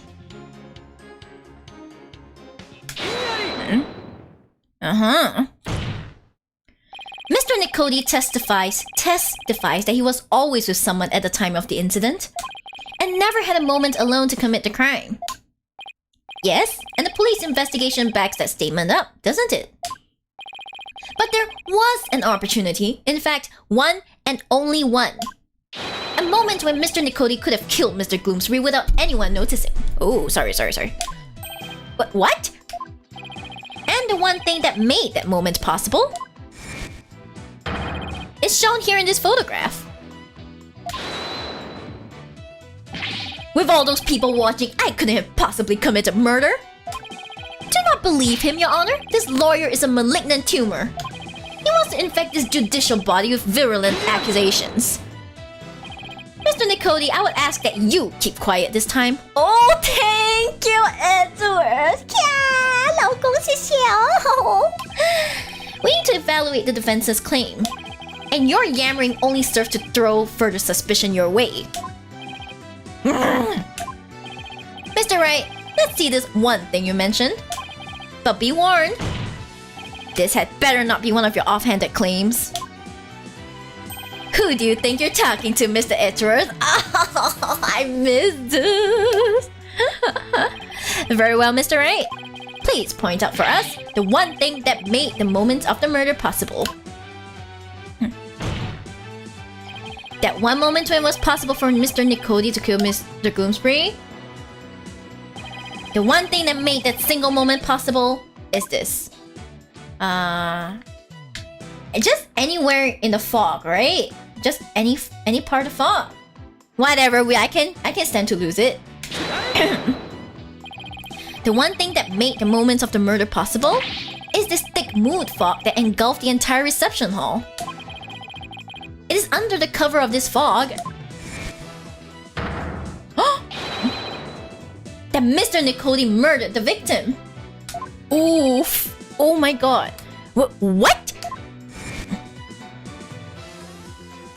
Mr. Nicody was standing right next to the lantern that Mr. Gloomsbury was in.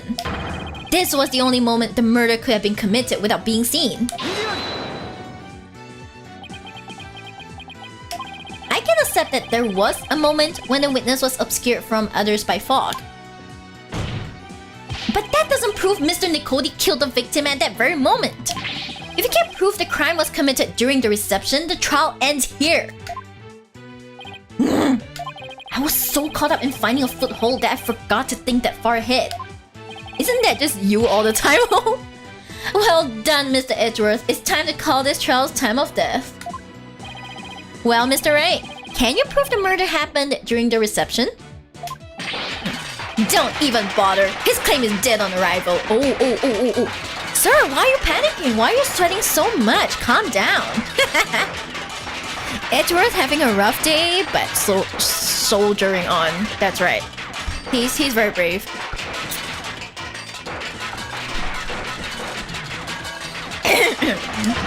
Victory is within your grasp, prosecutor.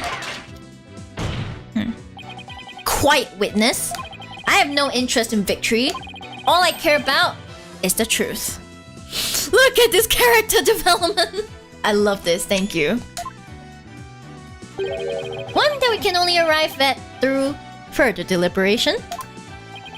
Edgeworth! Enough of this! Your Honor, this trial is over. No, Mr. Nicody, that is for me to decide. Mr. Wright, can you prove it? Can you prove that the murder was committed during the wedding reception? Why is there no verdict yet? The lawyer is obviously out of answers. The prosecutor, the judge, they're all infected. Their malignant stupidity is so advanced, not even the best surgeons can save them. In fact, not even a brain transplant could cure them. Oh, shut up. This court is infected with idiocy. It's a pandemic. Mr. Nicody, that's enough already. Finally ready to give up, are you? No, just the opposite actually. I'll prove the murder was committed during the reception. By you. Ouch. You'll prove it? Can you really, Mr. Wright? Yes, I can, Your Honor. To be honest, I don't know exactly how I'll do it just yet. But if I want to get to the truth Edgeworth was talking about, I'll just have to find that way. Very well, Mr. Wright. Let's have your proof. Enough of this foolishness! He's just bluffing! Stop him from speaking, Your Honor! I will do nothing of the sort. You are just a district court judge with the power to sprocket family. Oh! Enough of your foolishness, Mr. Nicody.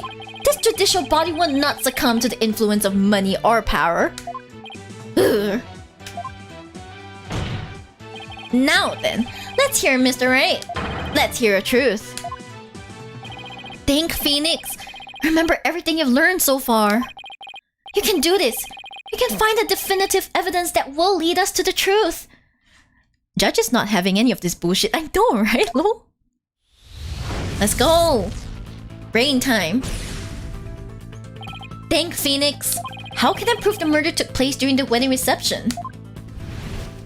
If Pierce committed the murder during the reception, then he had to have used the murder weapon.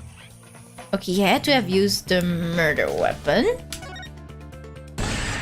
Yeah.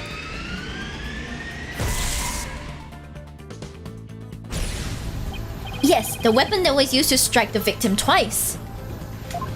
Okay. According to the autopsy report, the victim was hit by the same object both times. So without a doubt, Pierce used it to commit the murder. Uh-huh. The weapon used to kill Gloomsbury was the timekeeper. Okay.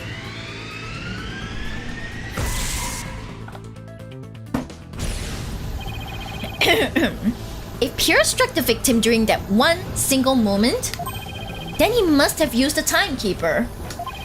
Come to think of it, wasn't it also used for something else during the reception? During the reception, the timekeeper was used for the cutting of the time machine. Was it the first startup of love or was it the first taste of love? I think it was the first startup of love, right? I think so. Yeah. Let's go. The timekeeper had been activated. That's right. The timekeeper had been activated during the reception. If we activate the timekeeper again now and find any trace evidence of the murder, that would be conclusive proof that Gloomsbury was killed during the reception. Let's go, baby! A special ceremony took place during the reception in question. What kind of a special ceremony? It was called the first startup of love. Apparently, the couple activated the timekeeper for the first time during it. Does that mean the timekeeper here in evidence isn't activated at the moment? And what would happen if we were to activate it? Why don't we see for ourselves? It would give us a chance to examine it. And while we're at it, we just might find some conclusive evidence. What? No, you can't activate it. Mr. Nicody, keep quiet or I'll have you thrown out of court. By the way, Mr. Wright, This is supposed to be a time machine, right? We aren't going to travel back in time to the Stone Age or anything, are we? You know, like Kiko said, Judge is not having any of this bullshit. He's also not having any of these brain cells. I don't know why. Like, Judge, you know it doesn't work. I don't think we have to worry too much about that, Your Honor. I'm still a little nervous, nonetheless, but the truth must be known. Very well, go ahead and start up the timekeeper. Do you know how, Nick? I think so, maybe? I mean, there's a key. The bride and groom each had a symbol of their love, and when you put them together, oh, how romantic it was. Let's see. I think the symbol of the groom's love must be the timekeeper itself. What symbol of the bride's love would fit together with the timekeeper? Oh, I know, that has to be it. Mr. Wright, are you ready to activate the time machine now? Yes, Your Honor. The symbol of the bride's love that's necessary for activating the timekeeper is it should be the pendant, right? It's the pendant, right? Or is it the key of love? It's the pendant, yeah.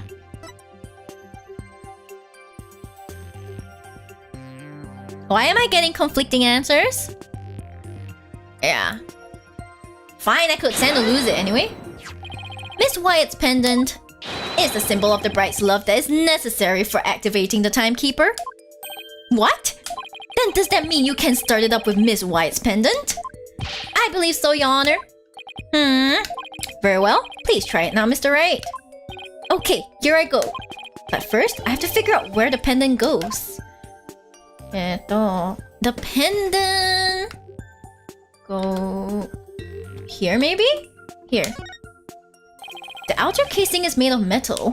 I'm sure I would want to get hit with something like this.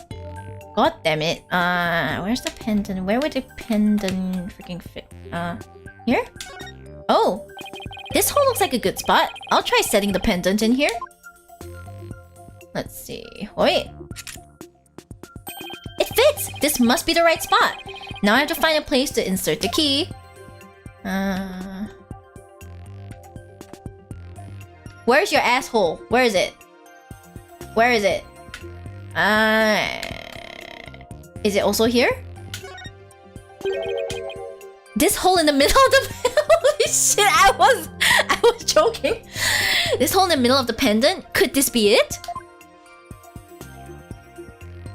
Oh! Let's go. Ooh. Let's go. It's so beautiful. Oh my god. It worked. The timekeeper's been activated. Now all I have to do is find proof that the crime was committed during the reception. Do you see it, guys? You see it? I mean, I sure as hell see it. I think I found it. Conclusive evidence that the murder was committed during the wedding reception.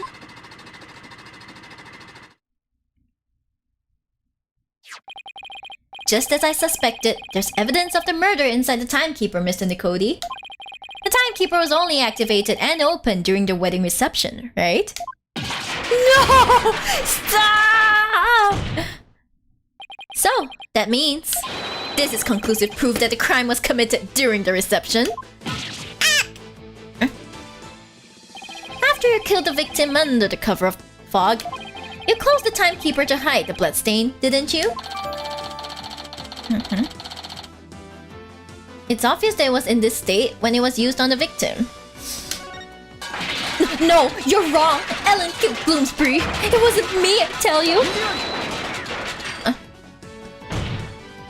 Give it up, Mr. Nicody. How could the defendant, who was in the middle of pledging her love, have possibly committed the murder with everyone watching her? It was the family! Yes, all the family members conspired together to kill him! There's no way you can talk your way out of this, Mr. Nicody. During the reception, during that one dreamlike moment,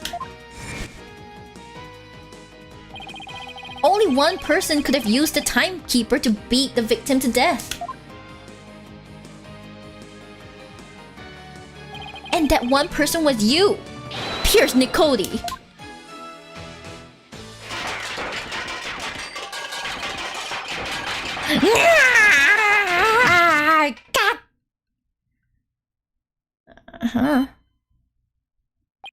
No, this isn't over yet. I won't give up. No, I cut the artery. This stupid thing. We must stop the bleeding now. Give me forceps. Forceps, I said. Hey, where's everyone? Fine, I'll manage this alone. I can't fix anything, repair anything. So you have to get better, you have to live, you must. I would have been able to save her. If only I had listened to her. If only I treated her first. If only that Soren hadn't been there. Mag! Selena, no! He had to treat someone first. Poor guy.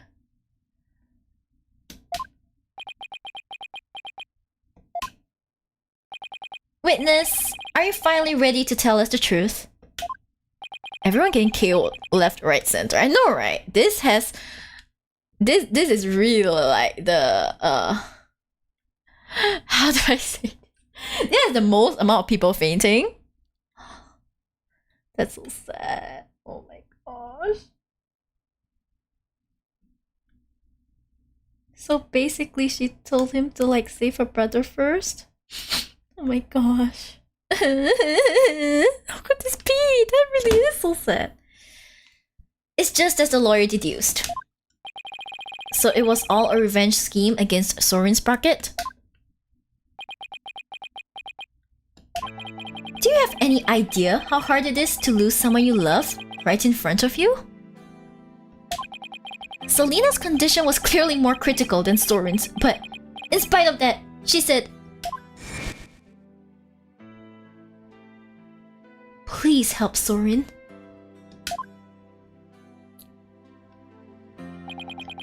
Miss Sprocket's last words. So that's what she really meant by those words. I was able to grant her wish, but at the price of her life. So you got a job with Sprocket Aviation and waited for your chance to get revenge. You got close to Mr. Gloomspree and hashed this plot, is that right? Gloomspree already bore a grudge against Soren. So when I tempted him with an even better position, he immediately took the bait. He was your accomplice. Someone who shared the same goal as you. Why was it necessary for you to kill him? I didn't expect Soren to strike Gloomspree out on the Vista deck. And I certainly never imagined he'll make his way there along the outside wall. Soren's love is the real deal after all. His love really was the real deal. My plan had been compromised, so for the time being, I hid his body in the lantern and tried to think of my next move. But you're a surgeon! You would have known, you of all people would have known if he was still alive. How did you overlook this? This is one thing I don't understand. What? How can you overlook the status of someone's like life if you're a surgeon? All the more you should know. And then Mr. Gloomspree came to during the second wedding reception.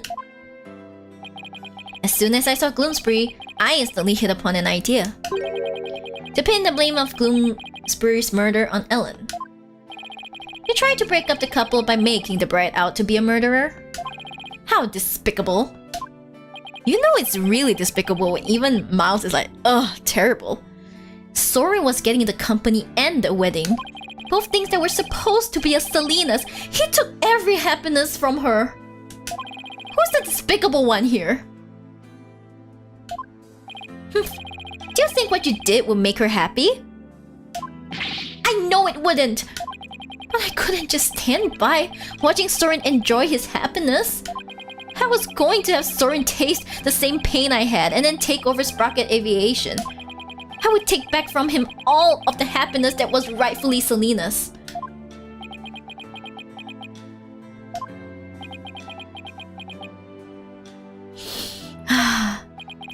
Time stopped for me the day I lost her.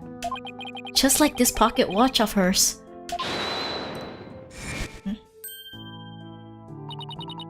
Pierce? Miss Wyatt? I believe Selena would have said, "Leave this ill will behind. Your time is yours to live." It's too late for me. Time will never advance for me ever again. Click. What? It can't be. It's working again? I see now, Selena. What I did was wrong. No.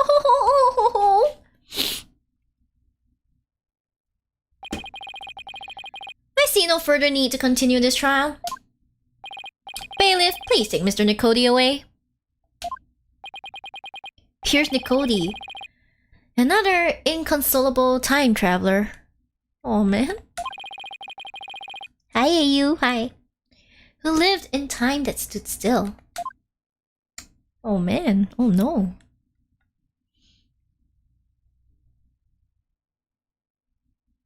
Now then, I must render my verdict regarding the defendant. Your Honor, before you give your ruling, would you please allow me a moment? Very well. I'm gonna say bad morning to my teacher on Symbiote arc. Sure, go ahead. Ellen, there's something I need to say to you. Yes, Soren? I've put you through something truly horrible. This whole thing happened all because of me. I would understand if you wanted to call off our marriage. What?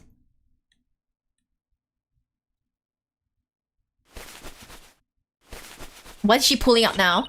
Of course not. I've never once thought that. If you stay with me, you'll only face even more trying times in the future. What do you mean?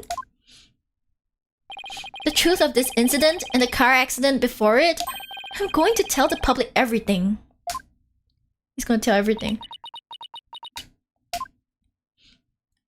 I expect the company's reputation will suffer, and I'll take a lot of criticism. But I feel I can only really start over once I get everything out in the open. Soren! After all that's happened, I might not have the right to ask you this, but... Well, how should I say this? Maybe I'll just... You coward! I'm sorry. He stopped writing!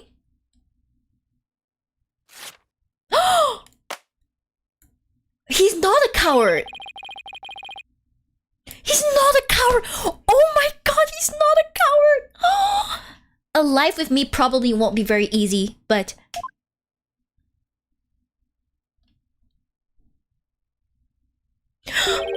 Will you marry me?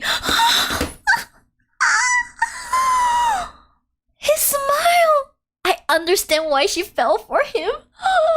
I understand why she fell for him. Guys.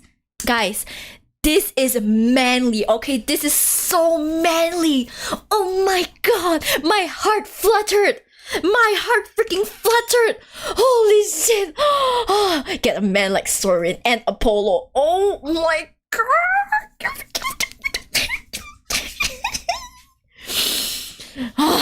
That was, oh my gosh, that was so hot. I have to admit that is so hot. He had the balls to do it. Oh my god. Apollo? Yeah, Apollo is like is really manly. Remember how he protected Juniper? I'm like, oh my gosh, Juniper's not the only one with a crush on Apollo at this point. Yo, he's so manly. This is so manly. Yes, of course. Oh, look at her without her makeup. She's still so cute. He's still cute. Your Honor, thank you for this time. Please continue with your ruling. Very well, but first I have one question. Do the two of you pledge your eternal love for each other to the goddess of justice, Themis? Themis? Themis. Themis. Oh, so it's Themis. Okay. Themis. Are you sure you're what's that person called? You know, the person that can officiate a wedding? Like, are you recognized as an officiant? Hello? I do, Your Honor. I do.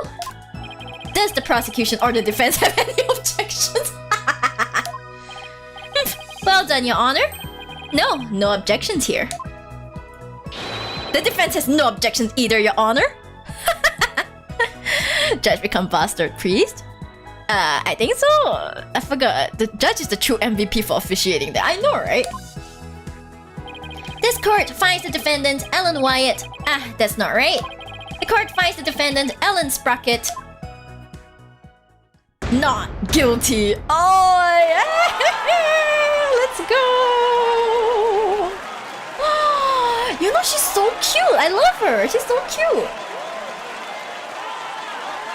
Meanwhile, Mouse is just... he just... yeah. This court is adjourned. I'm waiting for the cutscene. Cutscene? Yeah, let's go. Cutscene, cutscene, cutscene, cutscene, cutscene, cutscene. September 23rd, 11:36 a.m. District Court. Defendant lobby number 3. You know what? Just in case. I feel like I haven't saved in a while, so like so let's go for like yes.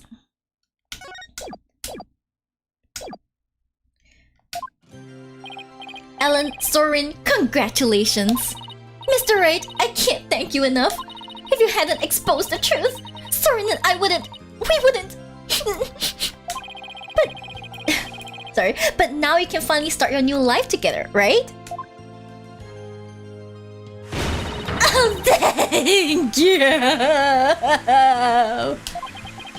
Mr. Wright, we'll be holding our real wedding ceremony in the near future. Would you do us the honor of coming to it? I want you to witness our fresh start. Hi, Lucky Lucas. Hello, Limal. What are you laughing for? Of course, I wouldn't miss it for the world. And Ellen, this time it'll finally be happily ever after, right? Oh, yes! The two of you have persevered and overcome this trial together. Now, no matter what obstacles come your way, I'm sure you'll be able to handle them. And there's another thing I'm sure of too. This person will always be watching over the two of you. Wait, this person? Wait, can I not change to like... oh, okay, never mind. We don't need to change. Selena? Yes, I think you're right. And we promise to live life to the fullest for Selena's sake too. Right, Soren? That's right. Well, we'd better be on our way. Yes, my love!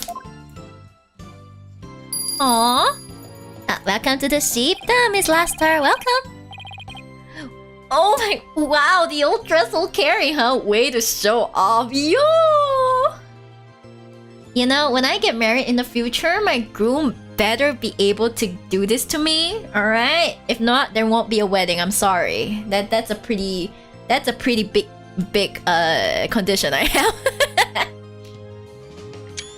Ah, so cute. Why are you laughing, May? Excuse me? Don't laugh. I mean, I could do this in Sky, like Sky Children of the Light. Recently, they added Princess Carrie, but like, it's different when it's in real life, you know. May the spouse have some muscles. They better have muscles, cause I have none. We'll be seeing you. Goodbye for now. Oh, he's actually being passionate. Oh, I'll be looking forward to that wedding. Hold on tight, Ellen. You better believe I will. I'm never letting you go.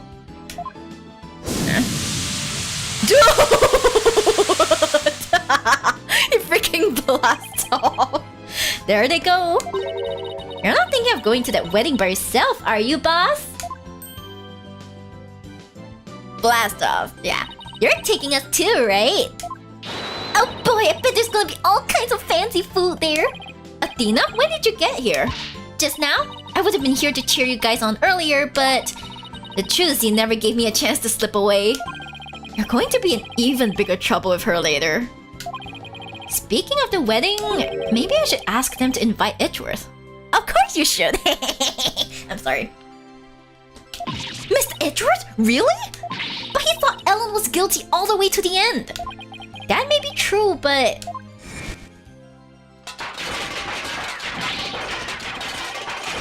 Don't even bother, his claim is dead on arrival. Victory's within your grasp, prosecutor. Quiet witness. I have no interest in victory. All I care about is the truth. One that we can only arrive at through further deliberation. If he hadn't stood up for us when he did, the trial probably would have ended there. You mean Mr. Edgeworth gave us that chance? Of course he did. He would do it, you know? Yeah. Maybe? Though, knowing him, I doubt he'd ever tell, even if I asked. Well, if that's how you feel about it, Nick, then why not try to get him invited? Hey, Maya! Have you ever tried to catch the bouquet? What?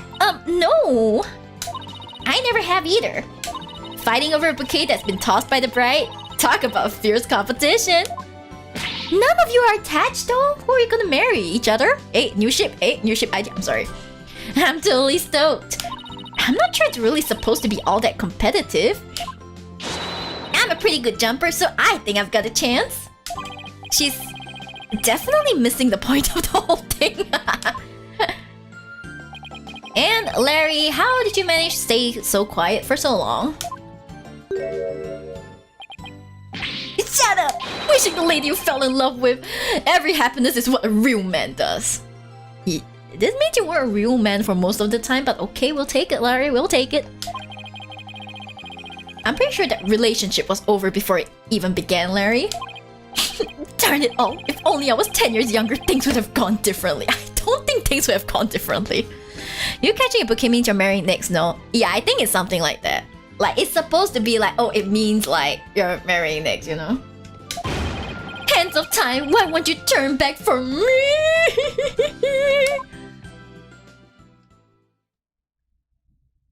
It's okay, the next wedding you attend is Naramitsu's wedding. Hey, I'm sorry, I shouldn't. September 30th, 9:20 AM, Sprocket Park, Mooring Dock. Today is Ellen and Soren's third wedding ceremony and reception. I heard the bride and groom insisted it be on the Flying Chapel again. In the end, they were nice enough to invite me and Maya, and Athena kind of invited herself.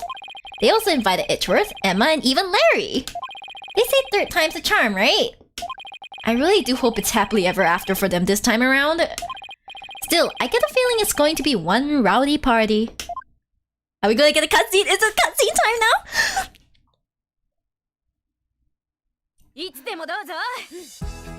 Oh my god.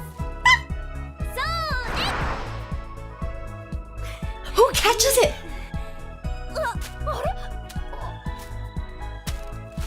Oh my god!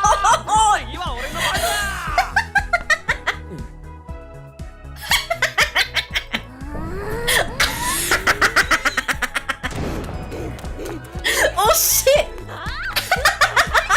Oh shit!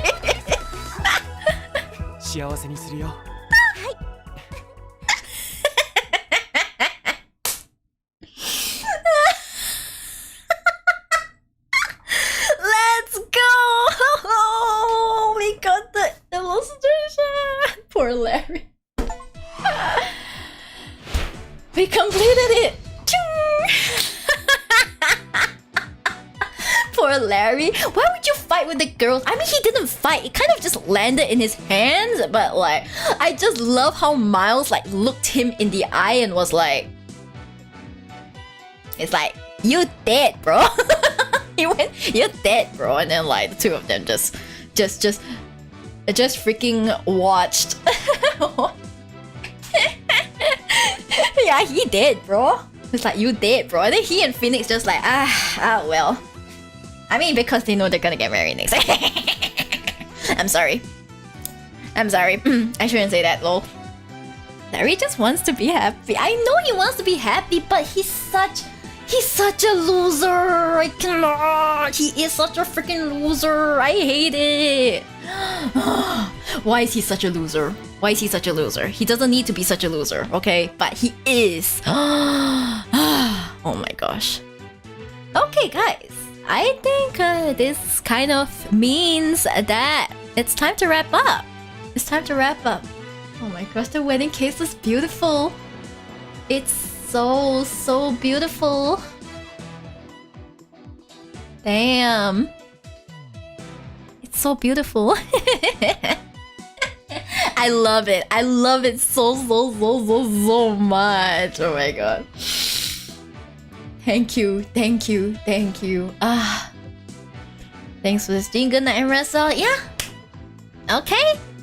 Well then, guys, thank you for those on YouTube. Thank you for watching. For those of you on Twitch, please stay with me as I send you off to somebody else who I'm sure you will enjoy watching as well. All right, yay! And of course, reminder that tomorrow I'll be streaming at the same time, and it will be karaoke time. Okay, it'll be karaoke time. Hopefully, I'll be well warmed up for that. Hopefully, I think. I'll try my best. All right, yeah. But yeah, tomorrow's singing time. I know some of you either haven't heard me sing or haven't heard me sing in a while. Either way, you're valid. So let's just look forward to tomorrow. Okay? Okay then. I will put in the rate message before I freaking forget, because I have a strange tendency for that to just forget this. All right. Okay then. Hatsuyari.